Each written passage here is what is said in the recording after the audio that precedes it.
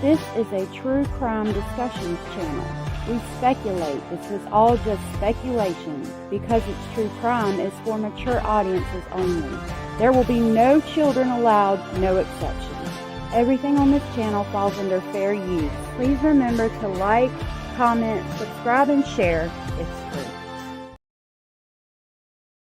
Good afternoon. I'm so glad y'all are here today. Thank you for being here. It's good to see you, Teresa, Pamela, Karen, Kilsandra, Carrie, Lori Ann. Good to see you, Southern Cats, Dandy. Did you change your... You did. You changed your photo. I like it. Tom, good to see you. Crystal, good to see you. Jada, good to see you. Rouge Rose, good to see you. Thank you for being here. Cindy from sunny South Florida, good to see you. Snarky Pants, good to see you. Thank you for being here. One Sunny Day and Kim, good to see you. Thank you for being here. Donna, good to see you. Thank you for being here. Kim BZ, good to see you. And Westside Crime, good to see you. I'm glad y'all are here with me this here Saturday. I hope y'all are all doing good. Hey, Overprotected. Bethina, I like your name. Yeah, Bethina or Bethina, I like your name. I am from North Carolina as well right now. Actually, I'm always going to be from North Carolina, but I'm in North Carolina right now. It is good to see y'all, and thank you for being here. Is it Tom's birthday? Is it Tom's birthday? Oh my goodness, happy birthday, Tom. Do you want me to play the birthday song for you? Aw, I'll play the birthday song for you. Hold on.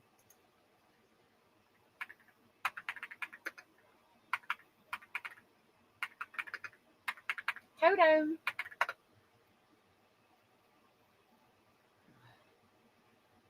What? No. Actually. Yay. I got something very special, actually. I think this one says your name. Oh, no, we need volume. Tom! Tom! You got birthday candles, blow them out. You got birthday candles, blow them out. Everybody at the party start to gather round. Puffin', puffin', Tom! Blow them out. It's your birthday, let's get crazy. I'm taking today off, they're gonna fire me. I keep the tail on the donkey, shaking to the Richter scale. Charts off on 5. You got birthday candles, blow them out. You got birthday candles, blow them out. Everybody at the party start to gather round. Puffin', puffin', Tom! Blow them out. Happy birthday to your son as well, Dandy. On the 28th. That's so awesome. Happy birthday, y'all. I like the sloth too. He's so cute. Hey, Bed of Roses. Good to see you. I saw that Mark was live outside of the Big 5 in Yucaipa. I found that interesting. If he's still live, we'll jump over there in a minute. His mod said to let you know. I saw that. I saw that a minute ago. Hold on. Where is it? Yeah, right here. Did y'all see his screen? Look at his he's got Dora and it says hola. Cross through here. Hey y'all. Good to see you. He's taking you on a field trip around the area. That's really cool. Almost there. No, this is Mark Almost from our there. channel.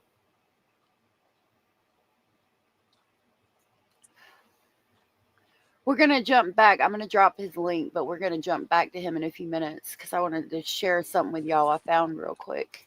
Yeah, there's a nice breeze going on here. So Mark gave us... Let me see if I can try to see the comments. There's a lot of comments on here. Let me turn this down a little bit. Okay. Mark Things I know inmate to gave us control other updates inmates the when day others of the court hearing self-preservation. because he's out Oh in yeah, the maybe that. area. So he's been kind of walking around checking out the Definitely area where Emmanuel didn't even Haro first went think of missing that. Yeah, from it makes sense. allegedly. Yeah, yeah, that's a good point. Hearing that the grandma of the The 11-year-old that Harris have just gave attorney. birth was arrested. We're going to look that up. Let me write that down. He whizzled his way for brains, only to take you so far, and luck always will run out. So make sure you guys check out Mark. I wanted to show y'all a couple of things before we got started that I thought maybe you might find interesting real Definitely quick. will. I'm going to pause this and we're going to jump over here. I saw this. It said missing 15-year-old found alive after vanishing without a trace. Fact Faction takes a look at 5 more people who were once missing but eventually turned up alive. This list features a dementia sufferer, prolonged periods of captivity, and some welcome happy endings. Okay, well, we know most of those cases and they're playing music. Let me try this one real quick. I also wanted to share this with you. We might go back to that one, I'm not sure, but I thought you might find this interesting. It says psychopaths are most likely to live in these 4 U.S. states studies find. It reads, have you ever wondered if the place you live shapes who you are? A new study suggests that it might, especially when it comes to traits like selfishness, manipulation, or even lack of empathy. Researchers have found that certain U.S. states have higher levels of these dark personality traits, and the reasons might surprise you. Let's dive into what this study reveals about where these traits are most common and why. So, what are dark personality traits? Dark personality traits include things like psychopathy, narcissism, and I have no idea what that says. Cannibalism. Psychopathy involves a lack of empathy and impulsive behavior. Narcissism is about self-centeredness and a need for admiration. And mechanicalism, I guess, means being manipulative and prioritizing personal gain. Together, these traits are called the dark triad. The study also looked at sadism, which involves enjoying others' suffering. These traits are measured on a scale called the dark factor or D score, which shows how strongly these characteristics appear in a population. The study, conducted by researchers at the University of Copenhagen, collected data from over 144,000 Americans and 1.8 million people worldwide. They found that these traits aren't just something you're born with, they're influenced by the environment you live in. Things like poverty, inequality, corruption, and violence can make these traits more common in certain areas. So, the research pinpointed 4 U.S. states with the highest levels of dark personality traits, and those are Nevada, New York, South Dakota, and Texas. Nevada scored the highest with a D score of 2.26 out of 5, followed closely by New York, which had 2.24 out of 5, and Texas and South Dakota both had 2.22 out of 5. Why these states? The studies suggest it's tied to their environments. Nevada's gambling culture encourages risky behavior, while South Dakota struggles with poverty and limited health care. New York and Texas face stark economic inequality, where extreme wealth sits next to deep poverty, fostering conditions that may encourage self centeredness or manipulative behaviors. On the other hand, states like Vermont, Utah, Maine, and Oregon had the lowest D scores. Vermont scored the lowest at 1.96, suggesting fewer people with these traits. These states often have better education, healthcare, and social equality, which seem to create kinder and more cooperative communities. I'm not going to read the rest of it. I just was curious as to which states were the worst and why. Hey, Hilton House of Crazy. I'm glad that Florida's not number 1. I've never lived in any of those places, but it's interesting to talk about how your environment in general can shape you as a person, even if you moved a lot when you were little.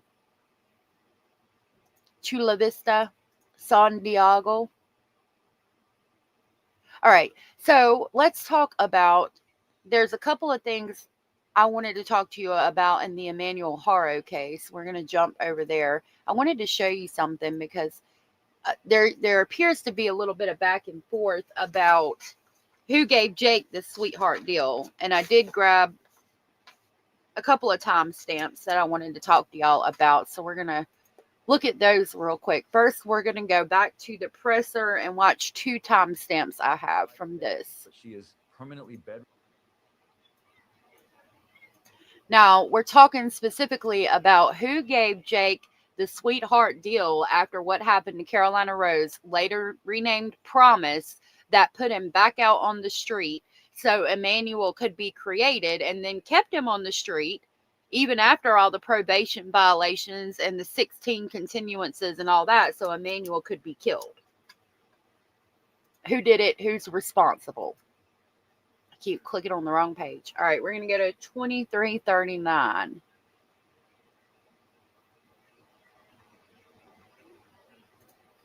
All right. Do care about other people. There is absolutely nothing worse than harming a baby. Broken bones, Hey, Kelly. injuries, life-altering trauma. And had that case been successfully handled how it should have been, Emmanuel would still be with us today. So I think Technically, he had to create Emmanuel, and then if the probation cases had been handled like they were supposed to, Emmanuel would have been here today. So that's kind of opening things up. And then in the presser at the 27:44 minute mark, he goes into further detail. This is Mike Hestron, the DA.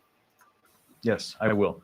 So in 2018, Jake Haro with his There you go. ex-wife, there's another child who they were prosecuted for child abuse as well, child neglect, cruelty. That child was also an infant, and that came to the courts, arrested in 2018. It came in to the courts in 2023. We had charged various felony crimes, child abuse, child cruelty. And our indication or our what we wanted out of the case was prison. We believed it was a prison case and that Jake Haro should have gone to prison. Now, remember this. They're saying that they wanted prison. They believed it was a prison case and felt Jake Haro should go to prison for what he did to Carolina Rose, later renamed Promise. Jake Haro pled straight up to the court, which sometimes reporters get this wrong, and you call it a plea bargain. Judges are not allowed to plea bargain. Defendants can plea bargain with the prosecutor, but when a defendant pleads up to the court, they plead to everything that they've been charged with, and they're essentially throwing themselves on the mercy of the court. So basically, a plea deal is like, I'm going to give you information in order for a lighter sentence. But what he's talking about is pleading to the court, kind of like what Stephen did. I'm saying that I'm guilty of all these charges. I throw myself at your mercy. Please be lenient with me. Basically, so they're saying that Jake Haro pled to the court. He said, I'm guilty of all these charges. I'm throwing myself at your mercy. Please be lenient. That's what happened. In this case, a judge here in Riverside County, happened to have been a visiting judge from San Bernardino County, gave Mr. Haro a suspended sentence, which means, if I can translate for you what that is, it means that instead of sending him to prison, he chose to give him probation and suspend prison time sort of over his head, meaning that if he violated his probation, he would then go to prison. Which he's done, and it has been continued 16 times. And if somebody had put him in jail and sent him back to prison any one of those 16 times, Emmanuel might still be here. But okay, continue. My prosecutor in the courtroom objected to that and said on the record, we Hey, object. Ava. We think it's a prison case. You should send him to prison. And the judge decided, as is the judge's right to do, in that case, he decided that Mr. Haro deserved an extra break and gave him probation and basically 180 days of work release, which ends up being like community service. Okay, so he's blaming everything on the judge, but there's more to play in this. Tom said hopefully he's sent to Pelican Bay prison in California. It's by far the worst prison in California. I hope so. Hey, Milky Way girl, he deserves to be in the worst prison there is.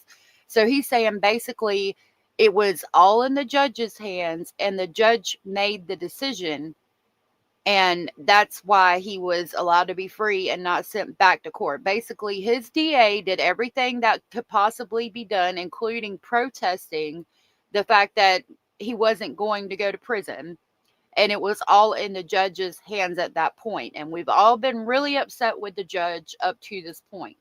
But the DA is to blame in this as well. And we're going to talk about that in just a minute.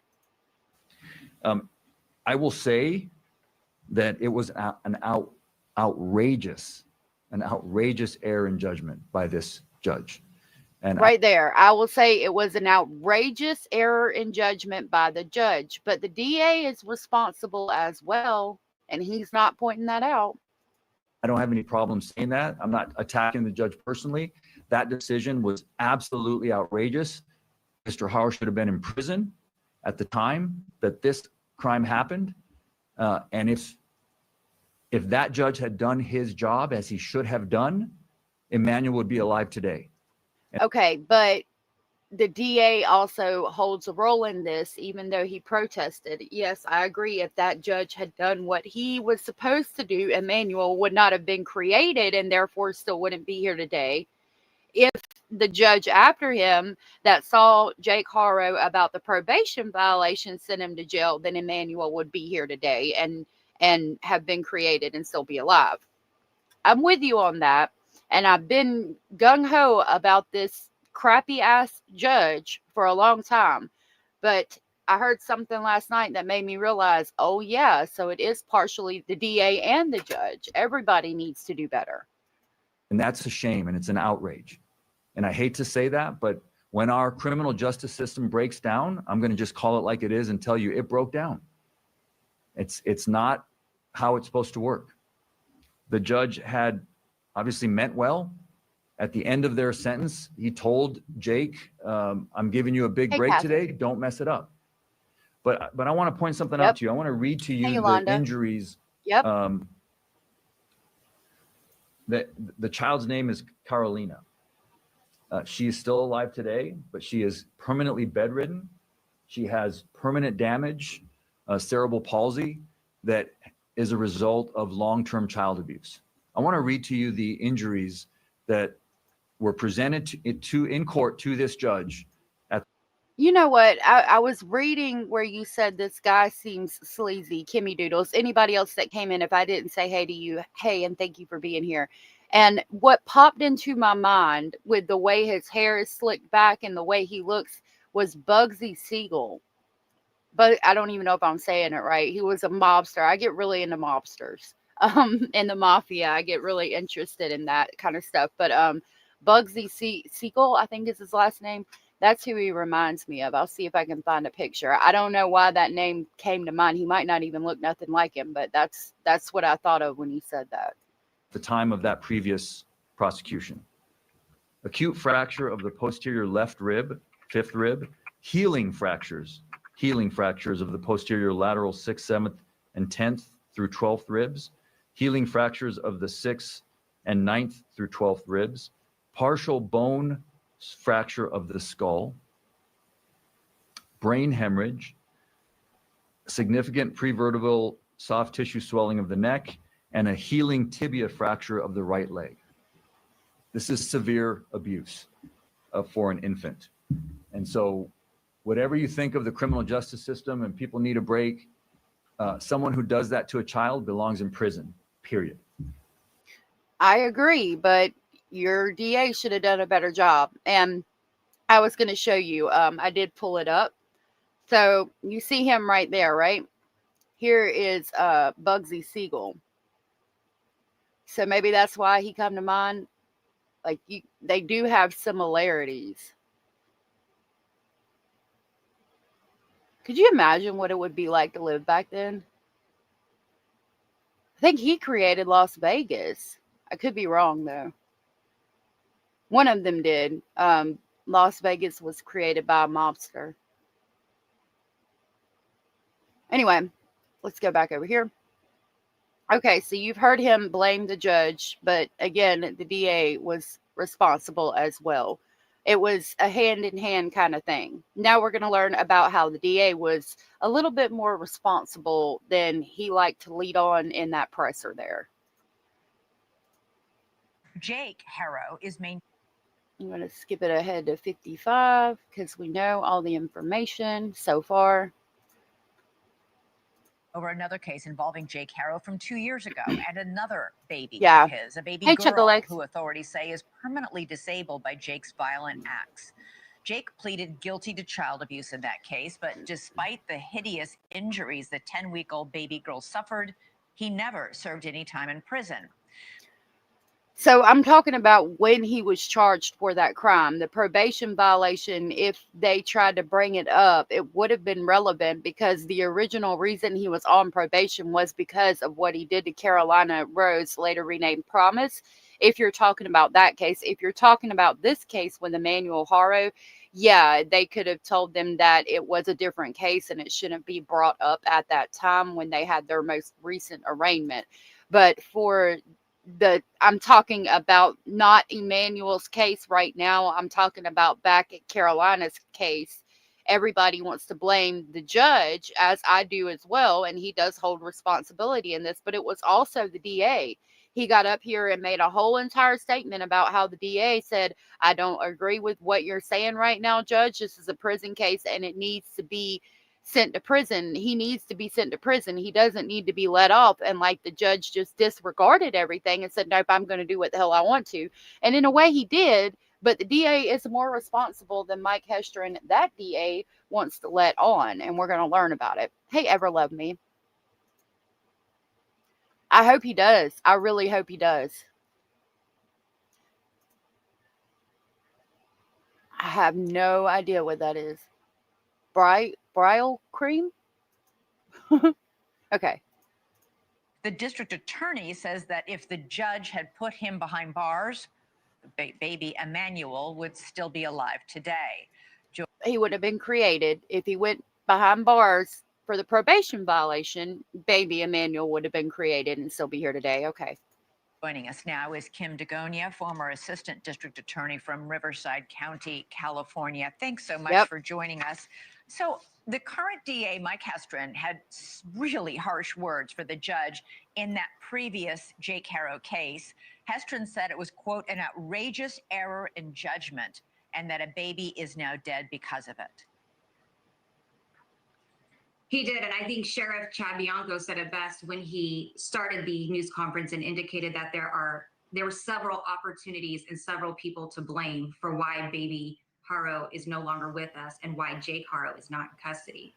The reality is that had the Riverside County District Attorney's Office charged that actual complaint properly, we wouldn't be here. Jake would. Oh, so the DA didn't give him the proper charges, you say. So Mike Hestrin just got up here and said it's all the judge's fault, but the DA didn't charge him properly, which makes a lot of sense. And I hadn't thought about it until I heard that. Yeah, you can't, as a district attorney, you can't charge somebody with first-degree homicide and then the judge get up there and say, you know, oh, well, this person deserves to be on probation. Let them walk out and, you know, do 180 days of work release. That's not possible for that charge. What the sentence you're given, what you're charged with, not what you're charged with, but like what am I trying to say? The end result, what you're sentenced to, reflects the charges. They all go hand in hand. For this specific charge, it requires this specific sentence. There's a maximum and there's a minimum, and you can go anywhere in between that. For example, like a homicide charge could be anywhere from 10 years in prison to the death penalty. And as a judge, you would have to go somewhere in between 10 years in prison to a death penalty. But if it looks like, let's use Carolina Rose, an attempted homicide, and the district attorney is not charging it as an attempted homicide, and they're charging it as something less, then again, the judge is going to stay within their boundaries for that specific charge. Abuse, which what we talked about earlier, the way they wrote it and the way it was written was like you spanked your child too hard. Or there was some type of neglect or something going on. It not what it should have been, in my opinion, which was attempted homicide. Because that's what it looked like to me, especially considering Carolina Rose and the amount of brain function she has up to this point. Attempted homicide. If he had been charged with that, there's no way the judge could have given him that sentence, because it wouldn't have been allowed in the parameter of what the sentence is per the charge. So it's both their faults. I'm going to back that up a little bit. Now is Kim Dagonia, former assistant district attorney from Riverside County, California. Thanks so much for joining us. They're supposed the current DA, Mike Hestron, had really harsh words for the judge in that previous Jake Haro case. Mel 077, the judge does have the final say, but again, you can't go as a judge. I keep saying, I keep misspeaking, and I don't mean to do that. I need to take my mushrooms. The judge can't, he can't go outside of the parameters of the sentencing for the charge, okay? So again, basically, Jake was charged with what you would be charged with if you spank your child too hard, or neglect of a child. CPS got involved. They took your kids, but, your child does not have lifelong effects from you spanking them too hard, or, traumatic effects, of course, but not physical effects like Carolina Rose did. Carolina Rose has, later renamed Promise, has 3% brain function. She'll never be able to do anything on her own, including using the restroom. And phlegm has to be cleared out of her trachea every couple of hours so she doesn't choke and die. Okay, the charge did not reflect what he actually did. If the charge had reflected the crime that Jake Haro committed, then the judge would have had a specific parameter for where they could have what the sentence would have been. Let's say, 5 years to, life in prison or something like that. And they do have the final say, but they would typically stick within that parameter. And he should have went to prison for that. But the DA didn't charge him with the right charge, if that makes sense. Chantel said, so what should he have been charged with? The charges allowed for a 6-year sentence. The judge suspended it. He is absolutely responsible. Okay, so the charges allow for a 6-year sentence. That's going to be on the maximum end. What is going to be the least amount? She talked about what he had been charged with. We'll go back to that and listen to that in just a minute, because I would like to find out as well. I do have the documents. Chucka said, I'm not telling anyone I'm from Nevada, but rural Nevada absolutely is poverty. It's absolutely poverty and lack of health care. We are almost the worst in education too. Oh no, you're good. Midnight Ministry Changing Lives News. Good to see you. If he goes to court on the 2nd, they can revoke his probation and send him to prison until he goes to court on Emmanuel. They can. They should have already done that. See, if they had done that, Emmanuel would have been created and he would still be alive. The judge could have changed that completely. You think? We're going to look it up. The judge gave him a 6-year sentence, but suspended it. Had he not suspended it, he would have been in prison. I'm so confused. Okay. So that's going to, but if I don't see, I get that that's what he got for that charge. Okay. So he's got a 6-year sentence. It's suspended and he should be in prison, but he also wasn't charged with the right amount. If he had been charged with the right thing, and you're looking at a 10-year sentence or 20-year sentence, 30-year sentence, yeah, the judge could suspend it, But would he have? And they talked about in the other one, we're going to go back. Let's go back to this other one real quick. Let me find it. I know what it is. Yeah, it's on here. Let's look at this one real quick. And we'll go back to that in just a second.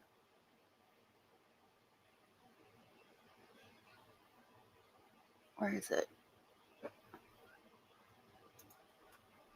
Hold on.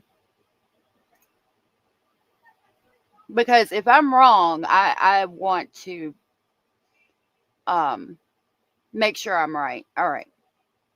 Hey guys, thanks so much for checking out my podcast. I really appreciate it. We're going to go to where he talks to this woman right here. It's in this one. I'm a prosecutor in Riverside County. Thank you so much for chatting with me. Okay, so she's a former prosecutor in Riverside County, and they talk about Carolina's case. So we're going to get some information from over here, and we're going to make it make sense, because I don't want to be over here telling y'all the wrong thing either. But I really believe her when she says that he wasn't charged correctly either. And I do have the documents. Rebecca's hands are not clean, no. Chantel said, I guess what I'm trying to say is they still had an opportunity to put him in prison at least for 6 years, yet they chose to leave him out, thinking that a 6-year sentence hanging over his head would be correct. And I get that. But like, I'm going to have to get the charge. You'd have to look at it. Like, is 6-year sentence the maximum? So basically, is the judge sitting up there and saying, okay, for this charge, which reflects that you spanked your child too hard, or you yelled at your child, whatever, some kind of abuse or neglect in that expanse, right? You could do 2 weeks in jail up to fucking 6 years in prison, okay?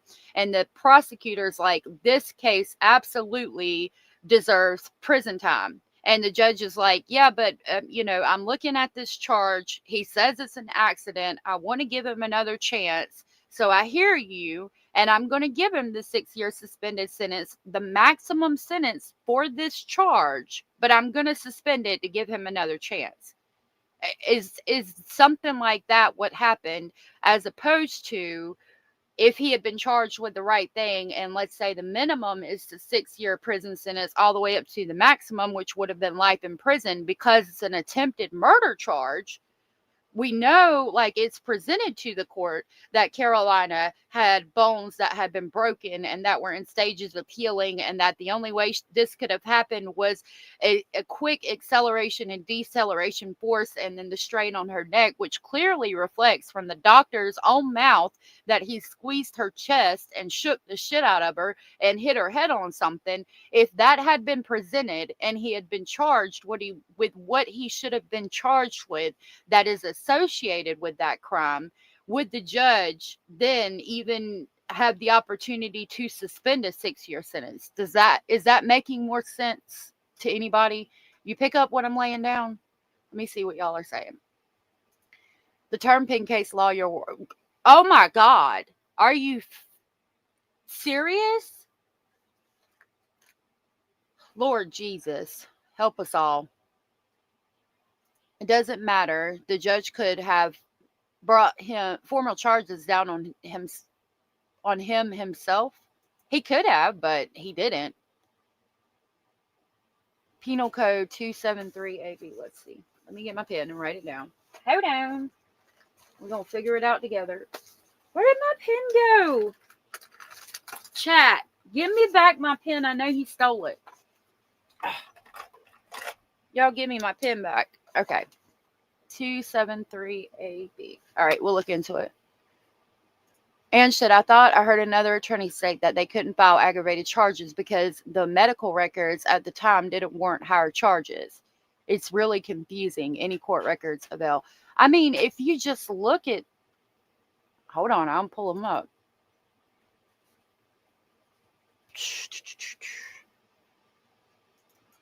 I have to find them real quick. Okay, we're gonna go to this real quick. We're gonna watch this video. I'm gonna come right back to it, but this is one of the documents from the case. This is declaration in support of arrest warrant, okay? And we've got the case number, okay? And if you go down here, right here, I mean, just, what is this? The third paragraph. It says on December 1st of 2018, let me hide this comment real quick. This would have been in the documents, okay? It is the declaration in support of arrest. On December 1st of 2018, Loma Linda University Children's Hospital forensics pediatrician Dr. Daly completed the suspected child abuse and neglect examination, or CAN, on victim 1. In her report, she stated the following opinion. Victim 1 had findings of intracranial hemorrhage, brain injury, cervical spine injury, and retinal hemorrhages, accompanied with lethargy, seizures, and accompanied with lethargy and seizures are consistent with acceleration, deceleration forces of the head with traumatic stress on the neck. Y'all, I took some nursing classes, but that's about it. But I am a lay person on the internet that knows about the law because I used to break the law. And I'm telling you right now that I can read that and tell that that is shaking baby. He shook the baby.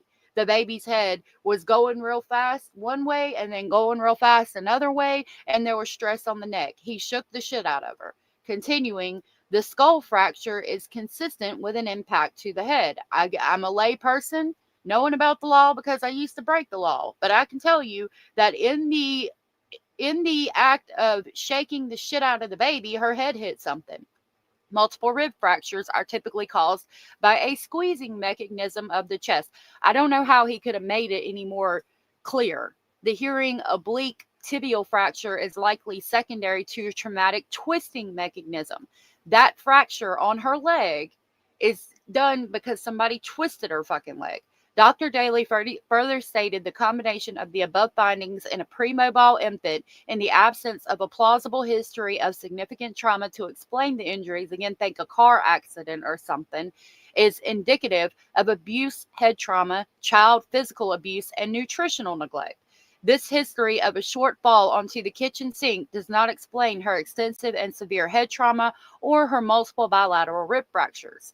Like that's in the documents. There's no way that they didn't see that and they didn't read that. And if they had and charged correctly, I don't understand why we would be here. Rubber, thank you for being a member for 9 months. We got a baby. Happy Saturday. I appreciate you sharing your milestone with me. I appreciate that very much. Chantel said you would need to refer to the transcripts from the sentencing hearing. I would, and I'm wondering, can we get them? Dana said, I think Cesar Reyes Jr., the probation officer from Riverside who got shot up in Nevada. I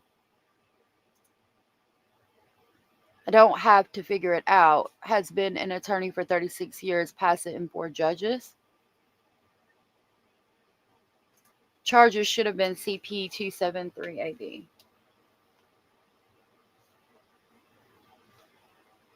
All right, let's go. Let me find the charge.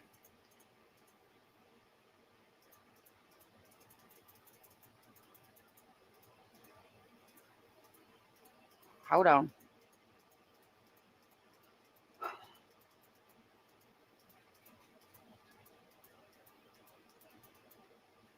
These are just screenshots. Let me find the documents.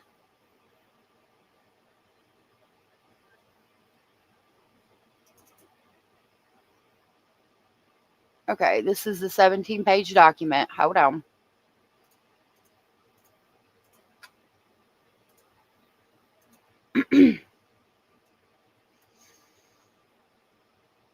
Okay, so his lawyer was Vincent Hughes, and it was in Hemet.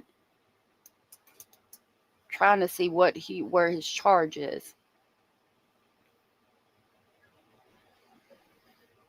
Willful child cruelty. He got 2 of those.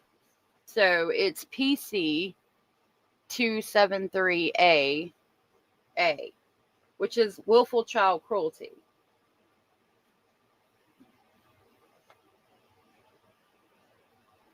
And I don't have the transcripts, but this just talks about like basically hearing continued to September 2nd, 2025 at 8:30 to show to grant the continuance. Reason for continuance: other probation remains revoked. Defendant ordered to return to any future proceedings. Like, it's just things like that. It's not giving me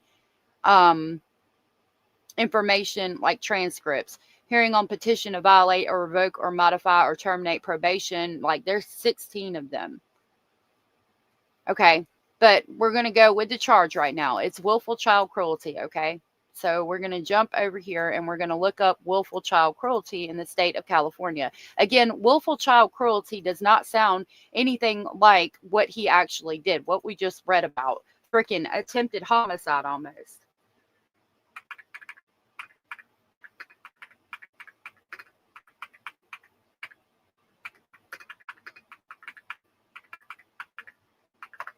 But, you know, when they have a thing for like child batters classes, which he was ordered to take, it concerns me. Okay, under California Penal Code 273A, willful cruelty to a child can be classified as either a misdemeanor or felony. And we do know it was a felony. It wasn't misdemeanor, it was felony. Okay, I'll give them that. Depending on the circumstances. Specifically, PC 273A-B addresses the misdemeanor offense, which involves willfully causing or permitting a child to suffer unjustifiable physical pain or mental suffering, or placing a child in a situation where their health is endangered without the circumstances likely to produce great bodily harm or death. To be charged with willful child cruelty to a child, the following elements must be proven. Willful action. The defendant must have acted intentionally or with a reckless disregard for the child's safety. Endangerment. The child does not need to suffer from actual physical harm. It is sufficient that the child was placed in a situation that posed an unreasonable risk to their health and safety. Child definition. A child is defined by any person under the age of 18. So down here, examples of willful cruelty: driving under the influence with a child in the vehicle, okay? Leaving a child unattended in a dangerous environment, such as a hot car. Failing to provide necessary medical care for a sick child. These are examples of willful child cruelty. Again, driving under the influence. You're driving with your baby in a car and you've been drinking.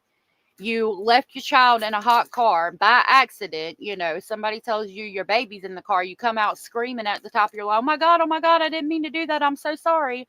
Okay. Or what was the other one? Failing to provide necessary medical care for a sick child.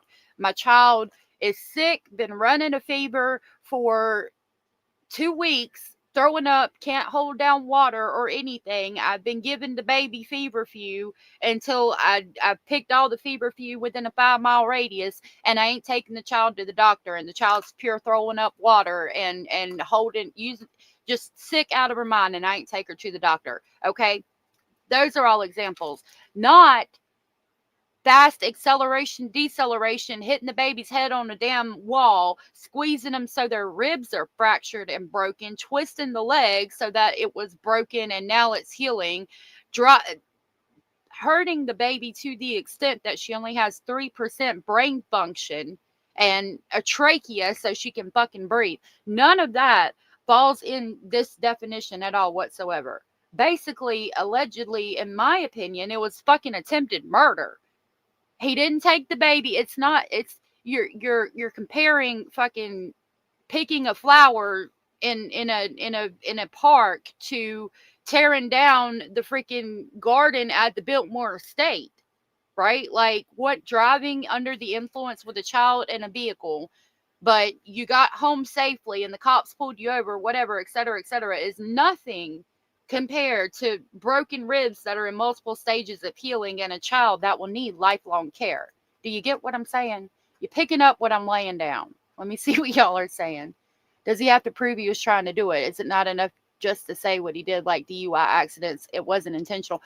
But see, this was intentional. And if we go back to the documents, we can see that. Hold on. And they say it in the declaration for arrest. They say that it was intentional.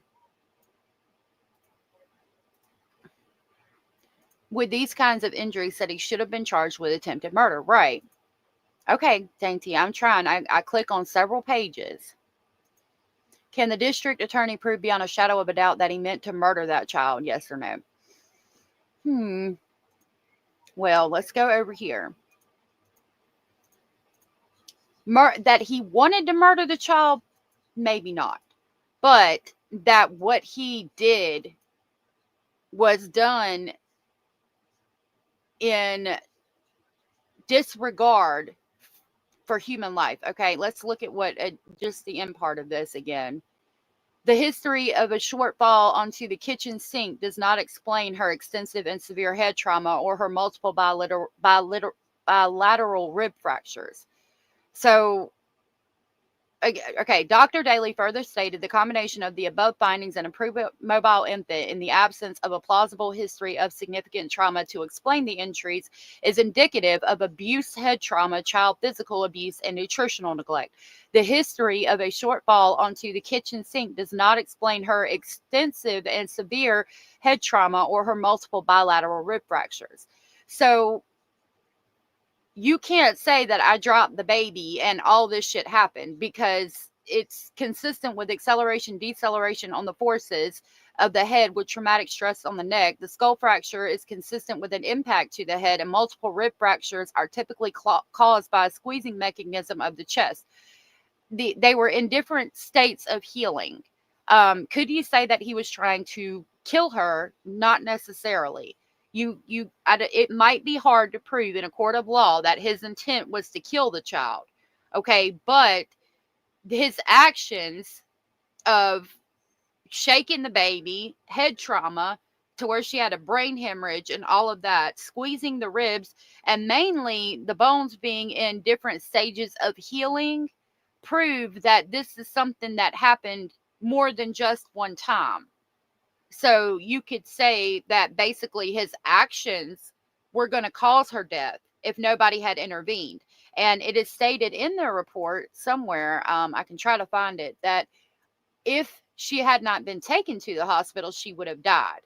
Now, can we say that that was his intention? Not necessarily, but we can say that it was a pattern of abuse and that he had reckless disregard for her life. Yeah, I don't know. I think it's weird. He does, in my opinion. Hey, Carolina and Lala, good to see y'all. In California, what he did doesn't fit their statutes for attempted murder, although it should, because the baby was 10 weeks old. I agree. I say a good explanation on another channel. No, you're good. I don't care if y'all mention channels in here. I just ask that, like, if they're live, you don't go like, hey, Dolly's live right now. You know what I mean? That's all. But you can talk about channels. Hey, Norma and Rachel. I totally agree with you. I think the problem is what they can prove under the law. At the very least, the judge should have put him in prison. I think so, too. Okay, I think you got to calm down. I don't think anybody's going to block you, but I'm trying to go to your points as best as I can. But, you know, I'm clicking between several different places. So to answer your question, hey, Aftermath, you know, you're right. Opinions don't hold shit on the law. In our opinion, we could say that he was trying to attempt to murder this child, but it can't be, the statute probably would not fit. Like, we cannot prove that he was trying to murder the child, okay, in a court of law. But we can prove that he had an extreme disregard for her life, and that this was not something that happened one time, because the ribs and the leg bone that was broken were in multiple stages of healing. We can prove that the child had suffered at the hands of this man and allegedly his wife at the time for an extensive period of time, and it wasn't just something that happened once, okay? And I think the charges should have been more than, if we're going to go back over here, the fact that we can prove, where am my window? There it is. The fact that we can prove that there was a history of significant trauma. There was a plausible history of significant trauma, and it was indicative of abuse, head trauma, child physical abuse, and nutritional neglect. And it's not like he was he was abusing her over a period of time more than once. And it wasn't something like driving under the influence with a child in a vehicle, leaving a child unattended in a dangerous environment such as a hot car. And let me reiterate, and then realizing what you've done. Oh my God, my baby's in the car. Is my baby okay? Oh my God, oh my God. That's like, accidental, not intentional, and failing to provide necessary medical care for a sick child. Again, my child's been throwing up for 2 weeks and can't even hold down water, and I haven't taken her to the doctor. Okay, that's a lot different than the abuse that Carolina suffered more than once. I don't think willful child cruelty, I don't think fits. Now, for felony charges, it says if the circumstances are deemed likely to produce great bodily harm or death, the charge may escalate to a felony, which carries more severe penalties, including longer prison sentences. Now, okay, if the circumstances are deemed likely to produce great bodily harm or death, it may escalate to a felony. So I would say maybe it could be the right charge, but I need you to show that he intended to do that. Okay, so again, let's go back up here. Leaving a child unattended in a dangerous environment, such as a hot car, and the baby had been in the car for an hour, and the baby had to be taken to the ICU, and be kept in the ICU for a week, but the baby ended up being okay. But you really didn't mean to leave the baby in the car, but it was deemed likely to produce great bodily harm or death. But like, you really didn't mean to leave the baby in the car. You legitimately forgot, and the baby almost died. Yeah, you can move it up to felony charges. But for him, it's like this was abuse over an extended period of time, and he meant to do it. There was intention behind it. I guess that's kind of my issue with it. But when we talk about, again, what we can prove in a court of law,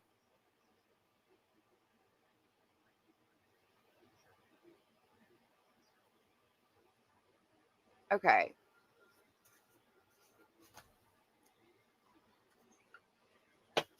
What we can prove in a court of law is what's important here. Please, we're not going to argue back and forth. I stand behind my moderators and their choices. So if you're gonna argue with my moderators, like, you will get blocked. And I'm sorry if that hurts your feelings. I don't know what else to tell you about that.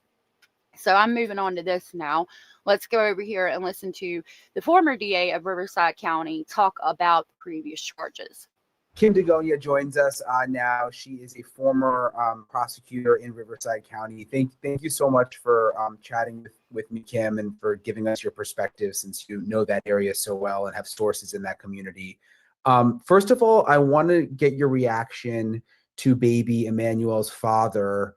We all saw this video over the weekend when he was out there in his orange jail jumpsuit with detectives on the side of the road, apparently trying to show them where baby Emmanuel is, but they didn't. So she, again, is going to talk about Carolina's charges. Basically, for me, I need the charge to reflect his intent to hurt the baby to the extent that he did. And I think it could have been proven in a court of law, his intention behind the abuse that Carolina suffered, therefore causing an extended sentence, a further sentence. And she's going to talk about it here. I think she breaks it down a lot better than I could. Hey, Max, good to see you. That's the story he told. Only God knows what he did exactly. And I wish we could have shown it, because that's such a serious thing that he did. Like, this child, literally has a freaking trachea, 3% brain function, and has in her trachea, somebody has to get up with her every couple of hours for the rest of her life and clear it so she just doesn't choke, all at the hands of the father who's supposed to protect her and love her. And it's not, like I said, leaving the child in the car, really legitimately forgetting the child was there, and like the baby almost dying, and you are genuinely like, oh my God, I didn't mean to do that. Oh my God, is my baby okay? Oh my God, what have I done?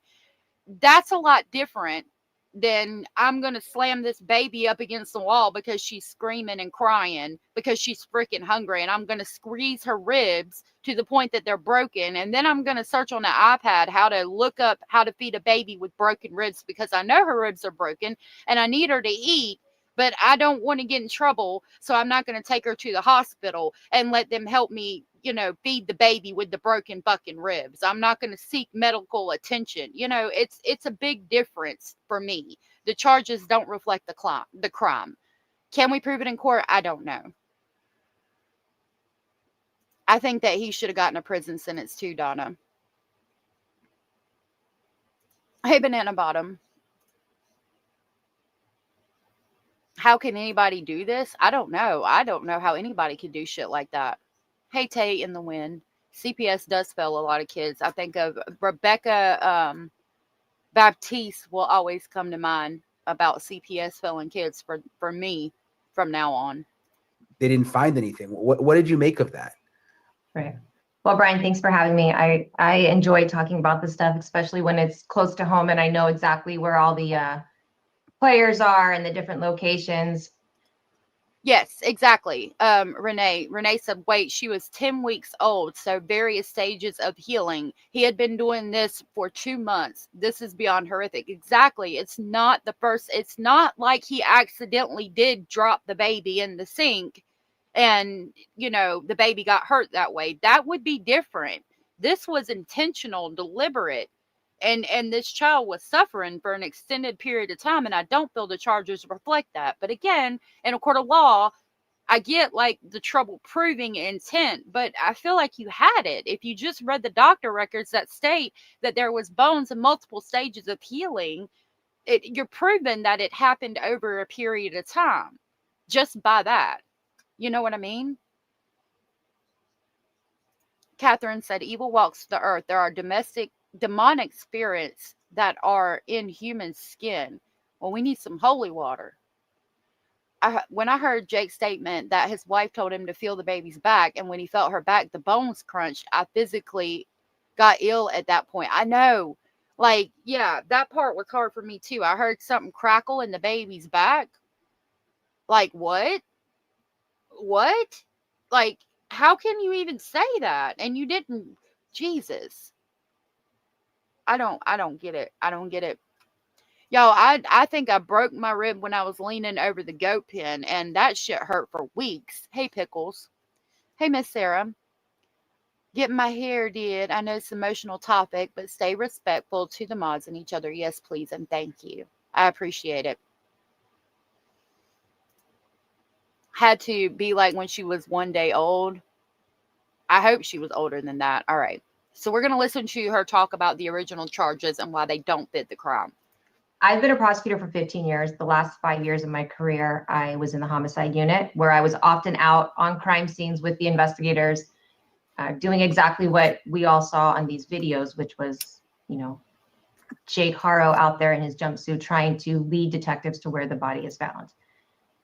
My take on it is the fact that he did not lead them to the body tells me that he was just playing games with the investigators and had no intention of truly telling them where baby Emmanuel's body is, unfortunately.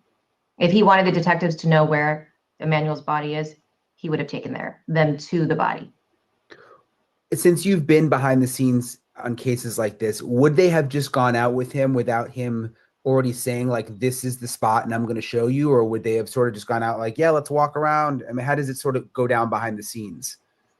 Behind the scenes, you take them back to the station, you start to interview, you give the suspect all the information you have. And I've seen investigators just offer like, okay, well, if you said that you dumped the body, would you mind showing me where you dumped the body?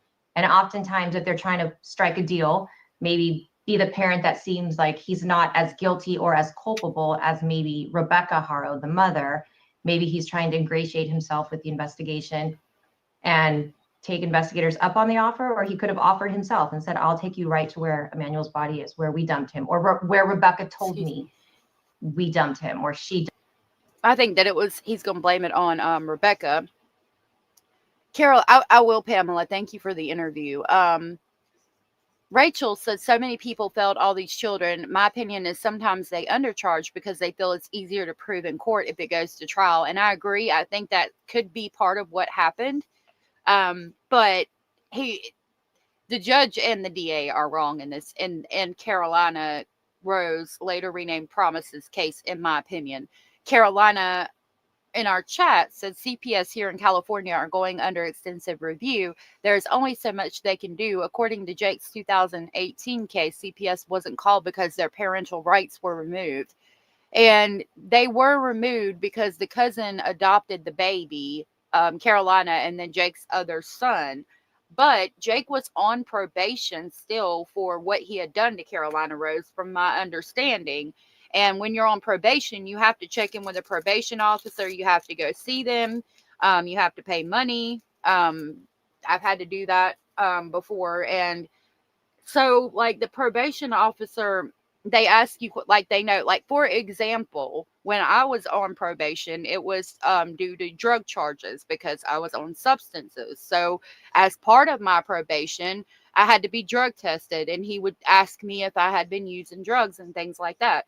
So because it pertains to the abuse of Carolina Rose and he was on probation, how is it that he was even allowed to have the kids in his house? Like, the probation officer, it seems, would have been asking questions like, you know, have you been around any children?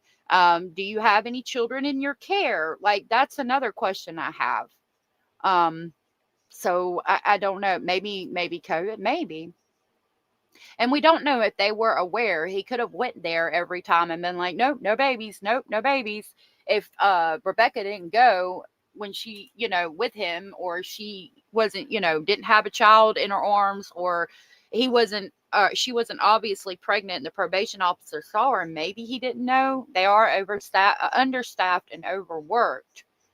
But I mean, it's just like all of these things lining up to create the perfect storm. I don't know. It's crazy. Yeah, a lot of failure in the system. Right. She is 7. Yeah. She had a brother as well. They could have saved this baby's life. Mom can't get cop out. She knew damn well. She did. She did. And I hope she don't get off. Was the baby born in the hospital? I'm not sure. I haven't heard. Yeah, that's a good point too.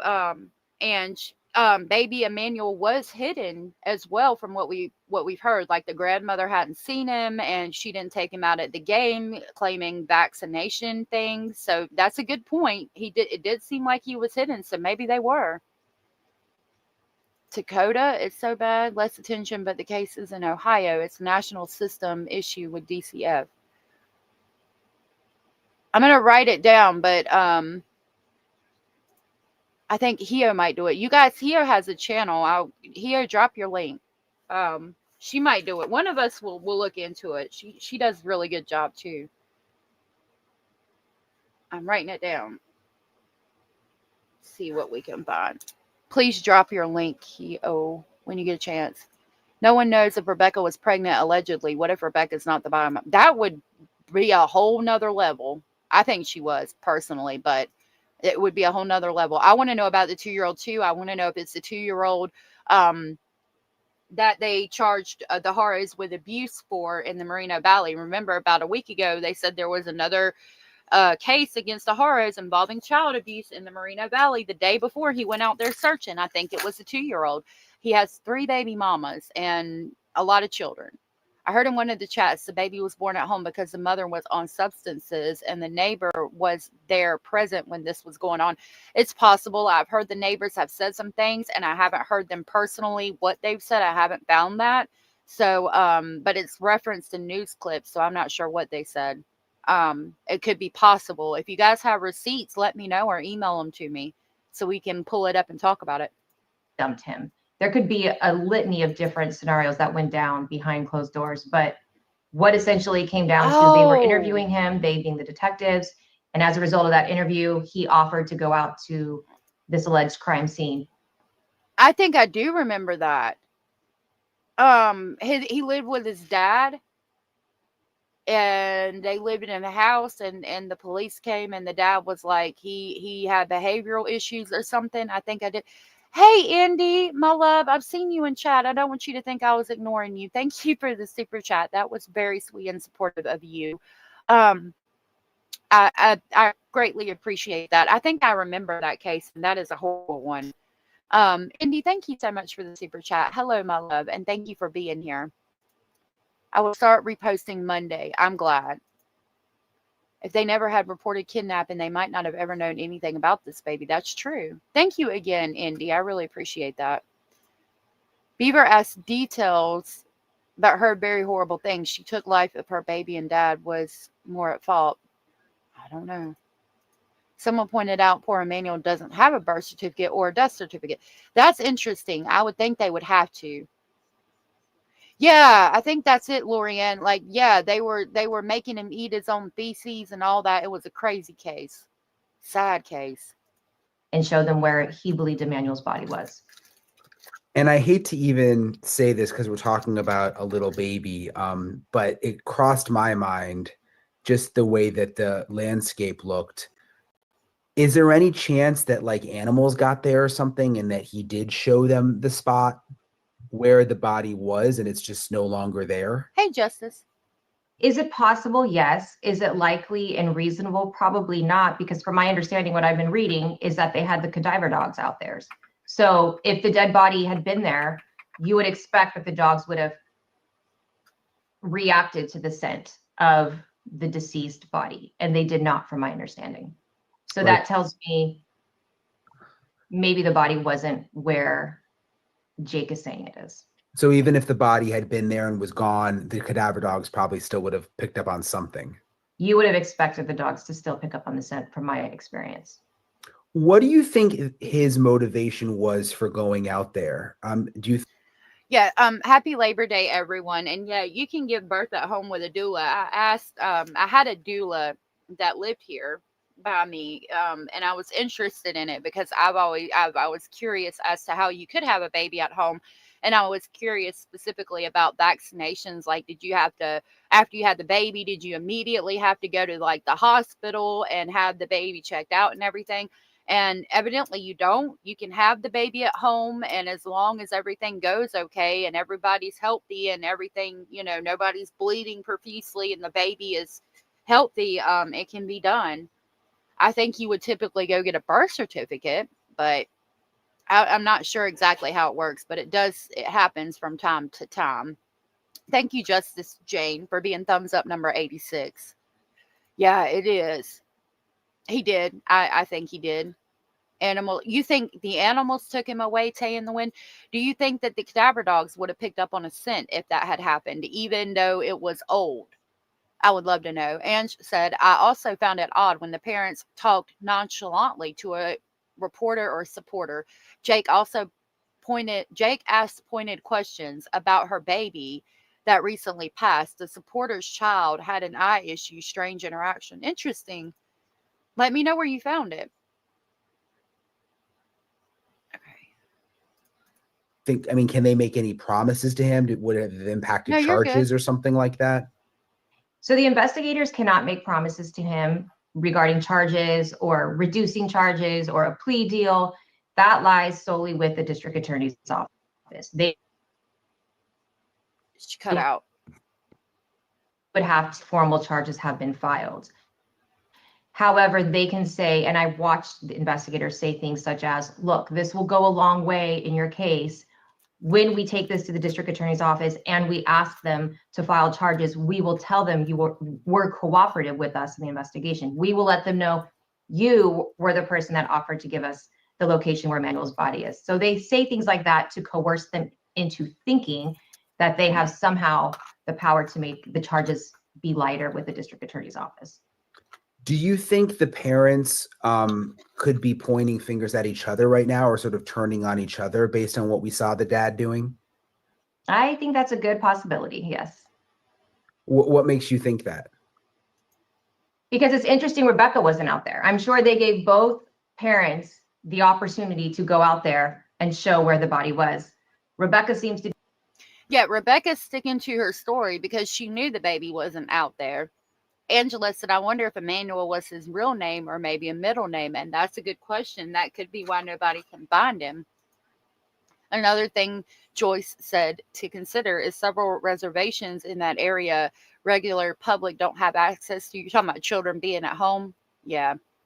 I think that he is blaming her, Pickles. I do. But she saw him searching or knows that he's searching out there, and that's not where Emmanuel's at. So she's sticking to her story. Like somebody, I think it was Kalisa pointed out, they're communicating through the media without communicating through the media. You know what I mean? Like without talking to each other, they're sending signals. She knew the baby wasn't going to be out there, and she saw him taking the police out there. She knew to keep her story straight. When they go in court, Jake says, I love you. I mean, again, keeping control over her, telling her to keep her mouth shut. I love you. Stick to the story, basically. Be sticking with her story, even from in custody, from Hey, what Abraham. the news reports are saying that she was beat up at this store and the baby was I taken think so from her. too. Whereas you see Jake out there at this foreign location trying to show investigators something that he believes, or he's trying to lead them down a deceptive path. I don't know what his motive or his intent was, but clearly Jake is trying to appear as though he's cooperating with law enforcement, which would only serve one motivation, himself. And you mentioned she hasn't changed her story. There's this new interview that she gave the Orange County Register, which is kind of unusual. Maybe not in this case because she was out talking before, but here she's talking to reporters now, even from the jail. But she said, I will not give up. I will not give up on my baby. Insisted that she had a great relationship with her husband and that he is a good dad and he would never hurt a baby. What do you make of that? Now we're going to get into talking about Carolina Rose and the other charges. Carrie Myers said, is it possible that Jake was Ola Man? I think so. I think he was. I think that's why she caught. She said that she saw white. I think it was his hoodie. They had a few days to plan from when he was reported missing to the arrest. They might have created a whole plan. Well, you know, the arrest report, which we have here somewhere that I can pull up, states that there's a whole 2-week period there that the baby could have went missing. Right here. Yeah. No, count one. August 5th, 2025 through and including August 14th, 2025, they committed the homicide of baby doe Emmanuel Haro. So there's a whole time period there that it could have happened and the baby's body could have been hidden and they came up with the plan and all of the things that happened. I mean, quite honestly, it begs the question, what was her relationship like with Jake? Where did that black eye come from? Was there some type of domestic violence involved between her and Jake? And she's terrified to still, even behind bars, tell the world what happened because, you know, her husband's the culprit. That's one scenario. It could be that she's loyal to him and she doesn't know that he's turning on her by taking law enforcement out to the crime scene, taking law enforcement out to an alleged spot where they believe Manuel's body could have been. Good question. And she's just not in the know. There's a myriad of possibilities that could be occurring here with her. But it is strange that she's sticking to this story even while in custody and what I've seen being represented by counsel. Yeah, certainly the lawyer's not going to be happy that she's talking to reporters from the jail. No, I don't think so. So the charge right now for both of them is murder with malice. What does that mean? Where does that charge come in? Right. So basically, when they booked both of them in, it's just murder. It has not been decided yet by the DA's office whether it's going to be murder in the first degree, murder in the second degree, a special circumstance murder. All of those official charges will be decided by Mike Hestrin and the district attorney's office. Now, if we go back to Carolina, why wasn't it attempted murder or a charge that reflected the great bodily harm that Carolina endured? Willful child cruelty should not have been the charge that he was charged with, in my opinion. Catherine said Jake turned on Rebecca when he got himself an attorney first. When what was being told that Rebecca was the last one with Emmanuel. Right. And I think that Jake, I mean, honestly, if he really loved Rebecca like he said he did, I think he would be worried about getting her attorney, because his life is already done. Considering what happened with Carolina and now Emmanuel, he should look at it like it's already over for him. If he really loved Rebecca, he would get her the good attorney and try to protect her, because he's already done. He's gone. There's no denying that. Tay in the Woods said there's a reason she waited to say he was gone. Don't know why, but got to be some reason. I think it was because he was in the trash can and they wanted to give enough time for the trash to run and the land, like, you know, for it to be too hard to find the baby in the landfill. Because after a certain amount of time, finding baby Emmanuel in the landfill is going to be damn near impossible. And that's why they're going to try this case without having his body, because I don't know that they'll ever find his body. And I think that was intentional on their part, because they don't want the police and the public and whoever to know how bad the baby Emmanuel's body really was, like how much abuse his little poor little body showed. I think that's my opinion on that. Basically, they're just booked in under the charges of murder.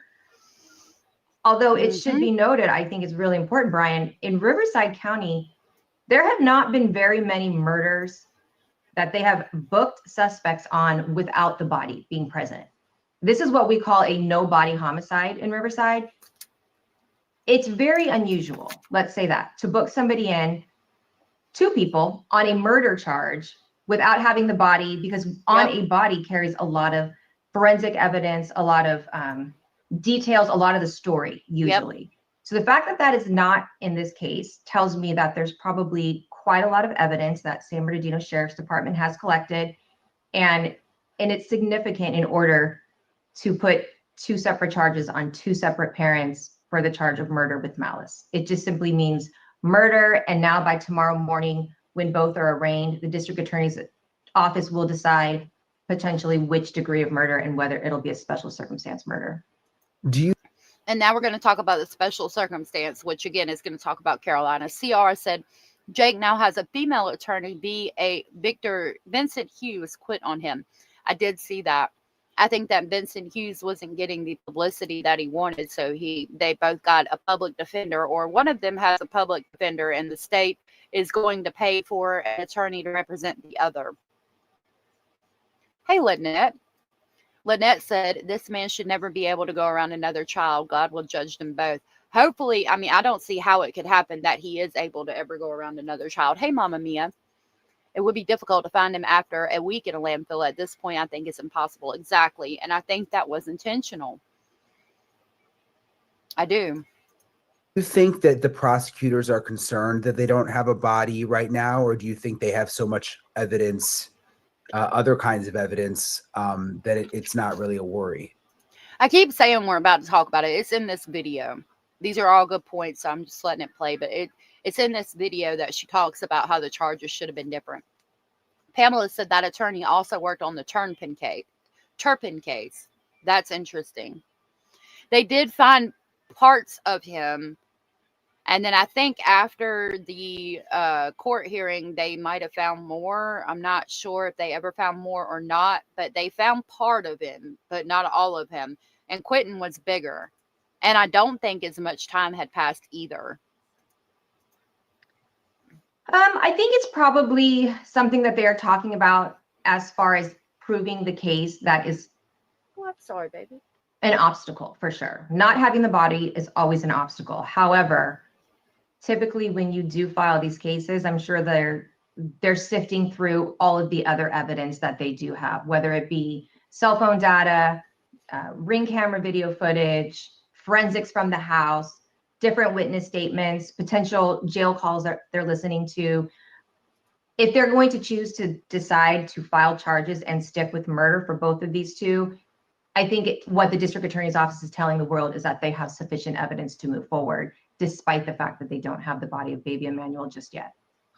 Well, and I thought it was interesting too that the sheriff's office is saying that they believe baby Emmanuel is deceased, which you would think if there was any hope or they just didn't know, they wouldn't be saying that. So there must be something that they have that's concrete, you would think.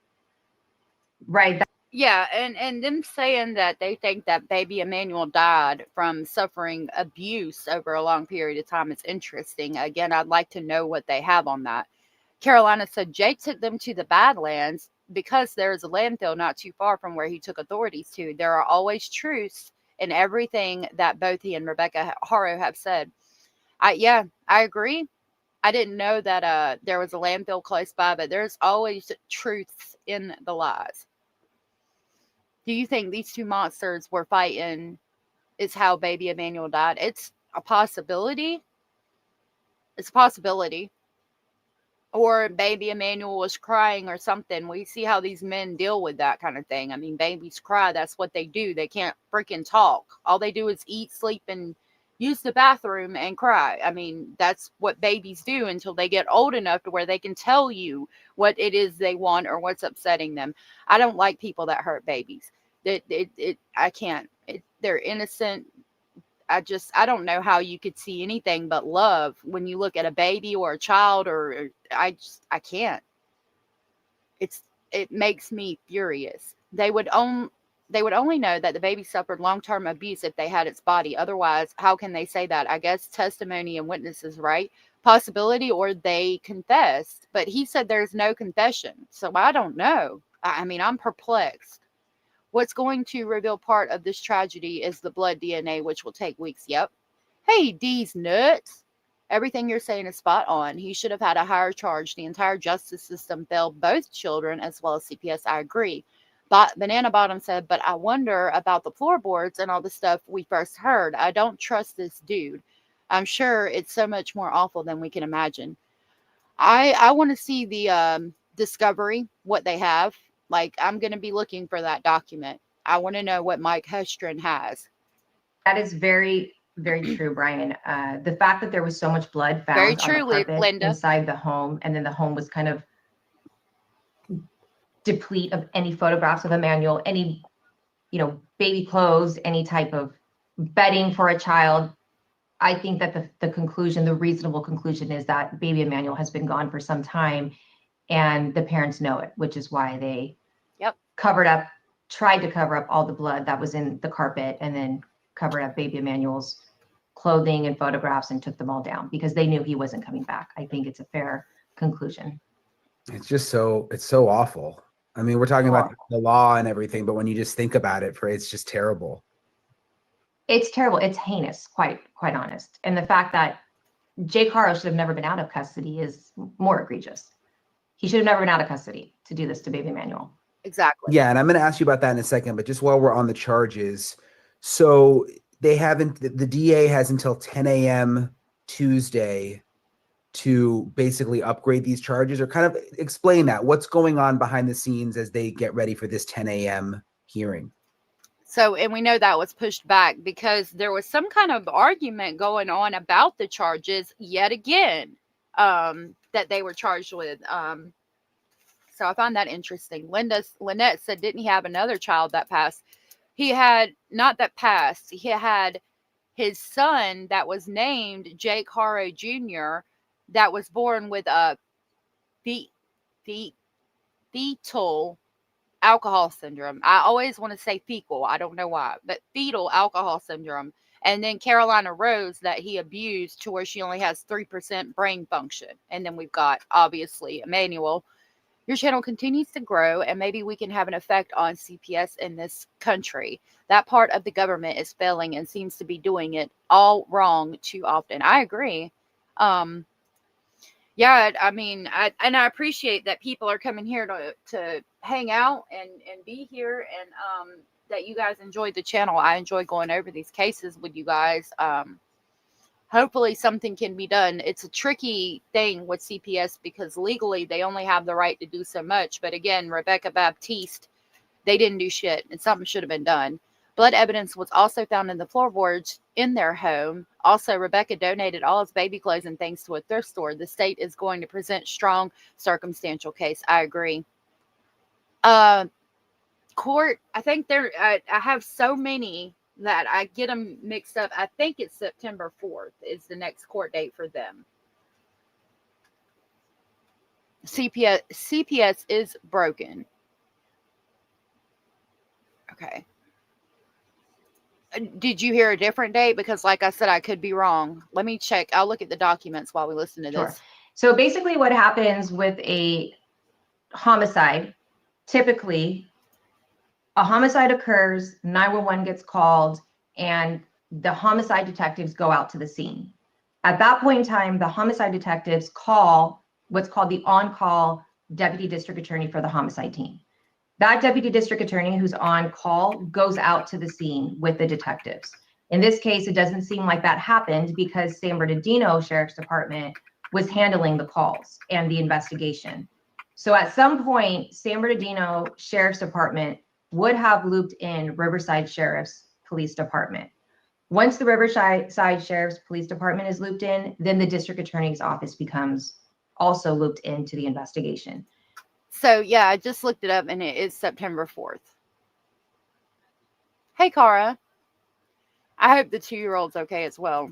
It's my understanding from speaking with several of the detectives from the Riverside Sheriff's Department that Mike Hestron's office is looped into what's going on. They are aware, they have the facts, and what's happening between now and tomorrow is a deputy district attorney has been assigned to review all the police reports, the body-worn camera, any video footage that they've collected, any forensic interview that they've collected.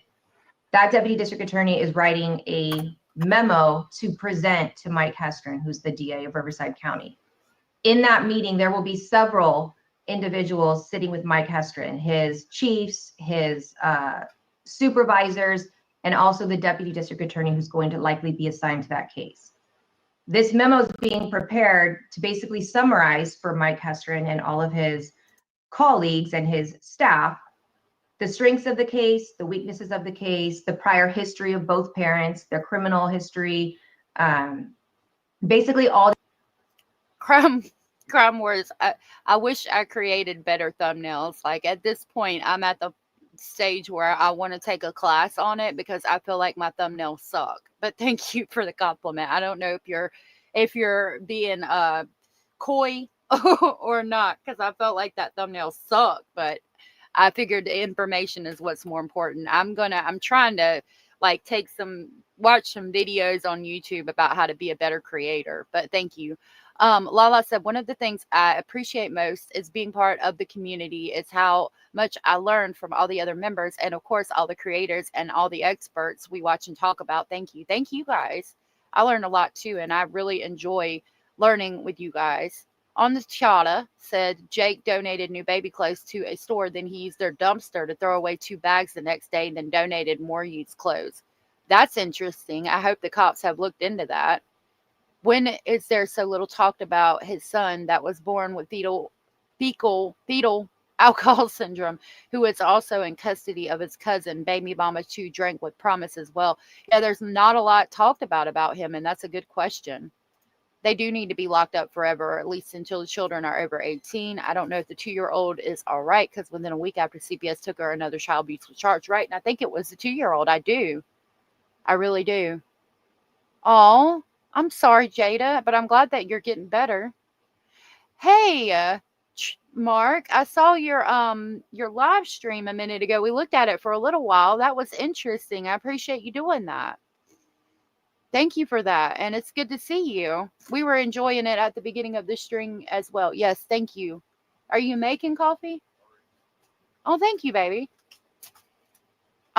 We were watching your stream at the beginning, and thank you for sharing that with us. The information, summarizing it. And hey, from Callie. there, they will collectively decide, obviously with Mike being the final say, what charges will be filed against both Jake Haro and Rebecca Haro. Those could range from anything as minor as let them out of custody. We don't have enough evidence to go forward with a murder charge. It's not likely, it doesn't happen very often, but I've seen it happen. They could decide to charge something less than homicide. They could do something like manslaughter if they didn't believe that there was malice or intentional or conscious disregard for human life. He could decide to file less charges than murder. Again, not likely, but it's possible. Then I can imagine the majority of the debate is going to be whether they have enough evidence to prove in court beyond a reasonable doubt that both Jake and Rebecca committed murder. They're both two separate individuals, two separate defendants, two separate filing decisions as to the culpability and the mental state of both.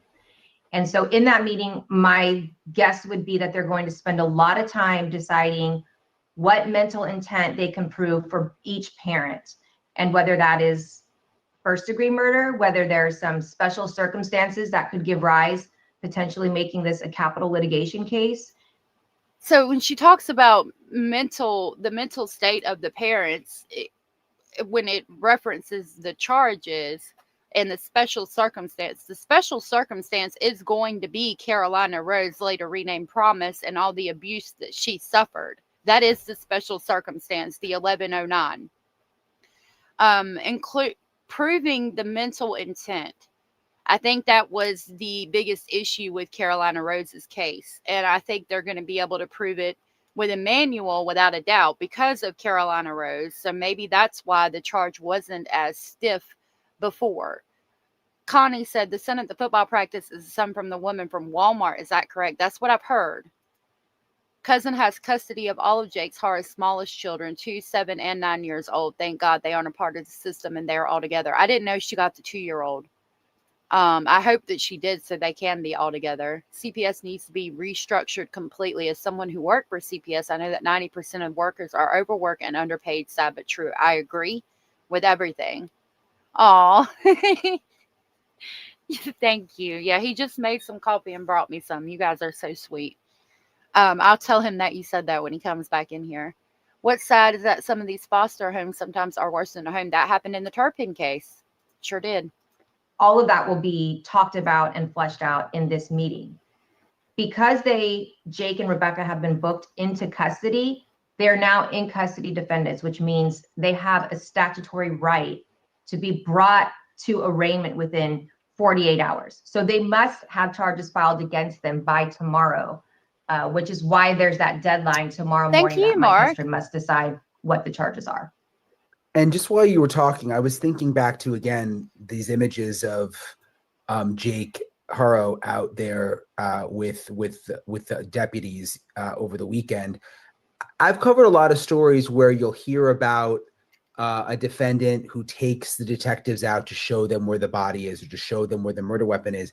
And I feel like almost every time they end up finding something when the person takes them out. Like, how unusual is it? Because even yesterday when we saw the photos, everyone was like, oh, they're going to find the body. Like, how unusual is it that he was out there with them and they came back empty-handed? Honestly, Brian, it's very unusual. I have been a deputy district attorney for 15 years. For the past 5 years, like I said, I was handling homicide cases where I was out on scene. Number one, it's very rare to have a defendant go out to the crime scene and try to show you where evidence is. In the 5 years that I was exclusively prosecuting homicide cases, and in the 15 years I was prosecuting serious felony cases, one time I had a defendant go out to the scene to show evidence. And in that time, we found the body and we found the remnants of them burning the body. In this case, it's very rare, number one, that he even went out there, but number two, that they found nothing at all. Nothing, not a scent from the dog, not a piece of clothing. It's very, very rare. And I think that's because he was never there. Hey, Michelle. And I don't know. I think that the police aren't putting up with no more of his bullshit because he took him out there on a wild goose chase. But that gives us some insight as to who Jake is as a person as well. Thank you all for being here. So that 2-year-old isn't even blood. Definitely a saint. Yeah, I'm glad that it's a cousin that has Carolina and Jake Jr., which was also renamed as well, has all of the children. That's amazing. And I'm glad they were able to stay with family as well. Oh, hey, Mrs. O. Yeah, it's upsetting too, just watching it. You wanted some kind of resolution. And especially, I mean, right there on the roadway and everybody sees it and it's on the news. It's almost not embarrassing for the cops, but it is kind of like he was toying with them a little bit. Right.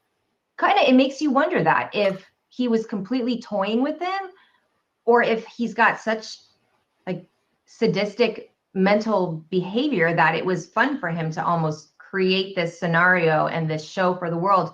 I don't know what's really going on behind that guy's mental status, why he would take them out there in 4 or 5 degree weather to have nothing be found. It's very strange. Yep. Take me back to 2023, this willful harm to a child, the charge that he faced. Right here. A lot of people are very angry that he was even out of jail. What happened back then? So it looks like in October of 2021, Jake was arrested on what's called a 273 AA of the Penal Code, just child abuse of a child. Just a kind of run-of-the-mill type we would see if there's a bruise. Okay, so I'm going to back this up because this is what the part I've been waiting for in the whole stream. But, you know, it had good information, so we talked about all of it. I'm going to start this over. This is going to reference the whole point that I've been talking about with Carolina and the original charges. So let's hear it again. What happened back then? So it looks like in October of 2021, Jake was arrested on what's called a 273 AA of the Penal Code, just hey Peaches, child abuse of a child. Just a kind of run-of-the-mill type we would see if there's a bruise on a child, you spank your child too hard, things like that. It's kind of a low-level charge for child abuse that if it's your first offense, you're going to see something like probation and 180 days, what Jake Haro was sentenced to. Okay, so again, it's low-level child abuse. Again, like when we talk about the charge, the sentence has to match the charge. There's certain statutes for each charge. What he was charged with was a low-level child abuse charge, which again, it was his first offense. So with that type of charge, you're going to see the type of sentence that he got.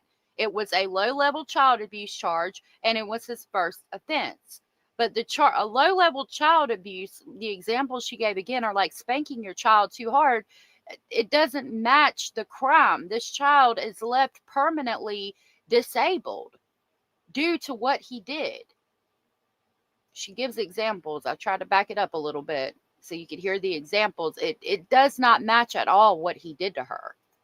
Just a kind of run-of-the-mill type we would see if there's a bruise on a child, you spank your child too hard, things like that. It's kind of a low-level charge for child abuse that if it's your first offense, you're going to see something like probation and 180 days, what Jake Haro was sentenced to. Thank you. That is for maybe a broken bone, but even that, just a low-level child abuse charge. When you dig into what happened to Jane Doe CH, that 10-week-old baby, according to the reports, it looks as though she can't see, she can't walk, she has permanent paralysis. These types of severe injuries are nowhere close to the charge that the DA's office filed against Jake Haro. What should have been filed is the most serious child abuse charge, which is basically assaulting a child under the age of 8 and causing permanent paralysis. That charge, there's no other. See, right there, she breaks it down. The DA did not give him the correct charge. I backed it up. I hope not, Lala. I starred this. Kalisa said, or did law enforcement have metadata that showed he had been out there and took him out there again to, quote, jog his memory, unquote. That is a good point. It's very possible. We do know that they seized the phones before they were arrested. So, yeah, maybe they had metadata to show that he was out there.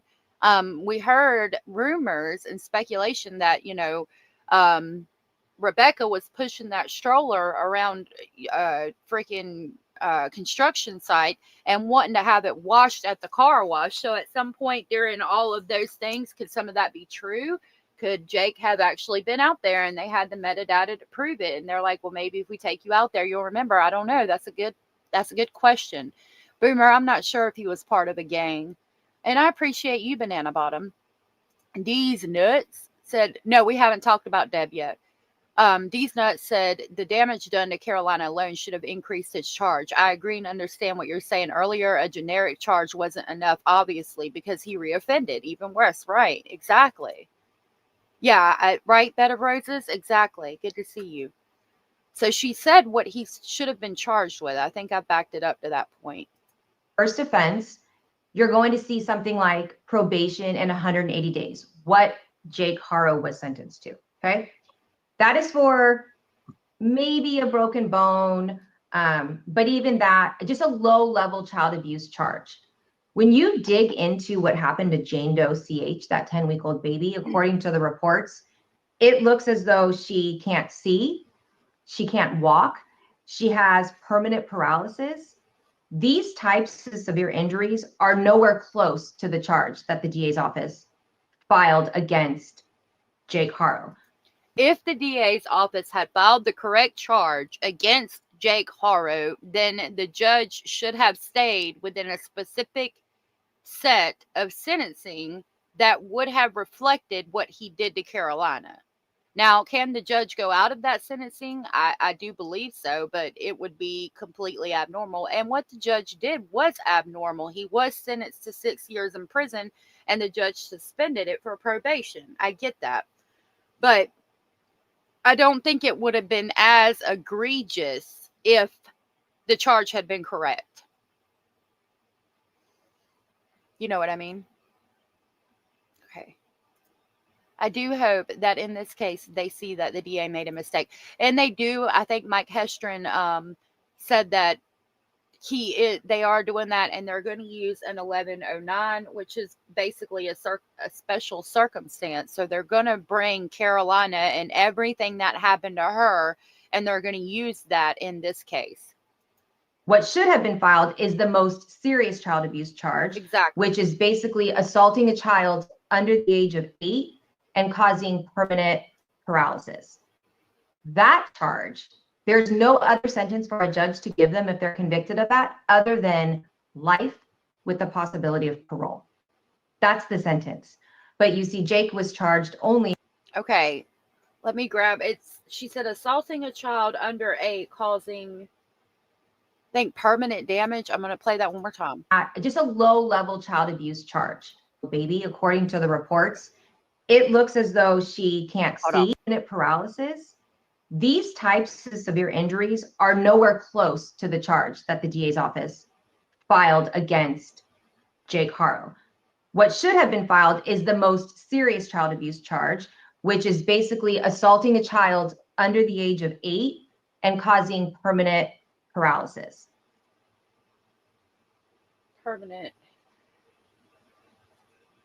paralysis. Okay, and like she said, I'll let her say it herself. That charge, there's no other sentence for a judge to give them if they're convicted of that other than life with the possibility of parole.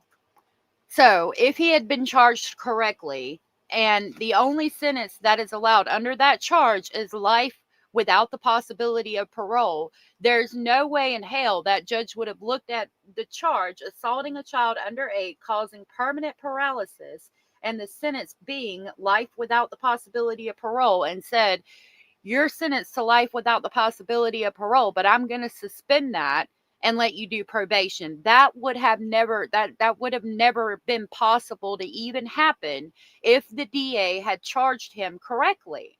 But because he didn't charge him correctly, the sentence was a 6-year prison sentence that was suspended for probation. So I hope that I brought it around and it makes sense now. The DA, there's no way, again, that the judge would have said, oh, you should have life without the possibility of parole, but you don't. I'm going to give you probation. That could have never happened if the DA had been correct with his charge. No, Carolina won't, and Emmanuel could have been saved. Now, Emmanuel would not have been created if he had been charged correctly the first time. But if you want to even go into the probation, he violated his probation by having a firearm.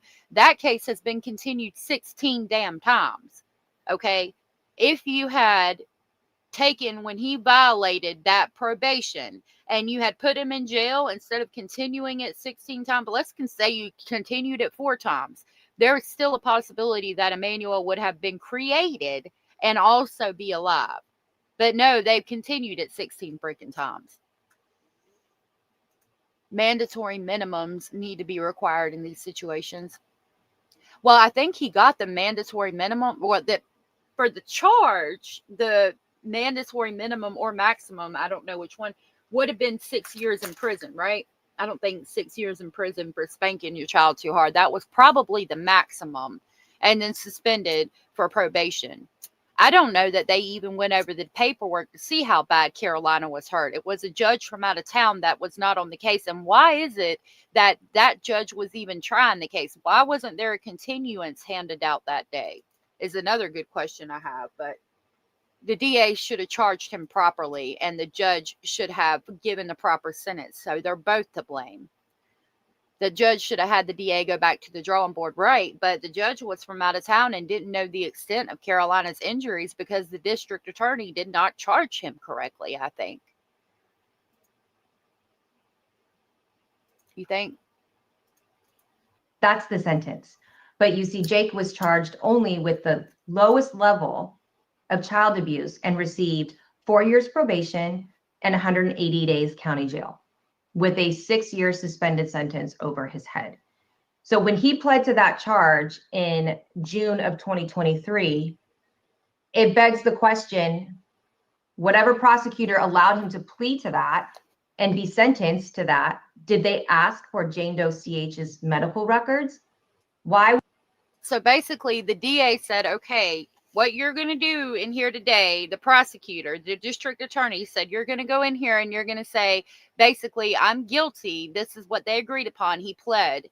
He pleads guilty to what happened, to this charge, which was not the right charge. And the prosecutor knew that he was going to plead guilty to a charge that did not reflect what he had actually done to Carolina. The district attorney knew that. And so basically he said, all right, you're going to go in here and you're going to plead and throw yourself at the mercy of the court. Okay. And so that's what he did. And then the DA was expecting the judge to hand a sentence of 6 years. But because the DA did not charge him with what was supposed to be charged with, and that judge was from out of town, that judge said, okay, well, this charge reflects, spanking a child too hard, etc. So it's his first offense. He said he dropped the baby and he didn't mean to. I believe him. So I'm going to give him probation because you did not charge him. You're not showing his intent. The DA, if the DA had charged him with assaulting a child under 8, causing permanent paralysis, that would have reflected his intent. That would have reflected the fact that Carolina had bones that were broken that were in several different stages of healing. It's not a one-time thing. They're both at fault. Was it not shown all of these injuries that this baby girl had? Because had somebody done that, there should have been much more significant charges. I mean, even a great bodily injury allegation attached to the charge they already had. It was just a very low pled case. Maybe. Why do you think that is? I mean, you worked for the office. What's your explanation? Quite honestly, I think the child abuse cases in that office go overlooked. I think that they're overworked. I think there's a lack of experience in the units where there's child abuse and sexual assault cases occurring. Majority of the cases you have in that unit in the district attorney's office are the sexual assault cases. So a lot of prosecutors do not want to take the time to dive into these cases that are broken bones, broken fractures, shaken baby syndrome, abusive head trauma, because they're hard. They're medically intense. You have to prove a case where a child can't speak. It's hard to prove these cases. It's hard to go to trial on them. So I think there's just a lack of experience. But on this case, it really would have it would have taken the deputy district attorney to go one step further and order the medical records. And you would have seen if these are truly what the injuries were to Jane Doe CH, you would have seen plain as day that he severely injured this baby. And it was a far cry from the charge that they pled him to. I mean, even on his first offense, he should not have received probation and 180 days jail. That's unbelievable, really. Yeah, and you just wonder if he was still behind bars with baby Emmanuel be here today. Well, not just that, Brian. I mean, then he had a violation of probation in July 2024, where he was taken into custody, immediately let out of custody. And mind you, he had this 6 years hanging over his head. It's called a So again, if he had been prosecuted, or, if they had done something instead of continuing it, Emmanuel would still be here today as well. And said, can you pull the complete court records that was presented to the court in the hearing that's reflected the judge's decision? Would love to break it down line by line. I will work on that. I will see if we can get the transcript from that. Let me write that down. Let me make a note real quick.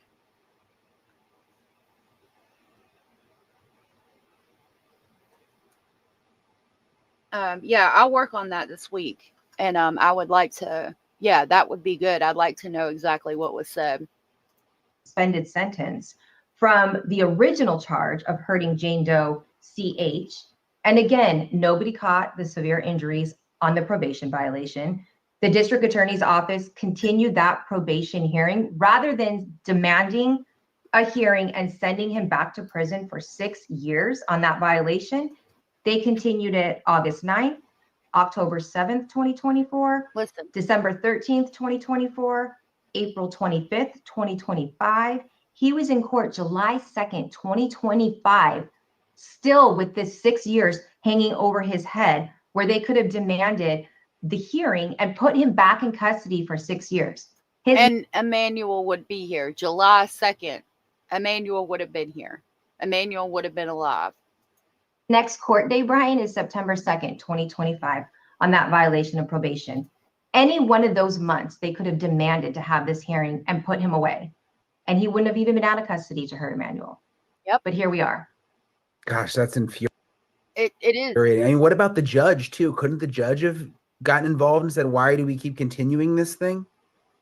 Absolutely. The judge. I've heard judges say that. I've heard judges say we're not going to continue this again. It's been continued too many times. And that didn't happen either. Midnight Ministry said, it's sad to say, but you wouldn't believe the attorneys, judges, and prosecutors that hang out and have drinks and decide who's going to win the case. And I know because it's a young woman I hung out with. Yeah, you see it portrayed in movies all the time. The attorneys and the judges and the DAs will all go out and have drinks at the local bar after work, and they'll talk about it. They will, and they'll do things to advance their careers. And, I'll let you win this one, but you owe me one, and things like that. Yeah, it happens. I mean, I think about Sheriff Steins and Judge Mullins and everything going on in that town. They're having freaking sex parties with substances all over the place with the inmates from the jail. You know that shit goes on. They just don't talk about it. Could have, the judge only knows as much facts as the district attorney, though, and the defense attorney give to him. What the judge only knows what the district attorney and defense office, the defense attorney tells them. So if the district attorney who's charging Jake didn't say that this is not your normal run-of-the-mill child abuse, it's actually assaulting a child under 8 causing permanent paralysis, the damn criminal defense attorney's damn sure not going to say that and throw his client under the bus. So the judge is going to rule on your basic run-of-the-mill child abuse. I blame the DA a lot. Tay said, I'm in Louisiana where a boy just got homicided and drowned by alligators across the street from the home, and the cadaver dogs could not find him. The Cajun Navy did with a drone 2 weeks later. I heard that they had cadaver dogs out at Kylie Montero's boyfriend's house. She was just found deceased, and he buried her 20 yards away from the shed in a hole, and the cadaver dogs didn't pick up on that either, so it don't make sense. Michelle Noor, good to see you. Makes me wonder if anyone bothered to read the hospital records detailing extent of injuries. That's a good question. We just read it out loud here. Again, if they'd have read that, they would have known that this was not, bones in multiple stages of healing is not indicative of an accident. So yes, he should have and could have at some point said, hey, this is, it was coming up on a year. He had been on a violation of probation. That's a 45-minute hearing. Right. Throw up the investigator and call it a day and send him off to the 6-year prison, or at least put him back in custody, you know, but none of that happened here. And we'll go next to the video, the other one that I saw last night, talking about the district attorney not charging correctly. And then I've got another video I want to talk to y'all about too. So let's continue with this. Hestron said it was, quote, an outrageous error in judge it had up. put him behind bars. Baby Emmanuel would still be alive today. Joining us now is Kim Dagonia, former assistant district attorney from Riverside County, California. So she, again, is a former district attorney for Riverside County. Thanks so much for joining us. So the current DA, Mike Hestron, had really harsh words for the judge in that previous Jake Haro case. Hestron said it was, quote, an outrageous error in judgment and that a baby is now dead because of it.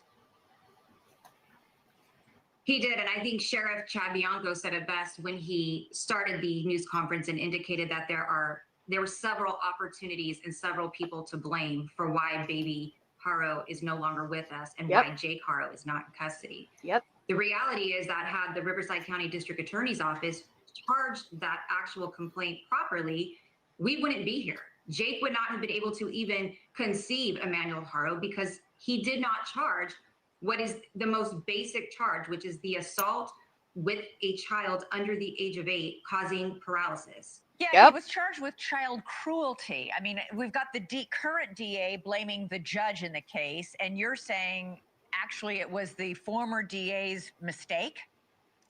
Correct. If the former... Exactly. So we can blame the judge and we can blame the DA. I think it's both of them.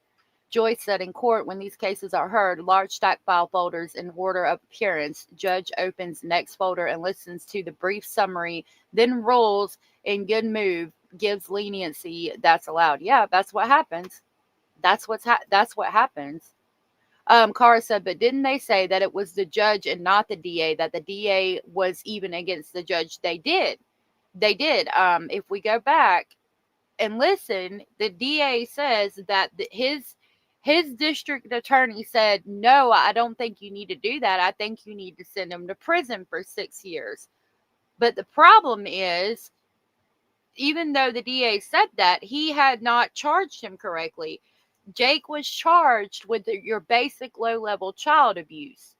So even though the DA protested and said, no, he needs prison for this case, he wasn't charged correctly. If the district attorney had charged him with what he needed to be charged with, which was assaulting a child under the age of 8, causing permanent paralysis, the only sentence for that is life without the possibility of parole. If the DA had charged him with that, then the judge would have had no choice but to do something stronger. I mean, I don't think he would sit there and say, okay, well, this charge requires you to do life in prison without the possibility of parole, but I'm going to let you do probation. You see what I'm saying? I think, yeah, like these nuts, I think it's both. The judge should have done his due diligence and the DA should have filed properly. I bet there was some bullshit behind the scenes and this was all purposeful. I have to question, both of them are at fault. And why did this go on trial on the day that there's a judge from out of town? Anything big like that should have been continued at that point because there's a judge that's not familiar with the case ruling, in my opinion. Backroom deals, yep. Prosecution has rested. The defense had a poor case, and yes, Wendy is definitely next. Or DA would have filed the charges correctly, that would have tied the judge's hands. He would have been unable to sentence Jake Haro to probation. He would have had to have sentenced Jake Haro to life with the possibility of parole. The judge would not have been able to sentence him to probation. The charges were simply pled improperly. They were too low. So what about what Jake Haro was saying? It's unbelievable he's giving interviews from jail. Is he admitting that his baby is dead now or not? I mean, it seems to be that way. He's taken the police on this wild goose chase to an alleged crime scene. That in of itself would suggest that he's admitting the baby is gone. Making these statements now, I think, is further just incriminating him, and people can read between the lines that he is telling us that baby Emmanuel is gone. Authorities say they have a good idea of where the baby's body is. They believe that he had suffered abuse throughout his 7-month-old life, which is horrific to even think about. What do you think makes them think that? Do they have evidence?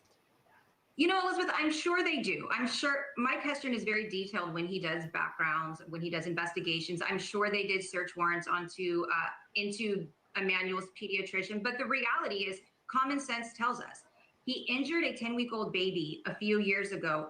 Horrific injuries, which indicate that he squeezed the baby, he shook the baby. He probably.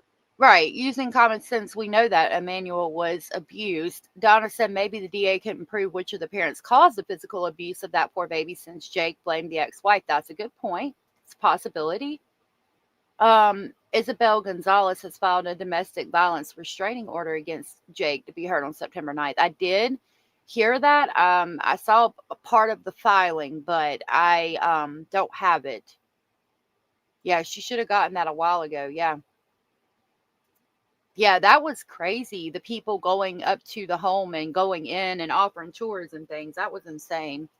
Probably hit the baby with something. I mean, those are really traumatic injuries. Yeah, let's just remind our audience, broken ribs on that 10-week-old baby girl, a fractured skull on that 10-week-old baby girl, brain swelling, a fractured leg. Kim, it's almost unbelievable to consider what you'd have to do to that tiny infant for her to suffer injuries like that. She's permanently disabled. Yep. That's exactly right. She's permanently disabled. So we can look at Jake Haro's history of how he treats his children, and it's not a far leap to suggest that likely Emmanuel Haro is being abused in the same manner because his life was ultimately taken.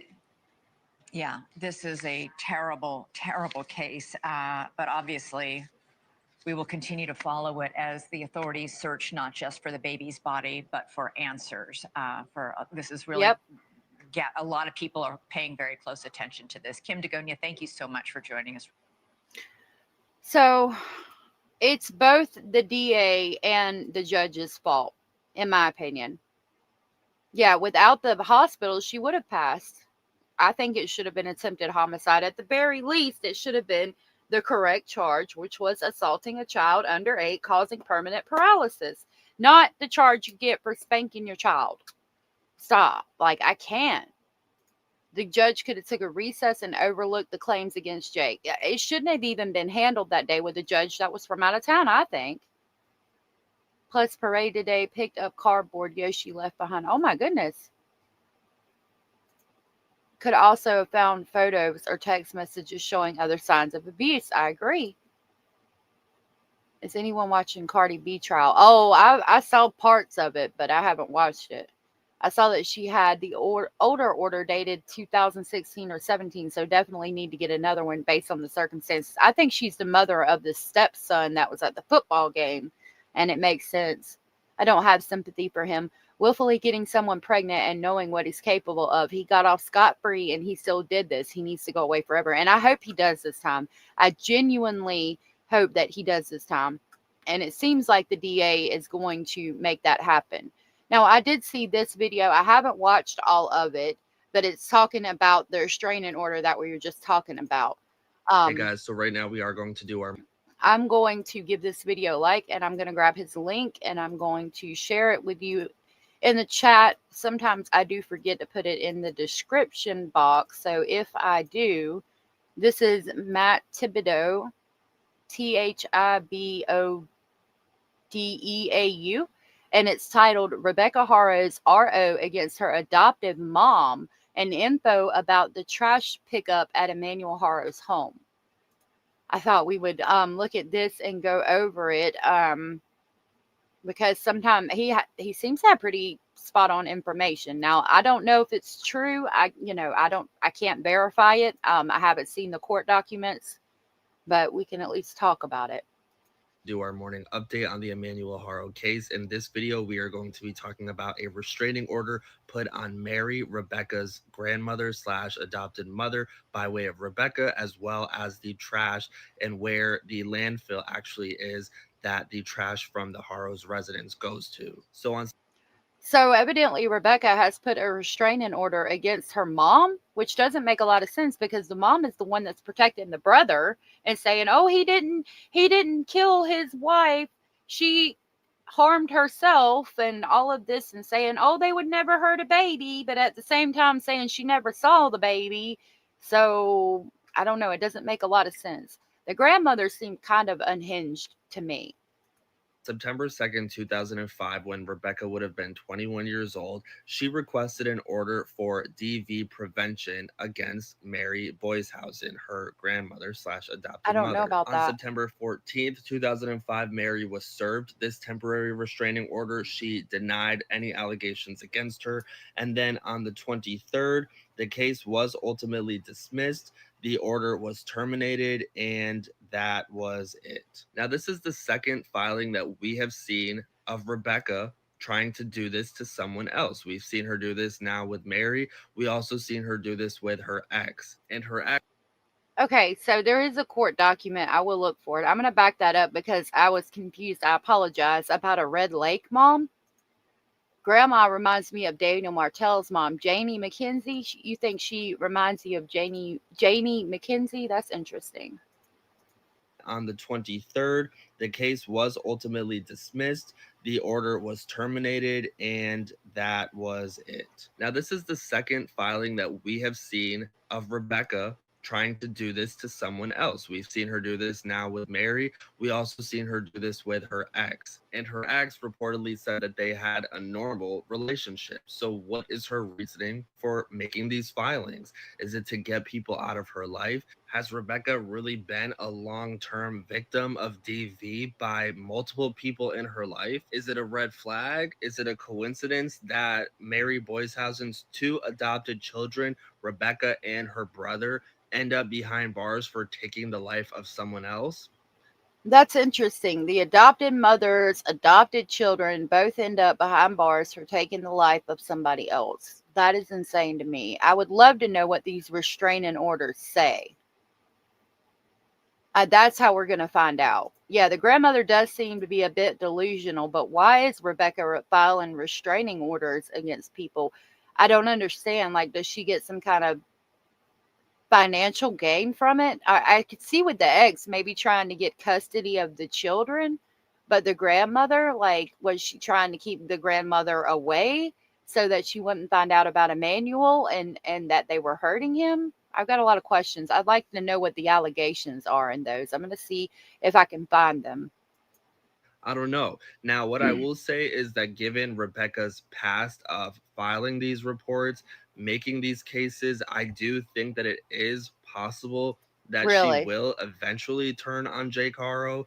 But we are going to have to see, because based on everything that she is saying up to this point, it does not seem to indicate that she's going to turn on him. But she's turned on people in her life before, so it's possible she could do it again. Now, the next thing I want to talk about is the trash at the Haro's home. So as you can see from this photo right here, there is a black trash barrel outside of the Haro's residence, and it is empty. It was picked up. Now, this barrel actually matches the barrels in this area of California that is serviced by CC&R Waste Management. Trash in this specific region where the Haros live that is picked up by this specific waste management company is brought to a landfill called the Lamb Canyon Landfill. And at this So if that's all accurate, then I'm willing to bet money that Emmanuel's body is at the Lamb Canyon landfill. But how long has it been there and how deep is it? Her adult daughters have not come out to say what a great mom she is. Are they estranged? Maybe. I've heard that she has 2 children from her previous relationships that are adult. So maybe. I don't think the judge can dictate what the prosecutor charges. Right. The judge gave Jake a lenient sentence, but he also can't dictate what the prosecutor charged. And if the prosecutor had charged the correct charge, we wouldn't be here today. Cindy said this case is like 2 intertwined spider webs, with Jake as the spider in one and with Rebecca as the center of the other, where they colluded for evil by default. I like that explanation, Cindy. I think that makes a lot of sense. With some individuals, restraining orders are also a way for those individuals to feel in control of another person. That's a good point as well. Interesting. This exact moment, law enforcement has not ever went out to Lamb Canyon landfill, to our knowledge, to do any searches, which debunks rumors that have been circulating online of Jake confessing a few days ago, saying that he accidentally took Emmanuel's life and that he put him in the trash outside to be picked up on trash. I disagree, because if the police know that they could go to the landfill and search the landfill and they're probably not going to find the baby, then they're not going to go out there and search. I don't think it necessarily means that Jake didn't do that. I think that Jake did confess and say that he threw the baby away. And I think it makes sense, considering that all the clothes and pictures and baby items were no longer in the house and had been donated. I think that the police might know that they're not going to find Emmanuel's body, and they might feel like they don't need to find Emmanuel's body because they have enough of a case with circumstantial evidence.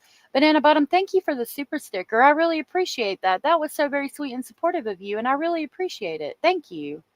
Oh, and Curious Christine gave a super sticker earlier. I think I missed it. Thank you, Curious Christine, if I missed that. And thank you, Parabola, for being a member for 4 months. And she said, love my speculating family. We love you too. Thank you for sharing that milestone with us. I'm sorry if I missed y'all. Sometimes when I'm clicking back and forth, I miss it. Thank you guys for the support. That was really sweet of you. Thank you again, Banana Bottom. Kalisa said, also people in high school with Rebecca said she was special ed, but it was also extremely manipulative. I've seen that before. Yep. He was gone for a while. She is just as much to blame, because she knew that nobody knocked her out in that parking lot and stole her baby. She covered for him, and she knew she was covering for him. She knew that I mean, that's it. That's all. She fucking knew. Day. Now, law enforcement could issue search warrants for the Lamb Canyon landfill if they do feel like there is going to be evidence at that landfill pertaining to that they could recover. I think needs to be stated. I think they're not going to search it because they know he can't be recovered. To Emmanuel's death, but at the moment we haven't seen that publicly yet. And based on the press conference the other day, where the sheriffs were saying that they have an indication as to where Emmanuel is, I don't necessarily think that they feel like he is in this landfill. Could he be? Very possibly, but I don't think that their investigation has led them to that specific area at this time. So yeah, you guys know I'll continue to keep you updated, so make sure to follow for more information on this. And he has, I think he does a lot of stuff on TikTok. He has kept us pretty updated. Donna Smith, thank you for the super sticker. I really appreciate that. That was so very sweet of you. And Pickles, thank you as well. Oh my goodness, thank you guys so much for the super stickers. That's amazing, and I really appreciate you guys supporting our speculating family like that. Thank you. That helps out so much. You guys, with like, submitting FOIAs and getting information. I'm trying to find another case to go over that's like Victoria Martin's, where I can pull interviews and stuff. So let me know if there's one specific that y'all want to hear about. Banana Bottom sticker says mood, and it's got smiley faces. I love that. Pickles has like a meh face. I like that. And Donna's has a little fox. That's so cute. Thank you guys. Thank you guys. I really appreciate that. Pickles said, I just hoping this baby gets extreme swift justice. I do too. Joy said, I think he's admitted to some things, not everything. If he didn't sign a paper, it's not a confession in the laws. That's a good point. Oh, Mom, thank you so much for that. That was so sweet of you. I really appreciate that. Thank you for the super chat. That was amazing. Thank you for the support. You guys are amazing. Like Cara said, thank you so much. I really appreciate that. That's amazing, and that helps out so much. Thank you guys. Lori Ann said she is as much to blame. She covered and lied, and she knew what was happening to sweet baby Emmanuel. That baby was precious. He was gorgeous. I don't know why anybody could. Oh, thank you. Thank you guys. I don't know how anybody could hurt a baby like that. Oh, thank you guys. I appreciate that. Boomer said, how do you not protect your child? I don't allow family and friends to kiss my babies. Rebecca doesn't get a pass when she knowingly chose to date a guy accused of doing such horrific things to a 10-week-old. Exactly. She knew what he was. And when you saw the first sign, even if he tricked you and you legitimately thought that he wasn't going to do that to you and that he wasn't that type of person, the first time you saw abuse, why didn't you leave? Like,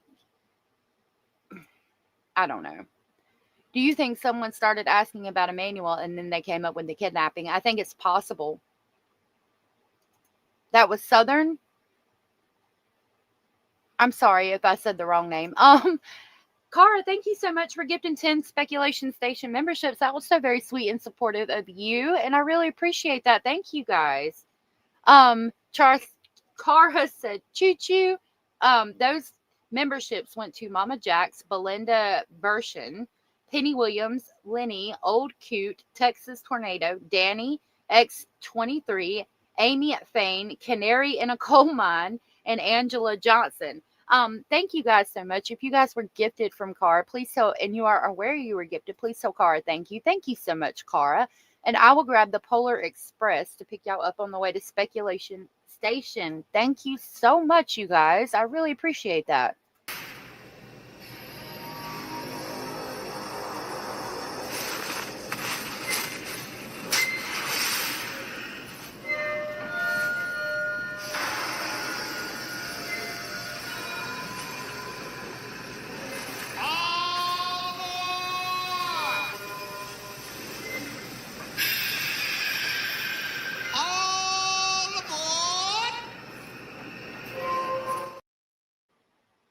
Thank you guys so much. I really appreciate that. You guys are amazing. Catherine said, Rebecca was not a young, naive girl. She was a divorcee, 2 adult children, and was in her late 30s. She knew better, and I agree. Thank you guys. I really appreciate the support. It means so much. I can't thank you guys enough or express how grateful I am to you for that. Thank you guys. I don't think, no, go out and come back in. All right, so next I want to talk about Stephen Sterns. I wanted to listen to the interviews that Plunder was able to get and go over them with you guys, because I wanted to kind of listen and break them down a little bit more with you guys today if we had time, and we've got time to go over at least, a couple of them. So I wanted to do that with you guys. I don't know. If you don't know, Deb doesn't particularly like me because I emailed Stephen Sterns. I got a bunch of emails and then I dropped them. So I got kind of a little bit too involved in this case. If you want my honest opinion about it, I probably shouldn't have gotten involved in the Madeline Soto case as I did. So I don't know. I wanted to hear everything over again and kind of break it down with you guys. Pamela said it's near impossible to search that land bill. It's been so long, and it has. And there was no abuse with the 2-year-old, and he resumes with Emmanuel, both monsters. Yeah, there had to be signs. I would love to know how you explain your child's health condition to the new woman and say you dropped her. She knew better. She was just desperate. I think so too. I think they both need to be charged, and I think the charges need to actually reflect the crime. I think the charges need to actually reflect the crime this time. So I'm going to grab this link. This one is for the first interview where she says, fuck torso, where she's just out of sorts and just hyperventilating and just cannot even talk. I wanted to listen to a little bit more of it. Now, keep in mind, we're talking about, this is Debra Sterns, her 30 some odd year old, 37, I think, year old man-child son is living in her house, and she found his sex items while they're searching for a missing 12-year-old that just turned 13. And he was the last one with her. What I found. I went into his room to gather laundry. What did you find? A flat torso. A what? Okay. Scared the living shit out of me. That's the extent of it? Yeah. Is that better? I don't want to downplay it. Oh, well, It's plugged in. Maybe it was too far away. Is it better now? Let me know. Yeah, Maddie's story was very hard. Let me check my mic. It's showing that it's on there.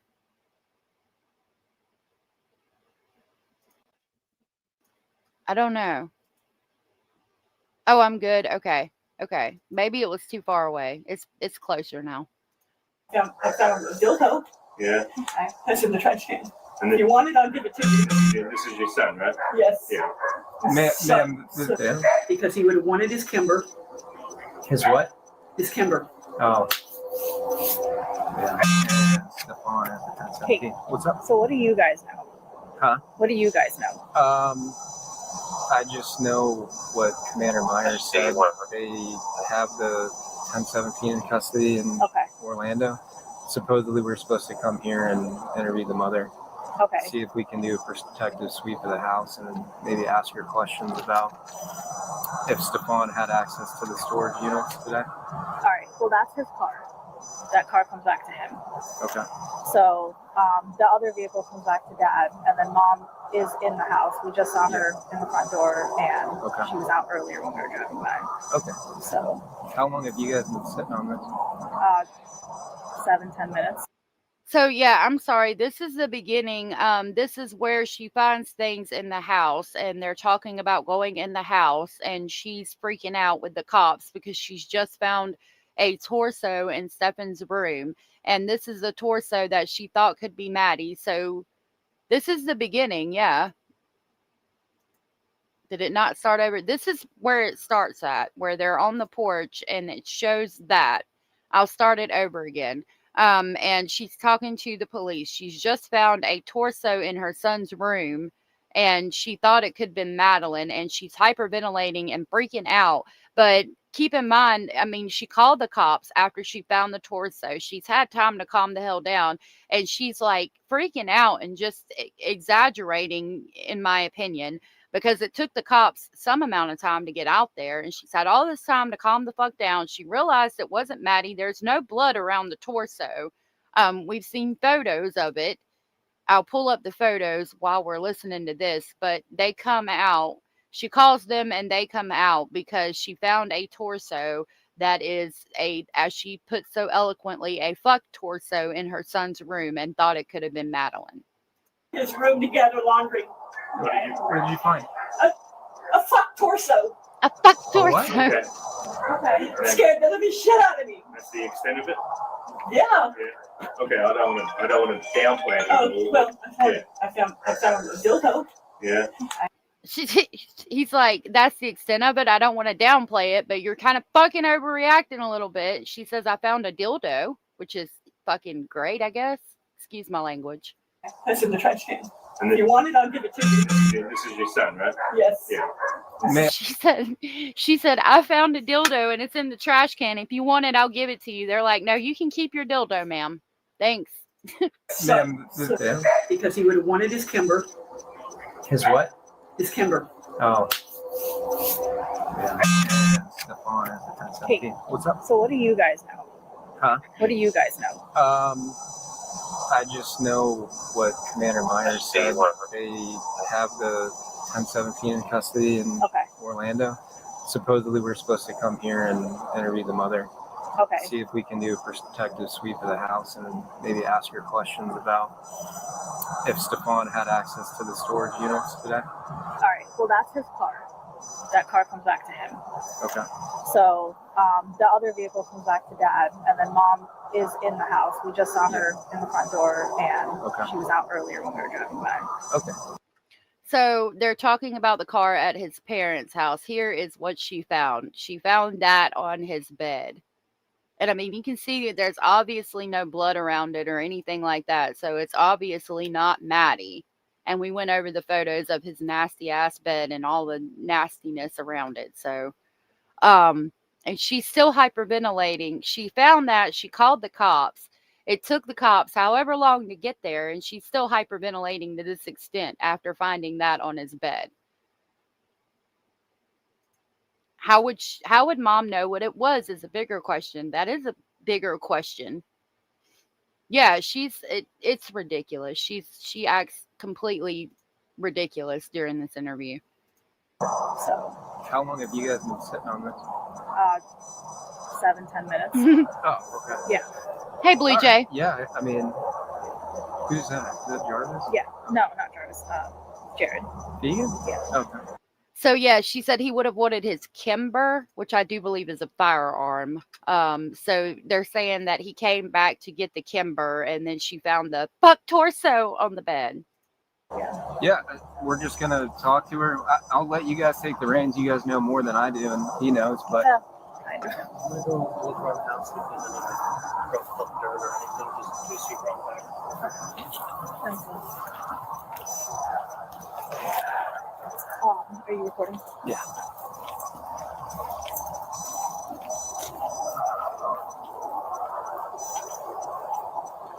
Hi, Jared. How are you? Doing good. Let's go talk to Mom. Yeah, she's in there. She was just at the table. I'm not going to play the whole video because they do a lot of searching. I kind of want to just hear kind of what she says, and then we're going to listen to an audio of her and Chris. And I wanted to break it down where she says that Madeline is consensual. Abraham said, listen, if you come across a fuck torso when there's a missing child, I would be startled too. And I'd probably be startled, but not to the, I think she's overreacting a little bit, but I think it's par of the course for Deb, if I'm being frank. Yeah.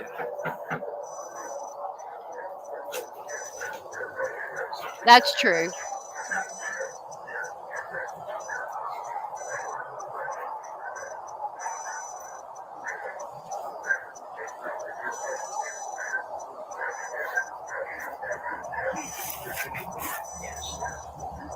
Oh boy.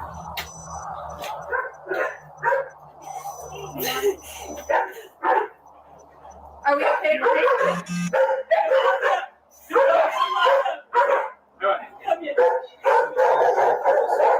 So she's like just so upset she can't hardly breathe, even at this point. I mean, they've been there for 2 minutes and 40 seconds or so. And this is after she found it, called them, and they've gotten there, which usually takes about 10 minutes.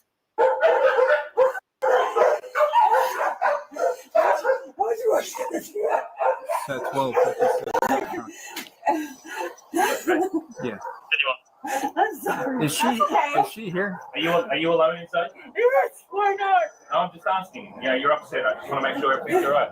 Yeah, I'm not gonna do anything. I'm just broken-hearted right now. Is it okay if You can check anything you want to check in your room. Okay. Why are you upset? Has it got to do with your son? I just found out that he came up here last night. That's why the dogs alerted, but because I was by myself. Okay, why was he here last night? I don't know. Chris called me and said the police in Orlando said that he came here last night. And you didn't know he came here last night? No, because he doesn't have a brochure up here. That's his vehicle out front, right? Yeah, but he's riding my other. So, I mean, I'm sitting here. Yeah, there's too many dogs. I'm sitting here and listening to her, and maybe it is Brenda. She's just so, like, I don't know. She's just now realizing that her prodigy, her baby boy, is not who she thought he was at this moment. She's saying that Chris said he came by, and she found all this, and she's just so, like, put off by it. But they talk about things like saying Maddie was consensual, or, you know, she's talking shit about Maddie with him and the jail calls, and she never approved of anybody he ever dated. Like, the whole dynamic is really weird to me, but it's like, I don't know. It's kind of like in this moment, she just realized that he's not a perfect, well-mannered, you know, front of the church pew sitting little choir boy. And she, like, all of those things happened at once, and she's freaking out to this extent. Even the cops are put off by it. I'm gonna double check that, Corey. That's back in Orlando. In Orlando. Yep. Because it's a pain in the ass. Okay. Do you mind if we clear your residence? No? Go, anything. Can we talk to her a few more minutes? Yeah. We just want to have a decent conversation. We know that your tensions are high right now. Okay. All right. Let me do some deep breathing here. Yeah. Catch your breath. Like, you let me do some deep breathing. Cindy said, Deb has 4 settings: overreacting, victim blaming, defending her pedo son, and bragging about her dogs. Very true.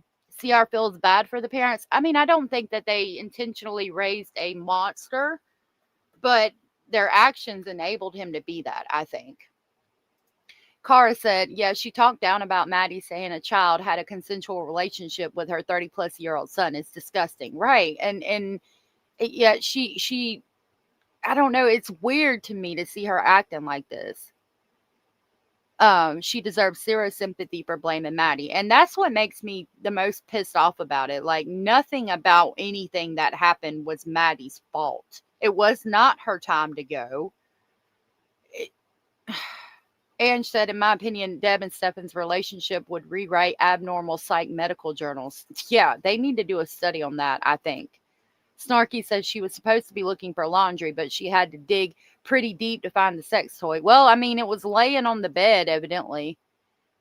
And why did he have it out laying on the bed? I don't. The laundry is like right by the door of the room. I don't know. It's a whole it's a whole psyche eval. Yeah, I think it's a whole nother chapter in a psych book. Our breath, all right. We're not here to, be You don't rough. know what I found. What did I went into his room to gather laundry. what did you find? A fuck torso. A what? Okay. Okay. Scared the living shit out of me. That's the extent of it? Yeah. Okay, I don't want to downplay it. Oh, well, yeah. That's the extent. Like, they're like, I'm not trying to downplay it, but ma'am, calm the fuck down. I'm gonna back it up.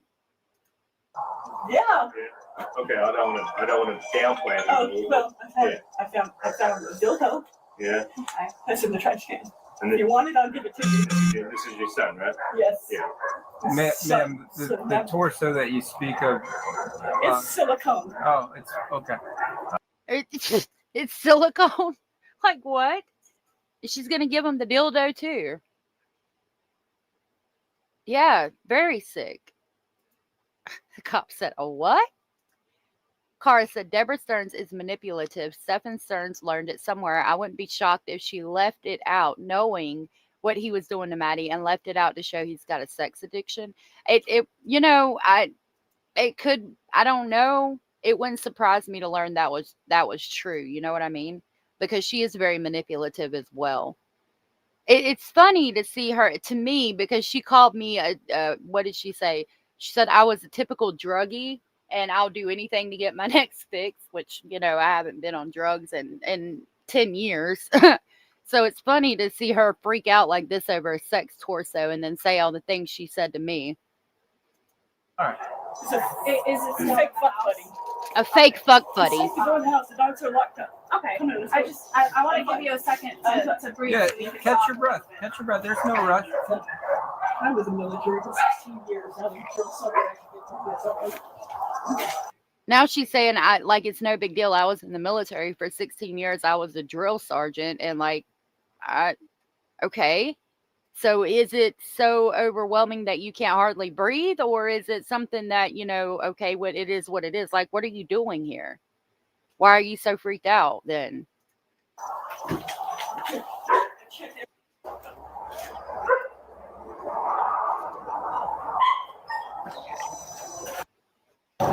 They just opened their model home, and it's furnished. He sits in that model home and works there. Where's that model home at? On Price Boulevard. It's White Homes. VRITE Homes. It's on the right-hand side when you get off Toledo. Yep, I know exactly where it is. Okay. Okay. That's the only other thing I can think of, and I just thought of it just now. So it's okay. Let me relay that information. But you need to talk to my husband to get in because I've never done it. I don't know. Okay. Well, they're talking about the storage unit here, trying to get in the storage unit. That sounds good. We'll get that ball running. I'll get. Look at her face. I don't know. It's scary. Please don't break into it. No, we won't do that. Absolutely not. Do you have a printer that works? If I email you a piece of paper, you can print? Yeah, come on. Okay. What's your email address? I'll just send her the thing and then have her. Yeah, right there. She's all fucking smiles now. Got the card. Oh, I just got, yeah, I'll just. Look at that. All fucking smiles now. So was she trying to set something up? Yeah, that Ozempic working wonders for her. Deb blocked me when I figured out who she was. She was hiding in chats as Abby Poodle. I do believe I was the first person to figure out who she was. Y'all told me that's who she was. She does, and this was before he was charged and went to, I think, right around the time he was being interrogated and going to prison. Or going to jail. Send her the thing and then how. I'll be right back. Okay. He does. See, we changed. Right, Lala? All of a sudden on this day. And Chris has it. So we couldn't see him. I don't know if he actually was in the house last night. He couldn't get in the house. Yeah. He may have tried. All of this is impact glass. He can't even break it. Yeah. You shoot it, it will still maintain integrity. Yeah. I mean, the only thing we lost during Ian was 12-inch things. We got a little water in the backyard. These houses are built like a bunker. They even fill the all the concrete block with foam insulation. Yeah, it's a beautiful home. How long have you guys lived here? 3.5 years. But, you know, we sat out here and listened. I-75 is right there. Yeah. I mean, you can see the trucks in the daytime, but when you go in there and shut the door, you don't hear them. Yeah. Soundproof. It's soundproof. Yeah, that's good. But I would bet donuts to dollars that he tried to get in this house last night. Yeah. Because he would have wanted his Kimber. His what? His Kimber. Oh. Yeah. So he doesn't have to get into the front door? Even if he had. Oh. My husband? I don't know. Looks like. Look at her face. Like, she looks insane. She's trying to break down what he did at the house that night and getting in. He couldn't have got in. I don't. Their whole demeanor is freaking weird to me. Like, I don't know how to explain it. Because they're like country club and just very much about what people think. And in this moment, she's not. Is it because she's realized her son is a monster? Lorianne said it's sad all around when parents find out. I don't agree with the words they've used, but sad. I agree. I haven't, but I can try to look into it. I need to, because I'm trying to get more information on that. The district attorney's office for Stephan is supposed to be sending me some information, but I haven't got it yet. Abraham said it doesn't look like she ever went into his room for long periods. I believe she said that before because he was such a slob. Very possible. His room is very small. She had to have snooped and cleaned in there before. I would think so. I mean, maybe trying to stay out to give him privacy. I don't know. I'm having a problem with all the sympathy people are giving them, and I realize I'm probably not popular. No, I get it. I don't give her a lot of sympathy. Stephan lives there, but he somehow was completely unable to get in his own house that night. Yeah. That's another thing I'm glad you pointed out. Like, if he wanted to get in that house, he got in that house. Just like when he stole the money and he stole the Rolex and all of the fucking things that he did. She said something nasty about someone else, another male criminal, and sarcastically said what a catch this person was. I said, remind you of anyone, Abby? She lost her shit. Yeah.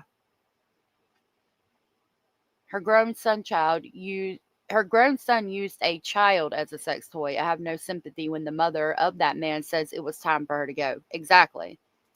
Yeah, she's like, I don't want, it's a hard thing for any parent to have to find out about your child. Okay. You never would think that your child would do something like that, but the way she reacted and wanted all the publicity from being out on the internet and coming out and trying to clear her name when she probably shouldn't have done so. And then we hear all of the things that she said about Maddie to him and with him. And it's a weird to me. Like I said, it should be a whole nother chapter in a psych book. Right. Chris didn't try to cover for him as much as she did. Exactly. Why is that? But see, this has got it's locked.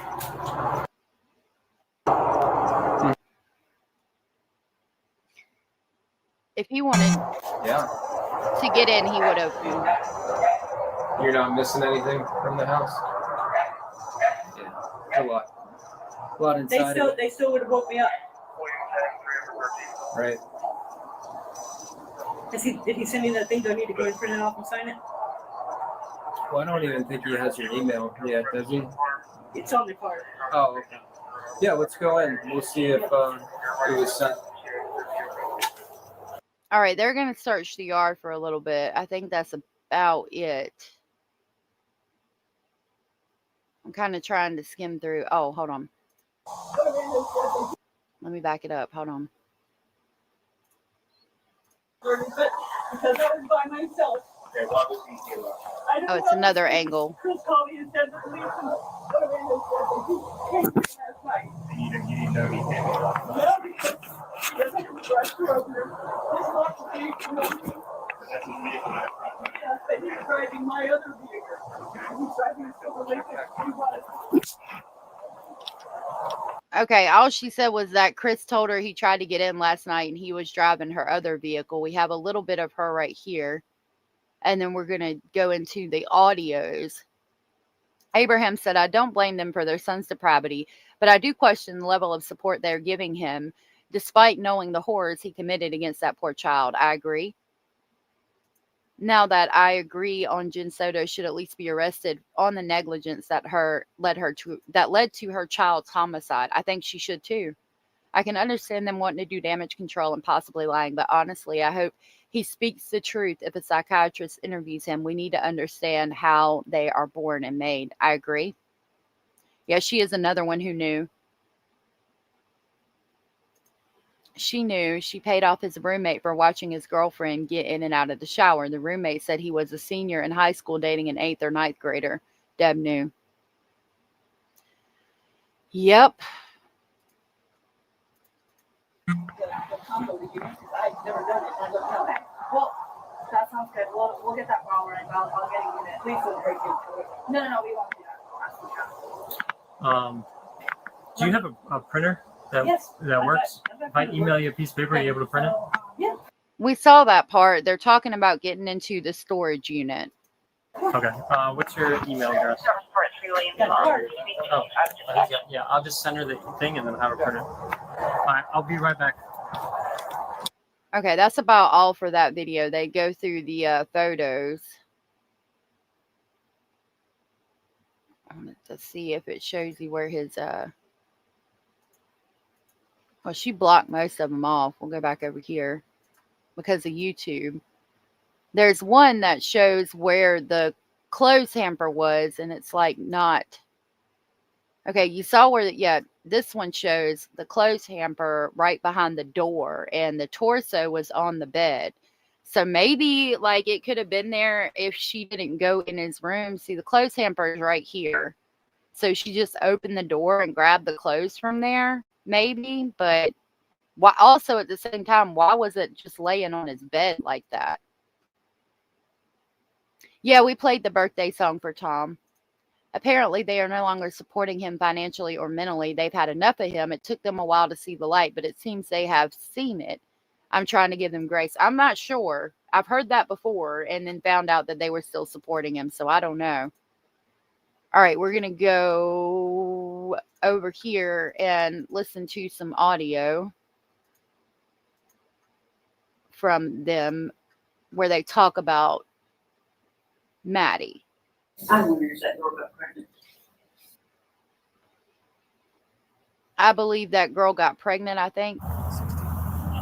I'm wondering if that girl got pregnant. Listen. I wonder if that girl got pregnant. I'm wondering if that girl got pregnant. That 12-year-old that just turned 13. I'm wondering if she got pregnant because my son was raping her on a daily basis. That is, yeah, his dad said that on a call, but I don't know. I'm going to pull the records and see. She's constantly on another channel, and if anyone says anything negative about Stephen, she snaps back very sarcastically. Oh, yeah. I believe Mom, what's her name, will support Steph until the day she dies. I do too. Yeah, like she did it to herself. I'm wondering if that girl got pregnant because she says that she thinks that it was consensual. Her son raping a fucking child was consensual and the child got pregnant. That's the kind of shit I hate. That's why I hate her. Today's date is March 1st, at 17:40 p.m. Myself, Detective Entin, and Detective Snug, in reference to an agency assist with Orange County. So Abraham said there's no proof or evidence that says his parents knew and allowed this to happen. When we say so without fact, it diminishes everything else we speculate. These things happen in private, and I agree with that. But it's and I don't think anybody would feel as hostile as they do towards Deb if she didn't say things like it was consensual. I think that girl got pregnant. She portrays it as if Maddie did something to Stefan. That's the biggest issue.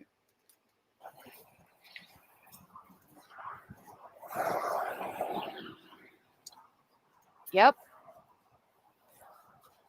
Referencing her as that girl. Yeah, exactly. I mean, there's a lot. Nobody protected Maddie, and she was not her son's girlfriend.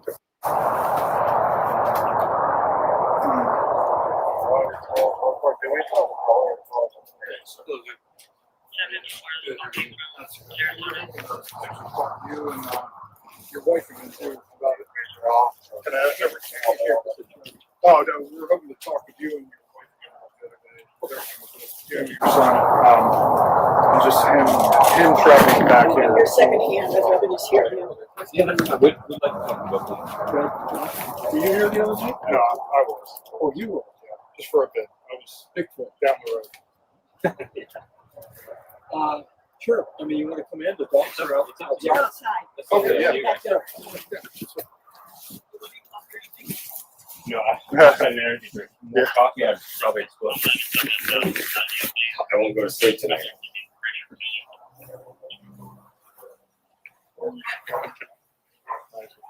Thank you.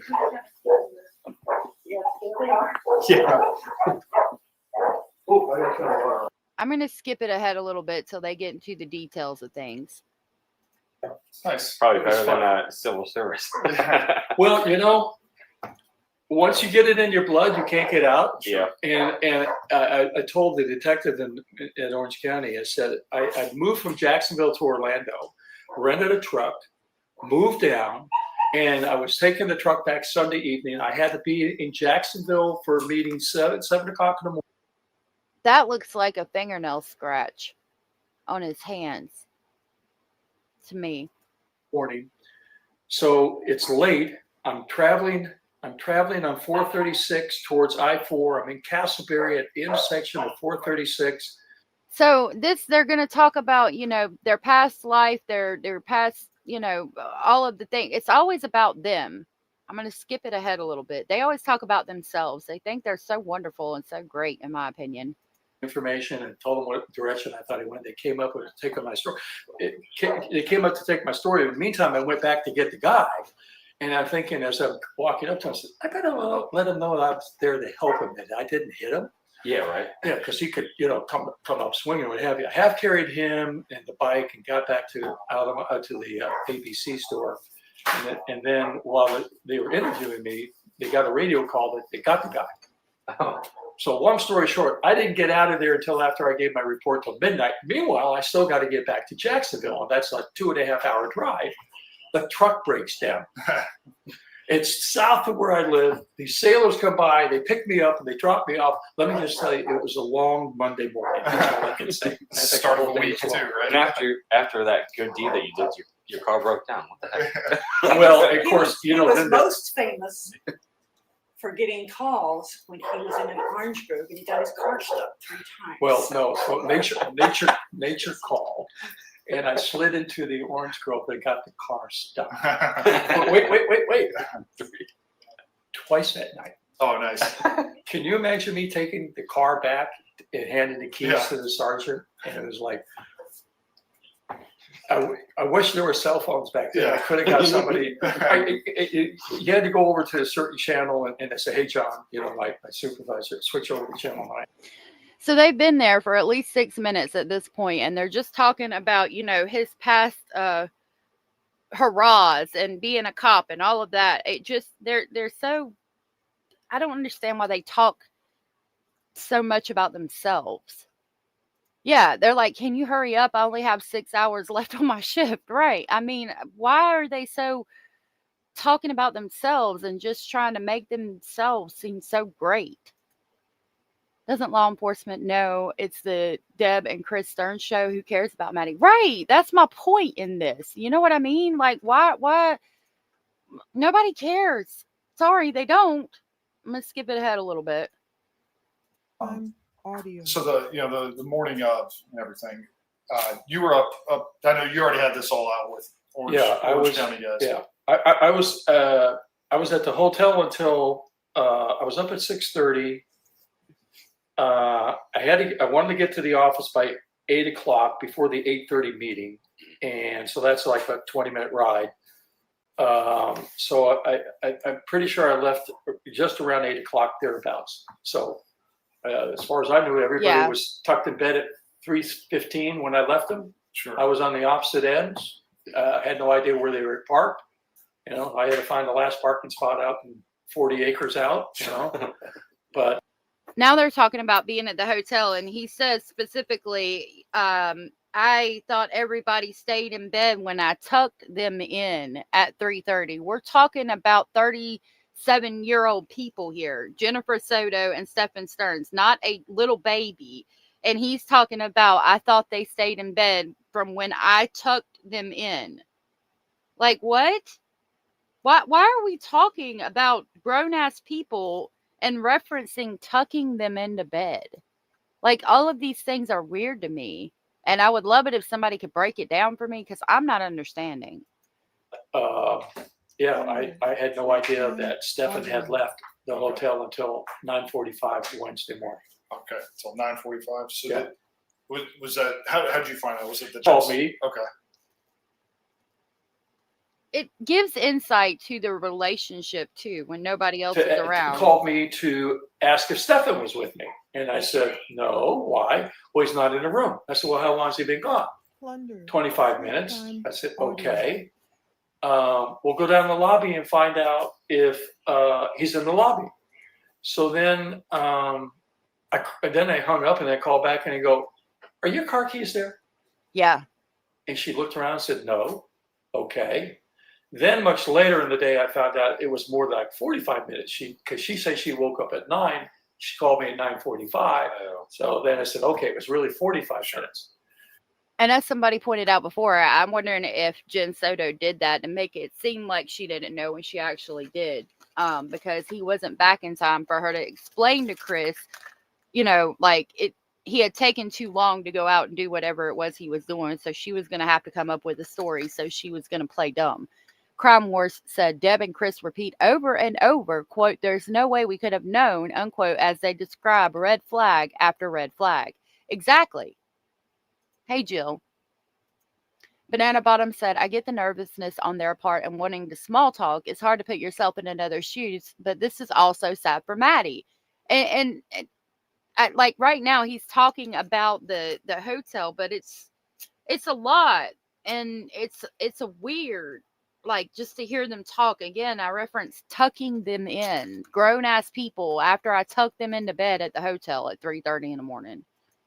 Which kind of blew me away, because the last time I saw Stephen at 3:15, he looked physically, mentally drained. Sure. And I figured they both had, and that they were both going to crash and burn hard. And my son, it'd be 100 years before he'd get up. But obviously, shows you how much I knew. Sure.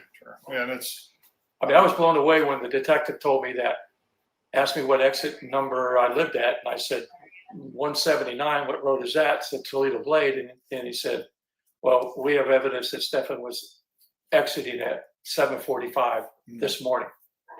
Well, the storage unit is over to the lake too. So, yes. So I, did some math and figuring out, well, She chimed in real quick with an excuse. Well, the storage unit's over there too.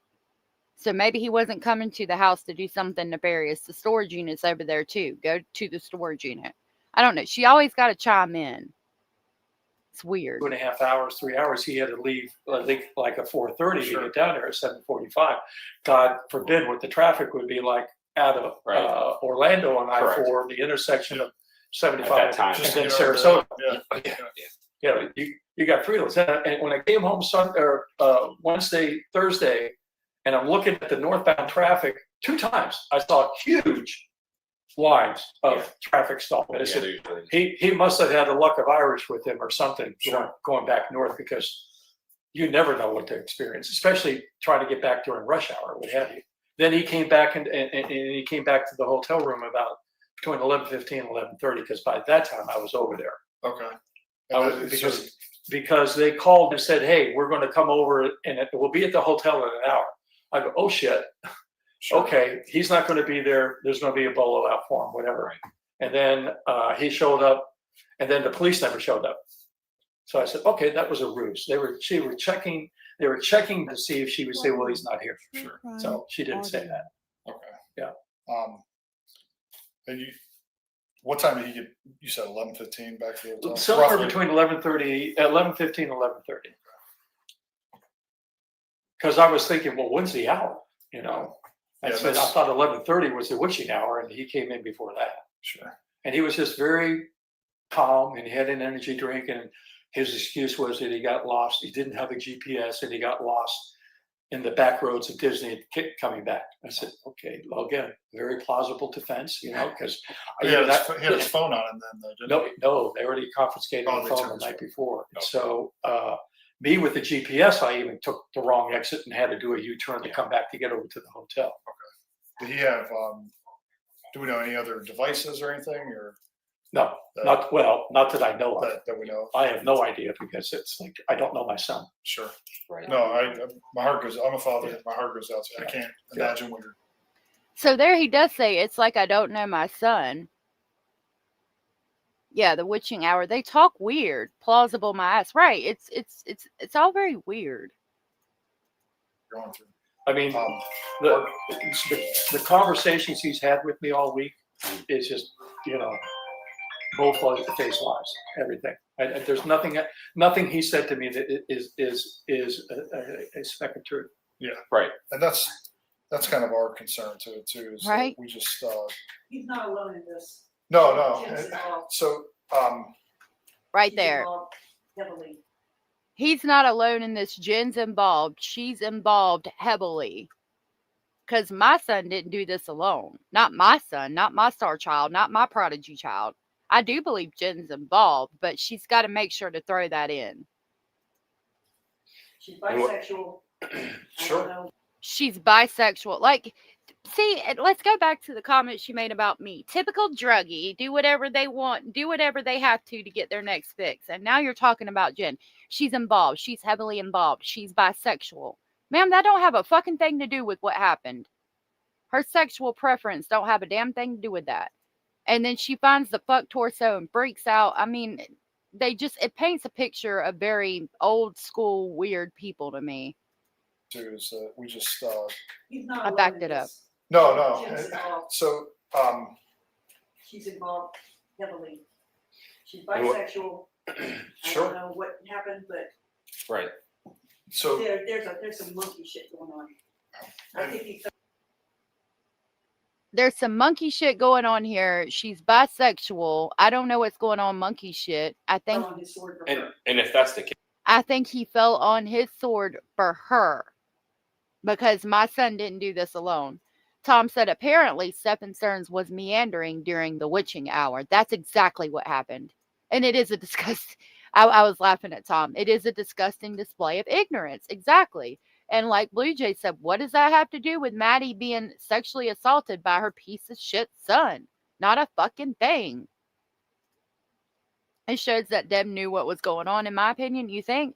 I think it shows that she thinks that it's all Jen's fault, which Jen is to blame, but I mean, and then he talks in the jail phone calls about, well, she kept sending Maddie up to bed with me, and I didn't want to go. I didn't want Maddie to come up to bed with me. Well, then fucking leave the relationship, number one. But number two, even at that, even with her sending Maddie up to the bed with you or whatever, there's things that happened in that room that you are the only one that had control over, sir. So I need you to take 15 motherfucking seats. I saw you. Good to see you. Good to see you. It would help as Deb would state that even though Jennifer is this and that and the other, her son is still responsible for his actions. It would make her look better. Yeah, it would. Okay, so that's what we're trying to figure out, you know. Yeah, we want to know just as much as you, you know. He would not have been. I mean, so hard, sobbing so hard, you was almost puking, and she's cool as a cucumber. Sure. Well, now she just said he would have been sobbing so hard that he was almost puking, and she was cool as a cucumber. He was not sobbing that hard. That shit looked fake as fuck. I find out from press conference today that he had a flat between I love you too, 1:45 Michelle. and 2:30. He called me at 3:17 that afternoon, Monday, to tell me he had a flat tire. So how the fuck can you have a flat tire? The tires are in fairly good condition. Right. He said you just drove up there driving to school and back, and I know he had nowhere to go. He would go back to the townhome and crash and burn. Yeah. How could you get a flat tire? I mean, it's possible, but really. Right. I forgot to say, this is Plunder. This is from Plunder. So I wanted to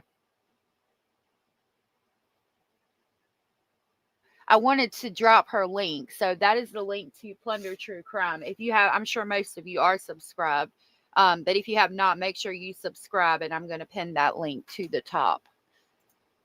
But it was so severe. I mean, he said he got it on 192. Right. And drove the rubber right off the wheel. I mean, he was riding around on the rim. Yeah. And didn't know which shopping center he was at. I mean, it's just like so. And then the bullshit story he told me about his phone. So I mean, yep. The other bullshit is what Wood told us that she had a headache Sunday night. He was sleeping in his room. She sent me in there to sleep with him.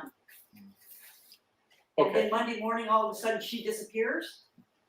Did you hear the anger in her voice? It's like deep down she knows that he's responsible. She just got so mad when she was like, she sent her in there to sleep with him. Like, again, blaming Maddie.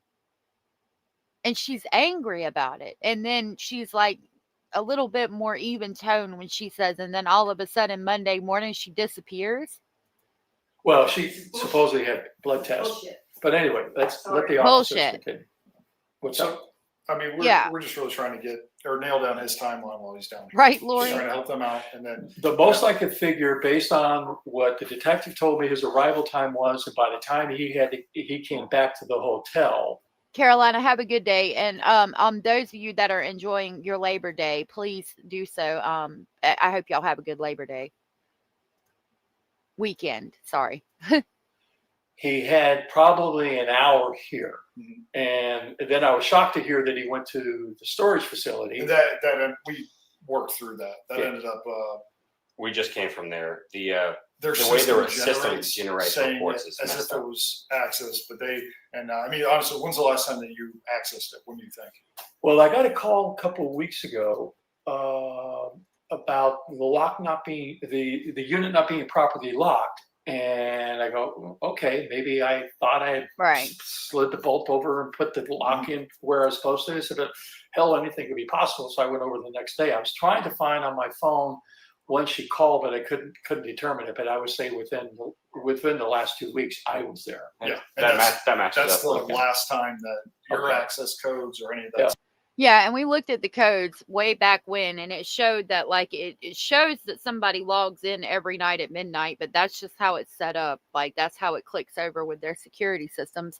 Crime Wars said Deb and Chris be like, we did everything perfect as parents. It's not our fault. Stephen bumped his head and met the wrong woman. And that's the issue here. They are members of country clubs, realtors, and they're talking about how the community looks down on them because of what Stephen did. Like they were these perfect people. They did nothing wrong. Stefan bumped his head and got a TBI and he met Jen and everything went to shit. But that's not the truth. There was dysfunction junction from beginning. Even the friend Chase talked about that, how weird the relationship was between mother and son. The other brother has left the house, changed his name, and wants nothing to do with the entire family. And even Chris is like sometimes off. Like he backs up and he doesn't really want to be involved in shit because he knows it's fucked up.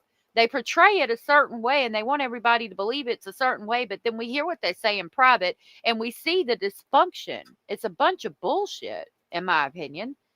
Donna said they're both pieces of shit, but I have to say their generation in the past viewed things differently.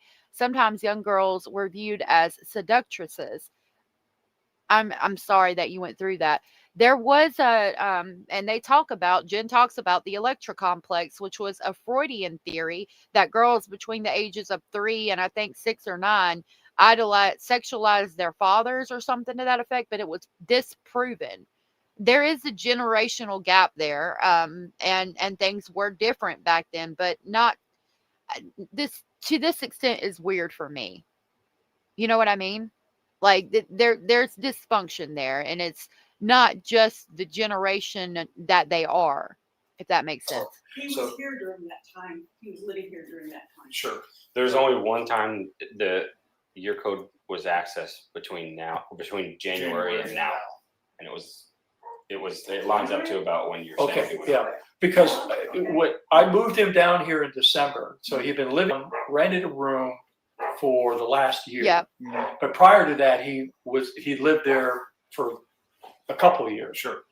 But I brought him down to December because I was paying for him to live there and work at Disney, and it's like you can't afford to work for Disney. You're broke. And, but I didn't realize he was paying their bills as well because I'm sending him money to live and finding out afterwards I'm paying for 3 people. Yeah. But so I moved him back here in December, so he's been here since December. Popular guy.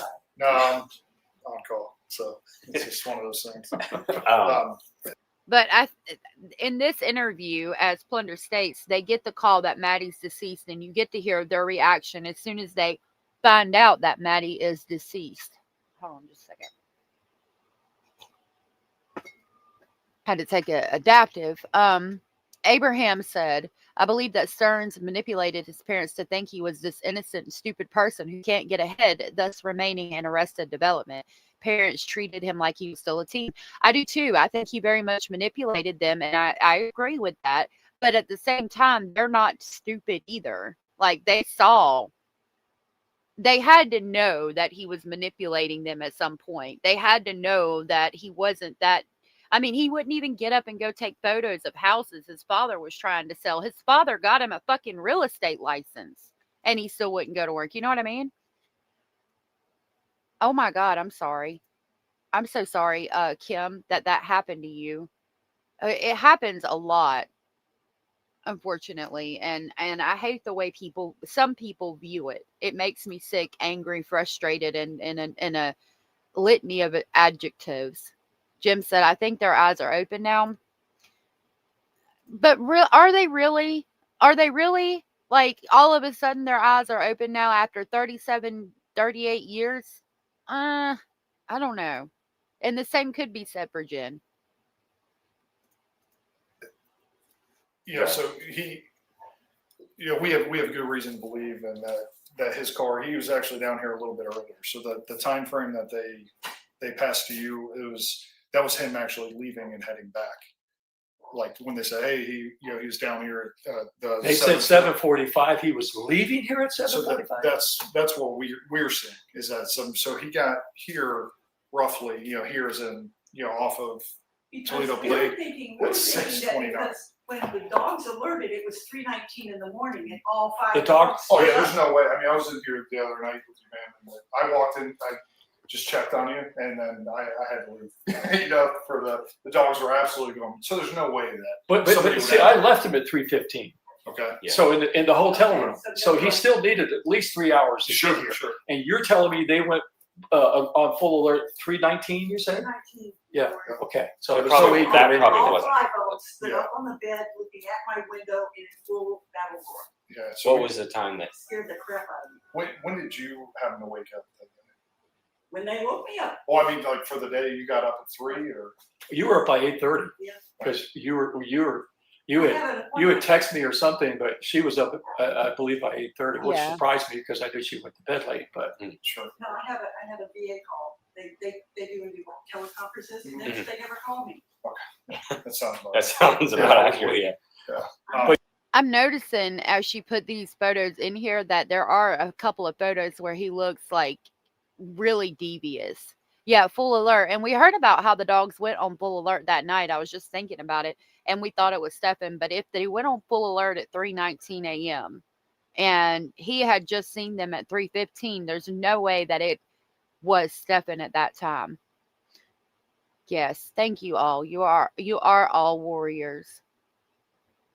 Abraham is very intelligent when it comes to this case. A lot of our chat is our speculating family. I think she was in the Navy. Oh my goodness. I'm so sorry, y'all. you think he was here earlier? Around 6:30 in the morning. Well, he must. So he left right after you checked. Okay. Yeah, that's. Oh, look, now it's my turn. Oh, Orange County SO. Go ahead. Yeah, take your time. Okay, notice at that point, Chris Stearns receives a call and he says, Orange County SO, it must be the sheriff's office. According to the documents, this is when they learn Maddie has been found. So it says here, during the interview, Christopher received a phone call from another law enforcement agency wherein they alerted him her body had been recovered. So they say after receiving the call, Chris appeared solemn and upset that she had indeed been murdered. Prior to departing the residence, he explained his son had left a gaming computer. So there's a lot more we have to listen for, and especially listen for Debra's words. She's going to say some interesting things I hope we can pick up, but they do a lot of cross-talking, so it might be a little difficult. So listen, hopefully with headphones. I have headphones on, so I'm going to tell you what she said. This is where it gets kind of interesting. And she said, how do we really know Deb is giving the correct alert time? And we don't. You've got a point. They say about the dogs bark. The dog started barking at 3:19, and Chris Stearns saw Stefan in the hotel room at 3:15 or something to that effect. This Chris. I was here all that day. Hello. I'm standing here with Northport PD, and I said, Orange County's calling, they take precedent. I have to answer this call. 2 Northport police officers. Yeah, Yes. I saw that. Well, one's about 6'4", 6'3", and the other one's 5'8". 5'8". Average. No, they're just asking me about timeline questions.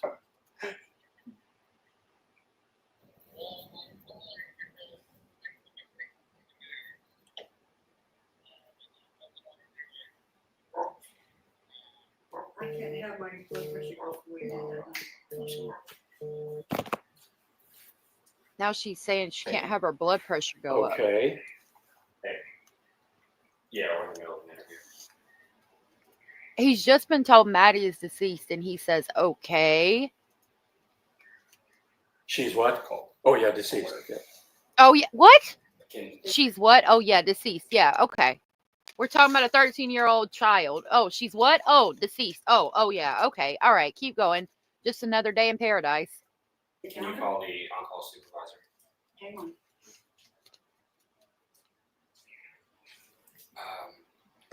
Larry. Yeah. Thank you. That we have what? You broke up. I didn't hear that we have what? A son that's a sexual Marshall deviant asking for someone. I don't that know killed a what for. child.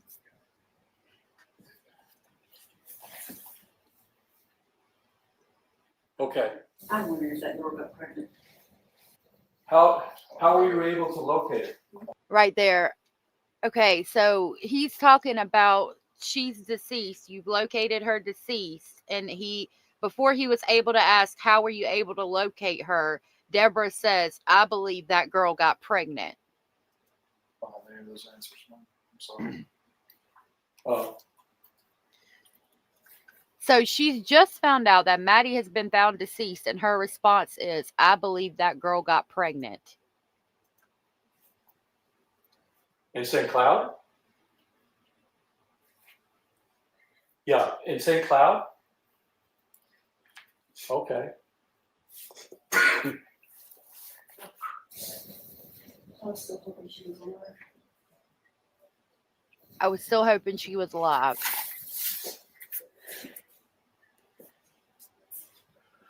Okay, well, I just kicked it up to the biggest notch. We're at big showtime now. He's talking about a deceased child. 12-year-old just turned fucking 13. They just found out that she was deceased, and that kicks it up to the biggest notch now. Full showtime mode. Not that we didn't know this, but I said this, this confirms what we've suspected all along. Yeah. Yeah, confirms what we suspected all along. Yeah, it came in after Jen sent her message to Chris to get a lawyer. A child underage who shouldn't be pregnant. Exactly. Yeah, I bet she was still hoping she was alive. Exactly. Yeah, it's sick. It's infuriating. I mean, her response is, I bet she was pregnant after finding out she was deceased.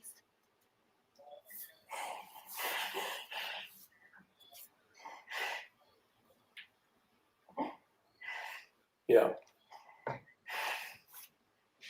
Showtime at the fucking Apollo. Yeah, no. Nobody's alive.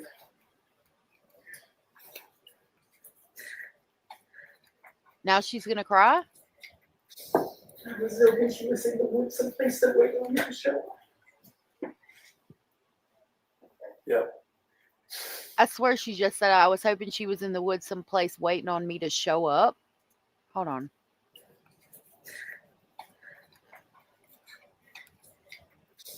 I was hoping she was in the woods someplace that waited on me to show up. I was hoping she was in the woods someplace waiting on me to show up. Really? What are you going to do for her? Your son is the one abusing her. What do you mean waiting on you to show up? Really? Yeah. They did. Yes. By the way, I didn't catch your name when we first met, so I have you in my phone as Orange County SO. So. This is on Orange County. Okay, Alex. Okay, because when you call, I like to. Hold on. She said this is all Orange County or something. Teresa said Deb blamed Maddie for her imaginary pregnancy. She got herself pregnant, right? Kalisa said the spitefulness and contempt in Deb's voice and comments are all appalling.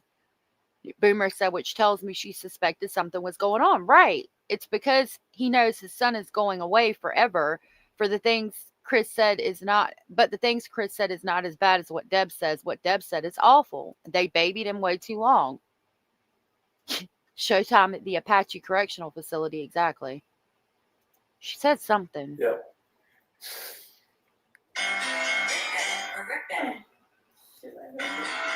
Yes.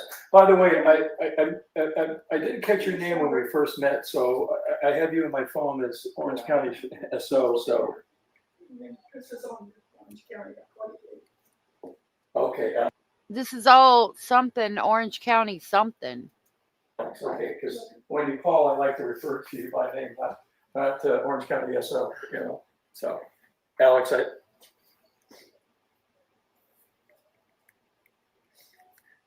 yeah, I understand. Law enforcement in South Carolina. Which part? Something about law enforcement in South Carolina.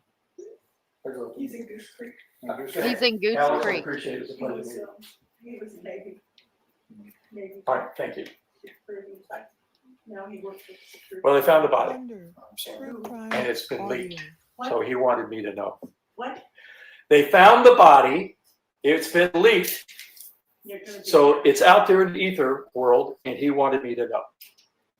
I'm sorry. I'm sorry for I don't both know of if you. I that mean, whole press says in science, they keep them away from us. if you need help keeping people from your door, call us. She just found out that Maddie, the body has been found and it's been leaked and all of that, and her thought process is keeping people away from them. I'll never forgive her for saying the shit she says either. Indy said, poor Maddie, her whole life was dreadful, but Jen Soto needs to be held responsible for her part. I agree. Robert, yeah, I think she might have been talking about the other son. It's been leaked by Marcos. Oh, Sheriff Marco, yeah. Yeah, They came here yesterday. Call us. Yes. That's why we put the film on the door so they can't see in. Yeah. And if they're bothering you too much, obviously, do call us, please. I told you I wasn't going to do poop control. If they get in my backyard, they can step in shit. Well, we can't go forever not doing that. I know. Okay. All right. Where we left off, he was here earlier. Just a bit earlier. We're just trying to figure out Around 6:30. His path. I mean, he literally would have had to have left the hotel when I left him at 3:17. I'm thinking 3:17 or so, but we got there at 3, checked in. Did I call you at that time, Deb? What? At 3 o'clock in the morning?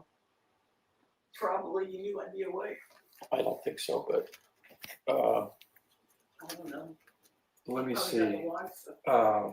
Because I can't believe how far back these calls are retained now. I thought within a short period of time. So that would have been Wednesday. So I'm listening. 6:28. So it would have been earlier than that. So they just found out Madeline is deceased and there's no emotion, no nothing. Just it's showtime at the motherfucking Apollo and back to normal conversation. Did they happen to say how she died? No, and if he did, he would tell me. Typically with cases such as this, they're going to wait until they have all. I mean, I'm surprised he even called to tell me that. Where did he say she was found? I think that she wanted to know how Madeline died so she could judge whether she could get Stefan out of it or not. She was saying something. Such as this, they're going to wait until they have all. I mean, I'm surprised he even called to tell me that. Where did he say she was found? St. Cloud. Where's that at? It's south of Kissimmee, but I'm not that familiar with Kissimmee. Yeah, me either. She's still talking about people coming. She said, why do people come? Something. He's a 77-year-old man. So I think that she's talking about people from the public blaming them. Why did they come here or blame us? He's a 77-year-old man. That's not why. Okay, I talked to her at 2:41 Wednesday. Yes. 2:41, and then 8:15. So I talked to her at 2:41. Let me see. 1:21. 2:41. They just made our lifelong misery. Like, I guess she, again, is talking about reporters. No concern for Madeline at all, or the fact that she's been found. Miss King, if anything, said Chris is at least trying to get information out to the officers about what Stefan did that night. And that's true. That is true. And I get like bracing yourself for what you think is probably what happened, like kind of getting ready for the inevitable. But I mean, the things that Deb says, that's what she thinks. That's how she feels. She feels Madeline got pregnant. I bet she was pregnant. The consensual comment, it could have been consensual, or it was probably consensual. It was her time to go. Her family was calling her Gorda. Like, she never liked anybody that Stefan was with. Never liked any of his girlfriends. And you find out that he's doing horrible things to a child, and she don't like her either.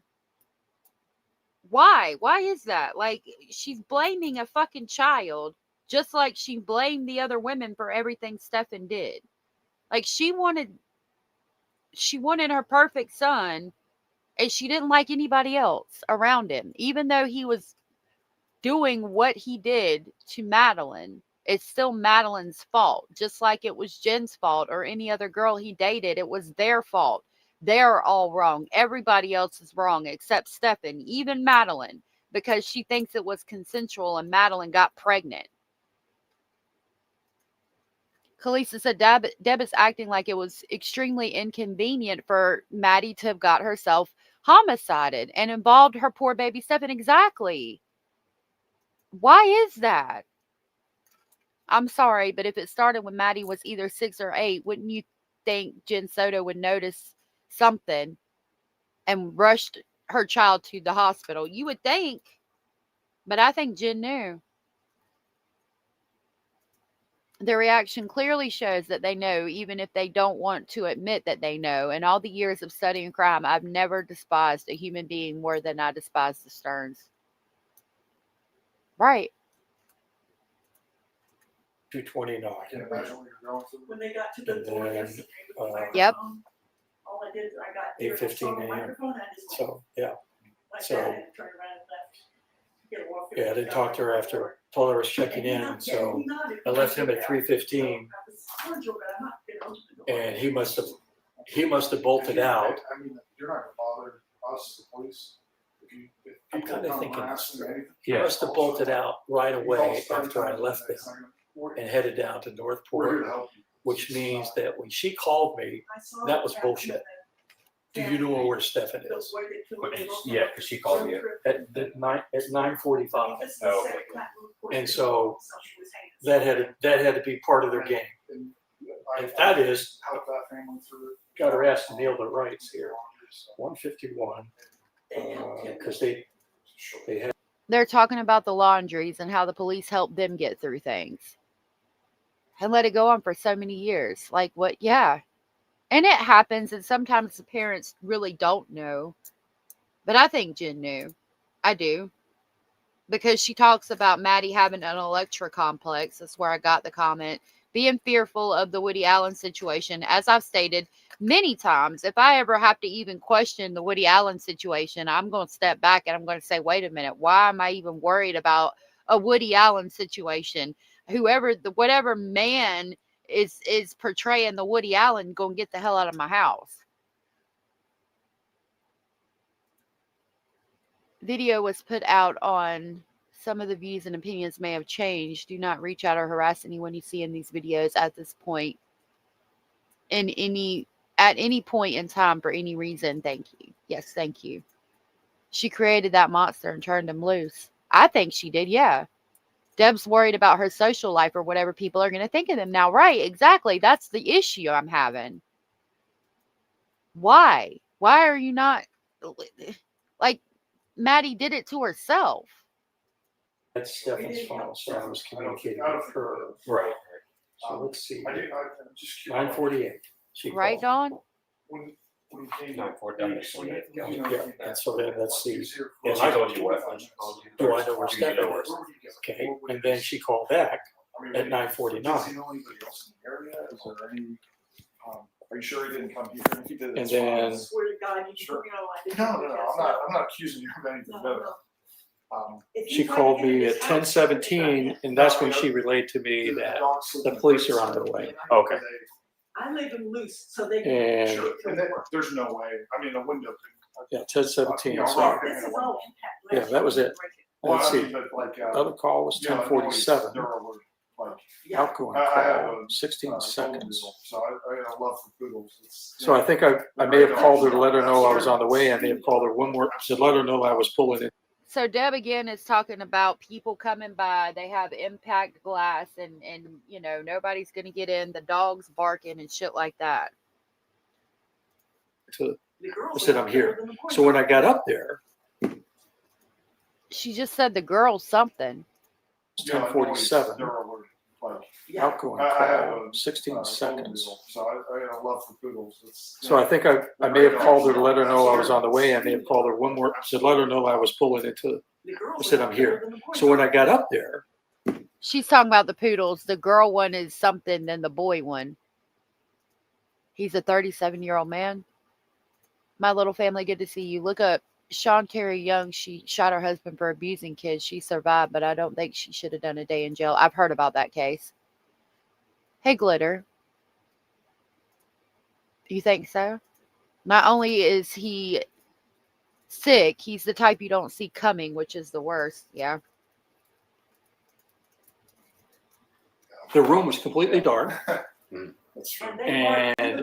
I was like, what the fuck is going on? You know, the room is dark, and I walked in there, opened up the shades, and to bring some light in. And she was out of it. No friends in the area. She was on. She must have been on her anxiety meds, and she was. They're asking, is there any friends in the area?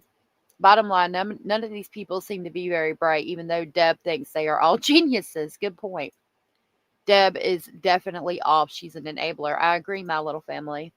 Deb is mental, the one who needs meds, and Jen is a malingler who needed money. Mm-hmm. Sitting down, and both of her legs were bouncing up and down rapidly. I don't think they'd let him in. And Murphy just went by to talk. and then she made some. She was on the phone with somebody, I don't know, but then she made a comment that reporters were calling her, and I said, "You don't need to speak to reporters; they're not your friends. You know, they're calling you for their benefit." And then she said, "Well, my daughter's missing. I got to find my daughter." I said, "There is plenty of publicity out there, all over the place, that everybody's looking for her. You don't need to feed these reporters any other information because they're not your friends." But she was out of it. And then she was out of it until Stephen got back. They both went back to bed. I stayed in the room for maybe another half hour or so. And she said, "Well, I'm going to go down to the lobby and wait for these detectives," which they never showed up. But as the day progressed, she came downstairs, or actually I went upstairs and I went back downstairs and said, "We got to get something to eat." So I took her to get something to eat, but she was still kind of hyped up at that time.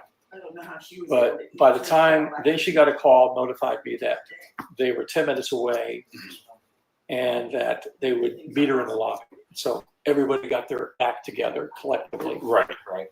And then they came downstairs. It was in much better condition, more alert, not so drugged. And she got progressively better. I didn't see them again until hours later because she was escorted, and Stephen was escorted separately. And she called me and said, "Hey, come up to the conference, go inside, they'll give you a pass." And by the time I got up there, the whole thing was done. And then I'm calling her, "Where are you? What's going on?" And she was in an interview room. She was waiting for somebody to talk to her. And of course, Stephen I never saw because they took him straight back. So whatever they were telling us at the lobby was just to comfort them and put them in the car where they were that a hassle and getting them down to the SO. But it was apparent that they were going to arrest him. Yes, but while she was still in an interview room. Yes. Did she text you? Yeah, she texted me. Yeah, she told me she was in the interview room and she said, "Get Stephen a lawyer now." And I go, "Why?" And then she texted me and said they found photos of Stephen and that there were a lot of them and that they've been going on for 2 years. So she knew at that time. And then a few hours later, she came out around 8 o'clock where they let her go. So she, again, that's the lawyer comment. She texted him and said, "Get Stephen a lawyer because they've got photos of him abusing Maddie for the past 2 years, and there's a lot of them." And everybody, Deb, Chris, and Jen's main concern is Stephen. I think that it was condoned. I think because Deb obviously blames Maddie. Jen is condoning their relationship, I think. I think it was allowed in her house behind closed doors. Nobody protected Maddie. This shit is insane. Chris said he also stopped paying because he didn't know he was paying their bills. He did. She's texting Chris and saying, "Get Stephen a lawyer," because there's pictures. They go back 2 years. Like, it's always about protecting Stephen. What kind of power does Stephen have to make his mom and everybody just be like, "Oh my God, I got to protect him"? even more so than the 13-year-old child, to the extent that Jen is trying to get him a lawyer, knowing that her child is missing and that he's been abusing her for years, and Deb is blaming Maddie. Like, this shit is crazy. Get something to eat. I found out the dog hadn't had water for 24 hours, so I went up to Publix to get a bowl of some water so he could have some water. And her demeanor was unbelievable. Like there was nothing in the world wrong. And to me, that was odd, because I really expected my throat to be cut. Any parent that found out their child has been going on for a long time, why would you want to sit next to the father of this person? You know, why would you want to be in the same vicinity of this person? And I had to believe. Get him a lawyer now, unless you wanted him to be quiet and not reveal anything. And told him to lawyer up. And I have to believe that her demeanor was similar to what the detectives were experiencing. I've already communicated this to Allie. And she's still trying to blame Jen to an extent, because she's like, why would you say get him a lawyer? To shut him up, not to protect him about the relationship I suspect that she knew about. She's saying that Jen got him a lawyer to make sure that he shut up and didn't reveal what was allegedly actually going on. I think, again, like the cop thinks in the interview with Jen, that it was to protect Stefan, because everybody around Stefan is trying to protect Stefan. Cover up for your secrets. Yep. F them all. I will love Maddie more than they ever could in my heart. I know that's right, Lala. That I said, there's something not right here, because for 9 hours that I was with her up until I left her at midnight, it was business as usual. Right. All joking, not a care in the world. Yeah. He's not innocent. I cannot condone any of that. She is not innocent. He's a monster, but she is too. So there's the two of them have colluded in this. I've got to believe it. We don't doubt that at one bit, you know. But the bullshit lies that my son made. I mean, he called me at 4:54 and said, "Hey, there's been an occurrence." I said, "Well, that's a strange word, but okay."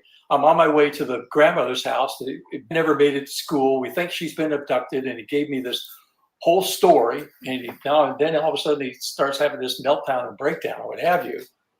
But I guess I'm finding out what kind of actor he can be. So, do we think there's any way at around 6:30 he could have come here at all? Probably not. Or even got to the garage. Not without us knowing about it. He doesn't have it. He doesn't have an access to the garage. He couldn't get in my car to use the remote because I had the only key. And he couldn't get in the door, and he didn't have a key. I don't even have a key. Yeah. You got to know the owner. Yeah. I don't have a key. I had this back door secured. That door is 400 pounds. Yeah. Seriously. And I had it locked up into secure. And those dogs would have picked up on him at Listen, if a road 6:30. car's outside, they hear it. Yeah. They can hear a rabbit that's in the yard, and I let them. This is where she talks about the rabbits. Abraham said, I think they failed to protect Maddie or intervene when they saw red flags is where I side. I would hate to think they condone this. I would too, but I don't know. She just was hit with pictures, and I hate to be, I'm going to be graphic. She was shown pictures of her, who knows what age, at least I'm going to give, hopefully it was 12 years old, the oldest that she was during the abuse, with Stefan's member in her fucking mouth. And she texts his dad and says, get him a lawyer, because they've got pictures going back at least 2 years. I mean, it's just so much points to the fact that I think she knew, and for whatever reason, she allowed it to go on. And just like Deb protecting Stefan, what kind of, like, is this man a freaking medicine man? Is he got some kind of voodoo magic to make people think that he's this innocent person and manipulate people to this extent? There's no way Maddie didn't say something to her mama.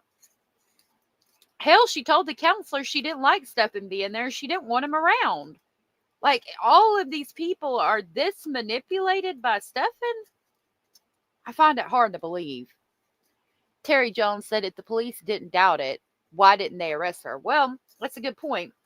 In my opinion, they got to have the whole thing. I mean, even when you do an arrest warrant, you have to go to the DA and you have to get it approved by a judge and all of that.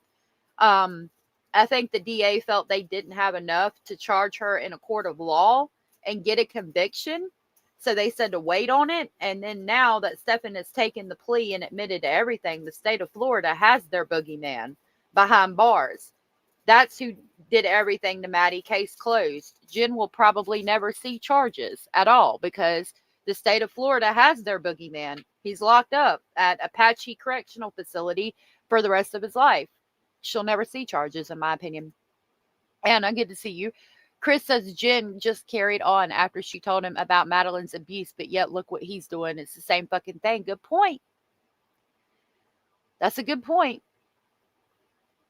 We know that he eats disgusting food and doesn't shower. That poor girl has been near him, so smelly and gross and creepy. And her nickname for him was Smelly.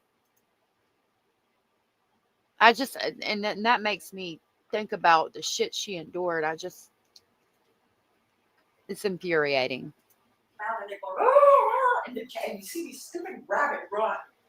Yeah. It goes underneath. Yeah, it becomes a, like the Greyhound racing, it becomes a like a raceway back there. Yeah, the back and forth. The Rex going, how do I get out? You know how they send the African boys off to kill a lion and show their manhood? I think the rabbits send them to go to the Stearns yard. If you could make it one into the other. You've passed your. She literally just said the rabbits go and do things to show their manhood. I think that the rabbits go to the Stearns yard to show your manhood. What the fuck? Hold on. Let me back that up. I apologize. I have candy in my mouth. But let me play that again. And you see these stupid rabbit run. Yeah. It goes underneath. Yeah, it becomes a. You see a stupid rabbit run and it goes under the fence, is what Deb said. Like the Greyhound racing, it becomes a. Like a raceway back there. Yeah, the back and forth. The Rex going, how do I get out? You know how they send the African boys off to kill a lion and show their manhood? I think the rabbits. You know how they send the African boys out to kill a lion and show their manhood? I think the rabbits go to the Stearns yard. Send them to go to the Stearns yard. If you could make it one into the other. You've passed your tribal. Yeah, right. If you can make it, I think the rabbits go to the Stearns yard. If you can make it across the yard, then you're a man. What the damn Sam hell? Do you all? Banana Bottom said, don't you all guys remember being in 7th grade, riding on the bus, basically just out of elementary school? We were freaking babies still. We were. She really is. Abraham said, I doubt this monster bathed before committing these horrors on that child. You know he didn't. You are now a warrior. You ninja rabbit. End of the sidewalk there, and they'll lay the grass and they'll chew it. And they'll look at the door, and the dog's going, and they're going. Seriously. Does he have like a bunch of maybe computers or phones? Well, I told Alex. I said he has a desktop computer that I stuck out in the garage. I said you should probably come get that thing and do whatever forensic stuff that you need on it. But I put it out in the garage waiting for you guys. Okay. You want to take it? Take it. Yeah, we'll take it off your hair. Is there? I'm trying to let you guys answer most of the stuff. I mean, where it makes logical sense. I'm just trying to. You mentioned the friends, or the one friend. What was his name? That was the postman. Mailman. Oh, Justin? Yes. Well, yeah, I don't think he has. You would come and visit him during that hour. I mean, even in. They're trying to figure out where Stephen went when he went to St. Cloud. Abraham said, I think she said Jennifer isn't innocent. I think she did too. The music's coming from her phone. It's a ringtone or something. They just found out Madeline is passed and they're laughing and telling jokes. Right. Like nothing's happened. Well, he may have visited Frank more because Frank was a more recent friend and Justin was, he hadn't seen Justin in a while. I can remember Frank's name. Yeah, and I don't know his contact information. Do you know his last name? Nope. Do you know about where he lives, or is it? Never met him. Yeah. Well, I met him one time. He came here to either get something from Stefan or what have you. Stocky guy, beard. You're better looking than he is. It's not saying much. Hair, So. yes, it does not say much. He works at.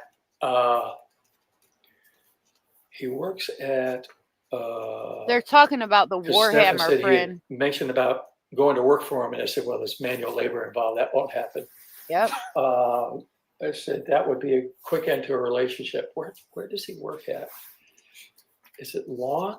That is what that's. I don't think it's lawn maintenance. I don't know if he does irrigation. God,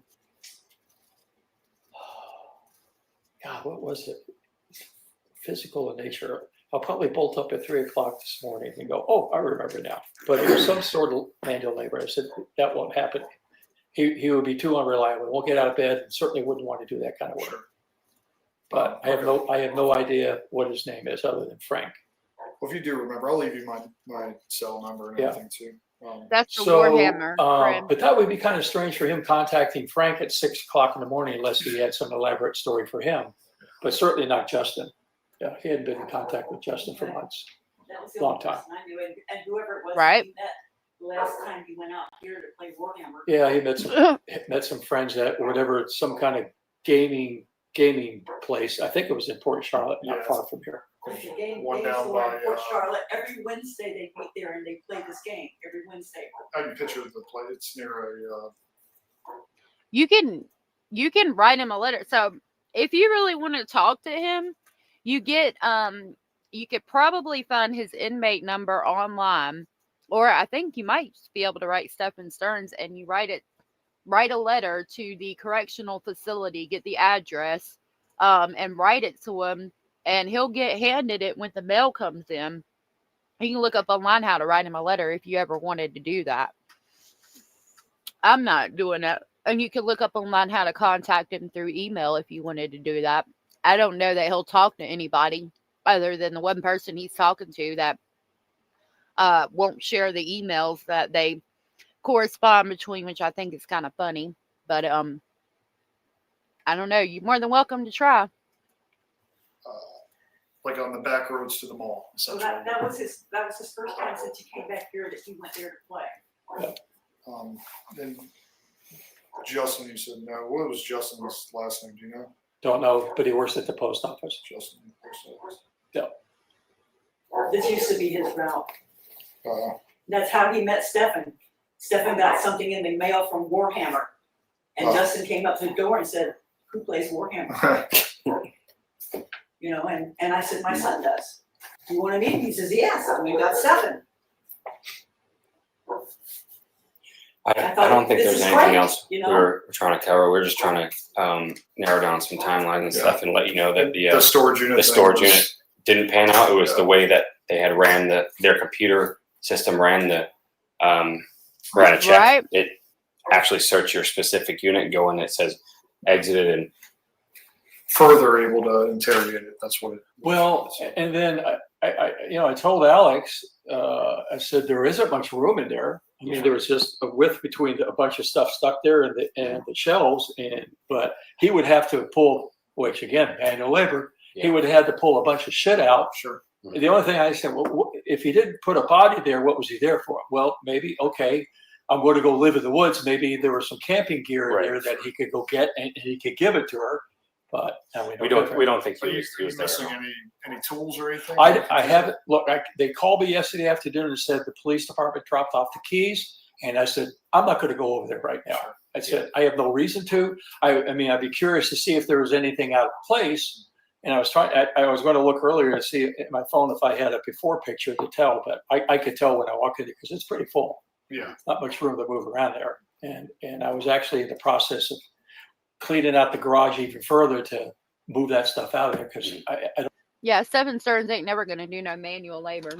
Y'all, I went to the Wally World yesterday, and they've got these It's like Hershey Kisses, but they're Cinnamon Toast Crunch.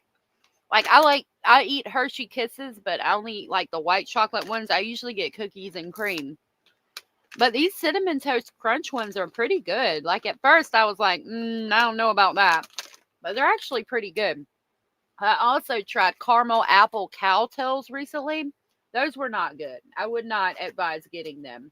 It's like got the caramel outside and then the cowtail filling is like red and it's apple flavored. Don't get those. But these Cinnamon Toast Crunch Hershey Kisses are pretty good. Oh yeah.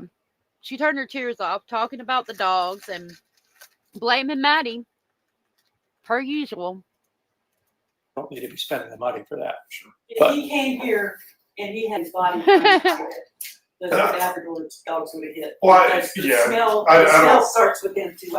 Indy, those are my favorite ones in the whole world. The peppermint ones that are white chocolate, the Hershey Kisses. I buy like 8 bags when they put them out at Christmas time. Those are my favorite candies, like ever. I love them things so much. And I don't even like peppermint. Yes, I don't believe that. Just it's me personally. I don't believe that he drove around with her in the car. Well, we don't believe he brought her here. Yeah, but I do know that he was down there just trying to figure, paint that picture. The question is, right? The question is, why did he come to Northport? Correct. I don't know. I don't know if it was to. That's what we're trying to He figure knows out. what's going. I mean, he knows what's happened, right? Is it? Yeah, it's obvious. Did he want to see mom? Kimmy, take one for me. I wonder if it was to clear his Google history or if it was to talk to his mommy. Anna said Deborah's so proud of her son Warhammer and he's found a new friend to play with her baby. The mailman, shaking my head, right? It's just the more you hear, the more dysfunctional it gets. He's the only one in the know. Yeah. Yeah, but that would, I don't know. Would you, Deb, would you have found it strange if Stephanie showed up Wednesday morning here? Yeah. Yeah, that's what I mean. Again, I don't know yourself. Without calling first, he would know I wouldn't be up. We were just trying to think like that's probably the only reason that he would have to come down here. We don't think that he had her with him. Unless he was trying to get in the house and maybe up in Kissimmee. I have no idea why he was here. We had cash. Miss Sarah said, I'm munching on the amazing banana cookies with white chocolate chips that I get from the farmer's market. That sounds good and probably be pretty easy to make. He wants to grab his fuck torso. That's why he went there. I didn't mean to yell at you, Blue. I'm not really in, like, the only peppermint thing I like are those kisses, those Hershey Kisses. I'm not real big in peppermint. Like, it's weird, you know? I'm weird like that, I guess. Oh. Well, would he steal from you guys often? Was that oh yes. Yeah. He got in my wallet. He got in his wallet. He stole cash out of the. We didn't find that out until Jen told us. No, I already knew about it. She just. Did you hear the way she said, we didn't find out till Jen told us? Like, she's just disgusting. You up in Kissimmee. I have no idea why he was here. We had cash. Oh. I didn't want to get in here and get the cash. Well. Would he steal from you guys often? Was that oh yes. Yeah. He got in my wallet. He got in his wallet. He stole cash out of the. We didn't find that out until Jen told us. No, I already knew about it. She just confessed it for him. Yeah. But I already checked it when I came back. It was the same amount of money in there. So, but obviously he didn't get in. But I don't know if he knew, because if he knew, he would have been taking hundreds out of there at a time. From a different pile, because I had a paper clip together, bashed, and it was only $8. But you would know that money was gone, and it sure as hell wouldn't be her, and it wouldn't be me. So it had to be him. And then I thought, well, maybe he was trying to get, because it has all the jewelry in it. And it's valuable. Yeah, and he that much was with me when we were looking for my father's Rolex. So we think he stole a Rolex. And that much we do know that he was here at 6:30. We just don't know. I'm not saying he made it into the house or anything like that. That's what we're trying to figure out. Well, so if is there some traffic camera that picked up he was here, or did they? That he was in the city, but we have other means that put him here at the house. In between that time. I know how it is with the So she talks about him coming to get his Kimber, which is a firearm. And I'm thinking that I think I remember her saying that she thinks he wanted to harm himself. Like everything happened with Maddie. So he was going to try to get the firearm and take himself out. And that was the objective for going there. Or it was thought that it was the objective for going there. But Stephen Sterns would never do anything to hurt himself. Oh, that's cool, Rubber. He prides himself too much. What do you think ever became of the F torso? I reckon it'd be too heavy for Chris to carry to the dumpster by himself. I don't know. Hey, Indy. I don't know. It's a good question. I wonder what became of it. I was hoping the gummy would make it make sense as spelling. No doubt. Man, if I would have stolen anything from my parents, there would have been a big time to come. There would have been a big come to Jesus moment, right? I agree. Are better than air. That's interesting. I'm good, Indy. How are you? I'm sorry that you're sick, Rubber. I hope you get better, sweetheart. Rubber also has a channel drop. If y'all don't mind, I don't like asking y'all to drop links very often, but if somebody would grab Rubber's link, it would help me out a lot. And drop her link. She does trial coverage. I'm locking on my own house. It's the same bad. You got a better lock. It only locks me out. Yeah. and then it wouldn't work. So it wasn't working at all. And when I left Wednesday morning, maybe Tuesday night, I called Debbie and gave her a heads up. I said, don't go. Let me see, what time would that be? So let's see here. Stefan called me at 6:32 that evening. And then I called Debbie at 12:12. So that's what time I left here to go to Orlando. And called her to tell her, hey, don't use the front door. Don't rely on it or you won't be able to get in. And they should be locked out. And I said, I'm not coming back to get you in. So, yeah. Banana Bottom said it feels like all these adults are blaming her in one way or another. Please, everyone, think back in your mind to 6th grade. Rest in peace, Maddie. They do. Like everybody blamed that child. And it's sad to think about what her life was like. Abraham said, will Stearns want to be buried with his fuck torso? Inquiring minds want to know. If I could put money on it, I would say probably. After his parents died, he would probably ask for it. Yeah. Yeah, Lint does have good truffles. And then I don't know. I think that's really all we had. What? I don't understand why you didn't call me at all. If he's in trouble. I don't know. That's something only he can answer. Because I would. Well, maybe he thought, Okay, she said, I don't understand why he would have called me if he was in trouble because I would have something. But Chris cuts in and said, maybe he thought. And again, Chris is like, I don't know why they didn't call me because that story they came up was completely unbelievable. So it's like, oh, we didn't call. They're wondering why he didn't call them so they could help him get out of it. Like, again, it goes to show the fucked up relationship. It's all so freaking weird. Yeah. So, yeah. Other than that, I don't know. I think that's really all we had. What? I don't understand why you didn't call me at all. If he's in trouble. I don't know. If he's in trouble. That's something only he can answer. Because I would. Well, maybe he thought, because of my former law experience, law enforcement experience, that I could be of any help to him. But, when he called me about the phone and he said, should I give him the phone? I don't know if he already given it to him. I said, well, you got anything on there that you wouldn't want them to see? No. I said, then no worries. Sure. When in actuality, he was probably shitting in his pants. I thought he wiped it factory reset, whatever. Well, that was some bullshit story he told me about that. So I'm doing an OS update and I accidentally reset it. Yeah. Doesn't happen that way. It's a lot of, and I told Alex this. I said, there's a lot of inconsistency. I was about to ask, so did you tell anybody that? He told you that and you knew it didn't go that way? He is.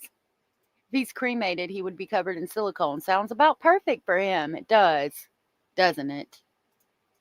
Consistency to his conversation with me that obviously makes sense, and that here he is. He's come up with a huge lie. Sure.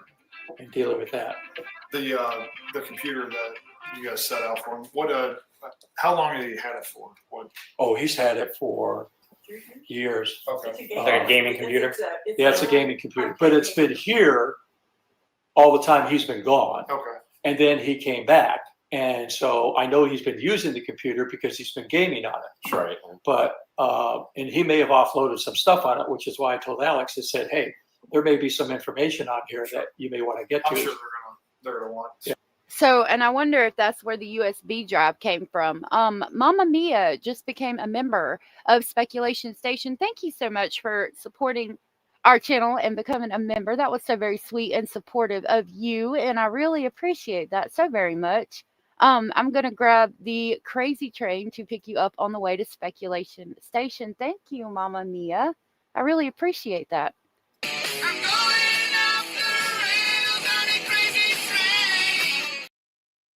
Thank you. I think we needed that little bit of music right there. We're almost done with this video. Oh, thank you. Y'all make it great. Y'all really do. Yeah, y'all are what makes it great, because I could talk to myself all day until the cows come home, but I would be nothing without you guys. Donna Smith said, delusional parents make excuses for their children and refuse to acknowledge warning signs. Look at the mass homiciders we have in America. Their parents had warning signs they ignored. I actually have this that I was going to look at with you guys before we go today. I don't know what it is, but it was on my feed. It said new details emerge about Minneapolis church homiciders past. It's only a 2-minute video that I thought we would look at when we got done with this, and we've only got about 4 minutes left of this. Yeah, so I don't know if you want it or yeah, I can grab it and give it to okay. him. Let me. I got paperwork out in the car. Yeah. To grab. Just a So receipt sweet. for you. Okay.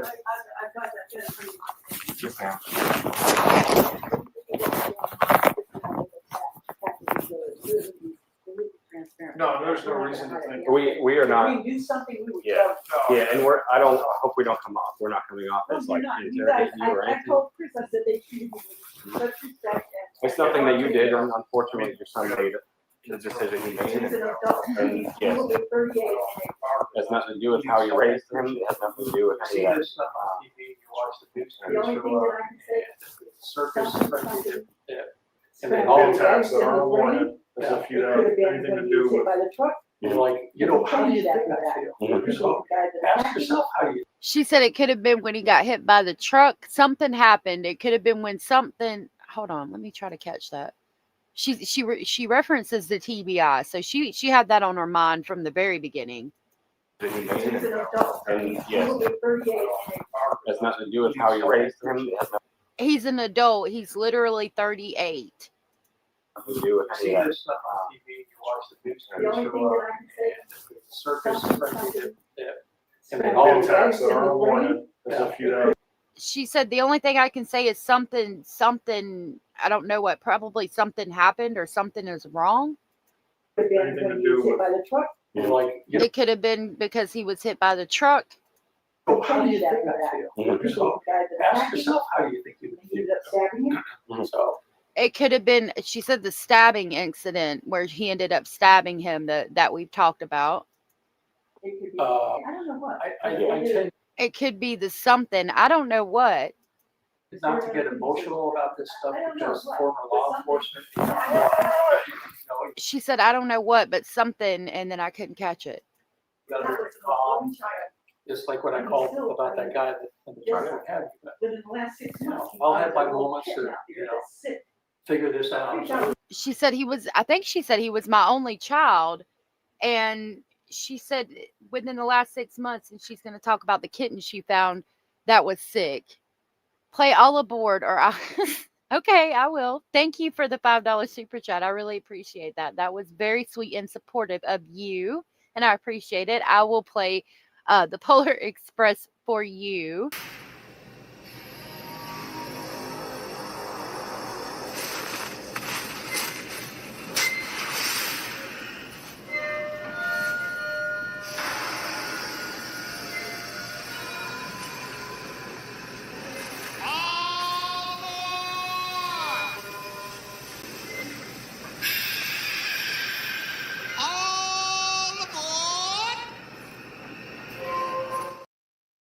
Thank you, Hio. I love your face too. And I mean it. Thank you. Yeah, it seems to be happening a lot. Why? No, for a stray cat with pneumonia. Yeah, stray cat. Empathy and has that kind of heart. I can't believe he's such a simple. He has empathy and a heart. What if he came back here?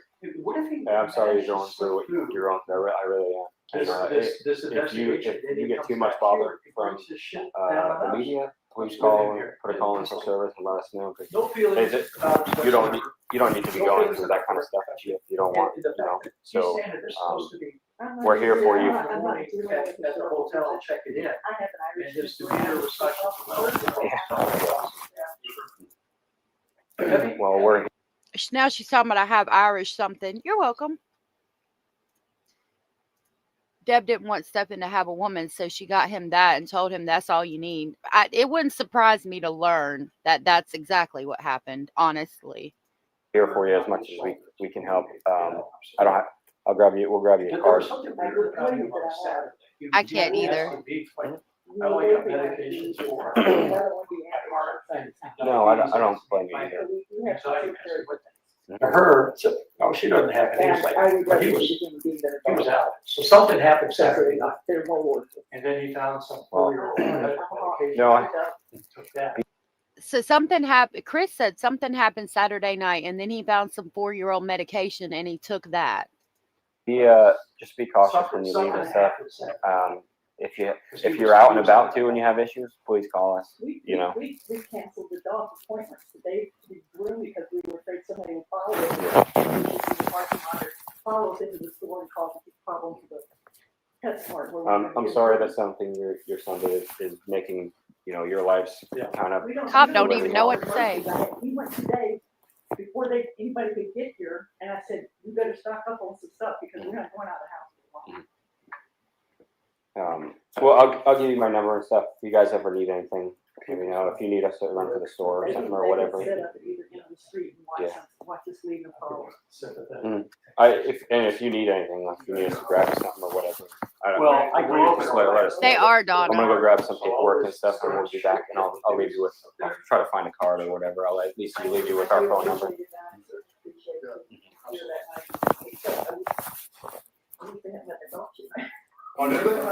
Did they really? Now she's going to talk about the diarrhea in the backyard that they can step in. Indy Girl said, I like that they said your son is making your life like this. And I do too. But Deb is never going to blame him fully for that. It's always going to be partially Jen's fault or partially Maddie's fault. It's never going to be all the way him, right? They don't ever shut up. And that's the other part of it. Like, they feel so important and entitled and privileged, and just like everybody needs to care about what they say. Members of the country club, real estate agents, and their son never does anything wrong. Not my baby. Not my precious baby boy. Oh, I missed that part. Yeah. You missed that, huh? Yeah. No, I was just. Somebody else picked it up for me, but they squished it into the rug, and he said, "Oh God, you might have to get a hose." You have an Australian. That's disgusting. Yes. Yeah, Australia, not New Zealand, because we get. Okay, they're just talking about the dogs. That's about the end of that. She said that somebody tried to pick up the dog shit off the floor, and they squished it in the carpet, and then told her she might have to grab the hose. God almighty. Kimmy said that would be the night circle of hell and even more fun. They will probably throw Jen in too. They probably will. Well, to be fair, Jennifer is not very much at fault. Jennifer is very much at fault. Yeah. Okay, before we go, I'll show you these two things I got on the Minneapolis Catholic school homicide. I have this video and then the other video that was on my news feed before we go for the day. This one is titled New Details. The homicider's dad reveals what happened before. All right, we're learning shocking new details. The attack. About the trans school shooter in Minneapolis, what police found at the home, and what the gunman's dad said happened shortly before the attack. Fox's. I do want to add that they did use the T word in this interview. I don't want to talk about that necessarily because their gender is not what's important in this. What is important is the crime that they committed. I don't want to talk. I just wanted to put that out there. It's about the crime, not all of the other shit. Brooke Taylor has been digging into this story, and she joins us live from Minneapolis. Brooke. I heard that the mom ran. Hi, Jason. Well, we're now learning from police that they have spoken with the shooter's mother after initially saying that they couldn't get into touch with her and that she hasn't been cooperating. It's not clear exactly what that conversation entailed, but I have learned that she decided to hire a criminal defense attorney. I spoke to that criminal defense attorney. I asked why his client hired him. He told me, quote, she is completely distraught about the situation and has no culpability. Now, police have not said whether any family members potentially face charges. A new search warrant, meanwhile, reveals the shooter, 23-year-old Robin Westman, left a car at the scene, which was registered to his father. That father told officials the shooter was with a romantic partner. They were living together, recently broke up, so he moved out of that home and was living with a friend. Police searched Westman's father's house here in Minneapolis. They found a tactical vest, 2 computer drives, and documents, according to that warrant. So I'm wondering, like we were talking about, there had to be signs. If somebody was living with him, then how did they not see all the signs? I'm sorry, if somebody was living with her, I apologize. If somebody was living with her, then how did they not see the signs? Because I mean, we showed the magazines, and she had written some awful things on the magazines, like for the children and all of that. It was very well planned out. And then she wrote a letter to her siblings saying, you know, forgive mom, she loves you. And then just unleashed this reign of terror.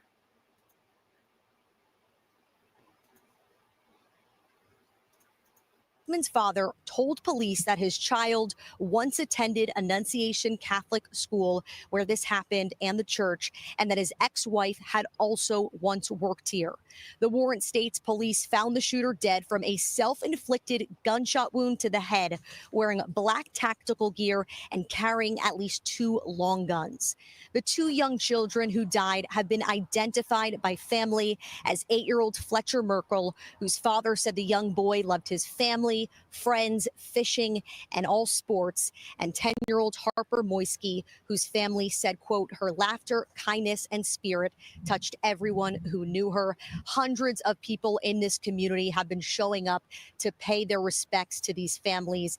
18 others were injured, and tonight we're told that 6 are still in the hospital, 5 of them just young, innocent children. Jason. So that was what the dad said. I know the mom had worked there and recently retired, and then I heard the mom got a lawyer and was hiding. I didn't know that she had went to the school. Donna, I've wondered that, but I just have to be very careful. You know what I mean? I think personally, if that's something that you feel the need to do, that it should be done once you are over the age of 18. That's how I feel about that.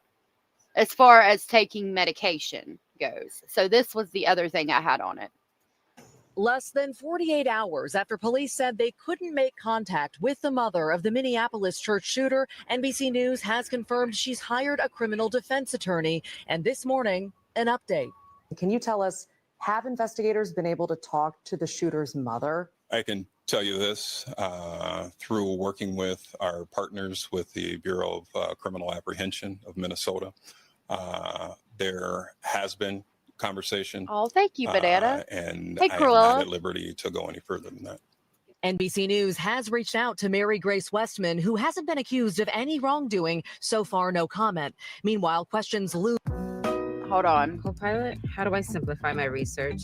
This is on a like a ad, like a article type thing. So they do ads. I apologize. I pay for premium on YouTube. Hi, Cruella. It's nice to meet you. could have been prevented. There's definitely red flags. Former classmate and friend Josefina Sanchez telling NBC News affiliate Care 11 in 6th and 7th grade, the shooter had a chilling fascination with Nazis. He would salute to Hitler and definitely do it when the teachers weren't watching. The shooter's hate-filled journal stating it was around that age she started thinking about committing a school shooting. A few years later, in 2018, a police report obtained by NBC News shows officers responded to the home where she lived with her mother. The reasons? Mental health and a check on the welfare of a juvenile. Can you say whether warning signs were missed? Those are investigative details, and we'll leave them in the investigation until we're able to give that information to you. The attack. See, that's a hard one because I'll be the first to tell you that when I was a teenager, you know, I like Charles Manson. I listened to Marilyn Manson and all of the things. What she said about her being in 7th grade and doing the salute when the teacher wasn't looking, you can't use that as a factor because children do dumb things, especially during teenage years. And I mean, if they were learning about that in history class, it could have been a form of rebellion. Like they just wanted to be rebellious. So when the teacher turned around, they did the salute. I don't condone it by any means, but I also don't think that we need to go back and say, oh, well, they were, you know, saluting the cause of World War II when the teacher turned around. So we should have known something. There might have been other signs or whatever, but it's so hard to tell with young teenagers because they do things just to get attention, yeah, or to be defiant or rebellious. Now, you know, stockpiling weapons, making manifestos and saying that that's something that you idolize and want to do, that's a different story. I mean, even thinking about that sector, thinking about Columbine, because that happened when I was in school. There's a song by Filter called Nice Shot, and it's referencing that. And I looked into Columbine and studied it as well to try to understand the psychology behind it, because I've always been really into psychology behind things of, you know, where bad things happen. But it didn't mean that I was going to go do something like that. So it's hard. It's a hard line to define. You know, are these red flags or are these just an adolescent being rebellious or anything like that? You know what I mean? Killing 8-year-old Fletcher Merkel and 10-year-old Harper Moisky. Astoria Safe, also 10 among the injured. She has a bullet shrapnel stuck in her skull. Her being here today is a miracle. Oh, man. Yeah, so much pain here.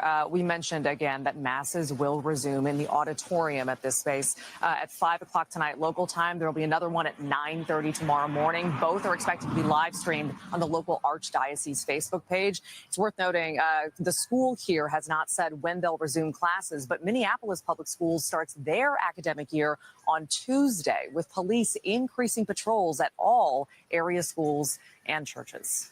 Peter. Another American community in mourning. Maggie Vespa in Minneapolis. Thank you, Maggie. So that was the end of that one. Cruella, I'm sorry that you are in the area and everything that after everything that happened. I couldn't imagine, and I'm so sorry that you're going through that. I hope that everybody is able to come together as a community and support one another through this. It makes it worse that it was a Catholic school and they were in the middle of morning prayer. I don't know. It makes it more heartbreaking to me. I saw that Kate came in. Hey. Oh, yeah. Yeah, Pumped Up Kicks. It's about Columbine, too, from what I've heard.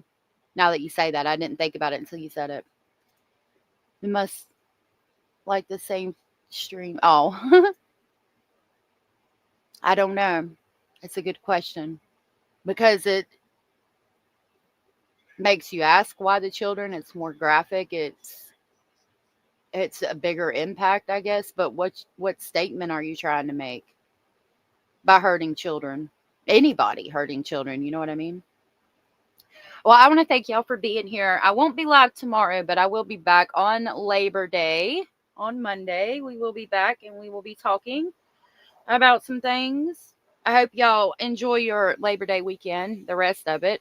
Hope y'all have a good evening and you spend some time with family or something to get your mind off of all this mess that's going on. Well, Kim, thank you for that. Cara said, I agree, whether or not you're religious or whatever your beliefs are, the fact that this happened during prayer and at their place of worship is horrible. It was in southern suburb of, I hate all this stuff happening. It is. It's like something new every day. Oh, thank you, Cruella. Yeah, I'm glad that you found us over here at the Speculating Family, and I look forward to seeing you again on Monday. Miss King said, at first when I saw the mother did not talk to the police and got a lawyer, but then someone said it may have been that she was afraid they will hold her responsible like they did the other. Yeah, it's a possibility. Sad these things are happening to children and babies. It takes a sick individual. It does. Today was your dad's 74th birthday. If he was still alive, he would have been barbecuing and smoking meat, and I would be all about it all. Well, happy birthday to him in heaven. No respect anymore. Why can't people just respect others' beliefs? Doesn't mean they have to believe the same way. I agree. All right, y'all. I hope y'all have a good weekend. If nobody's told you, you are enough. You are important. You are special, and you are loved. And thank y'all all for being here and hanging out with me. And I will see y'all on Monday. Stay safe. Bye.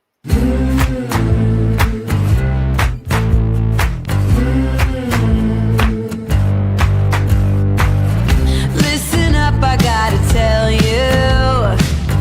there is something you should know. I have never really liked you at all. I cannot hide it anymore.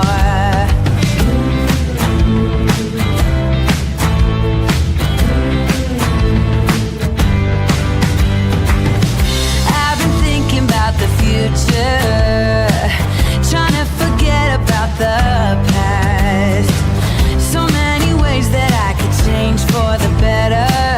Don't even know where to begin. If I allow myself to dream, will it be as good as it seems?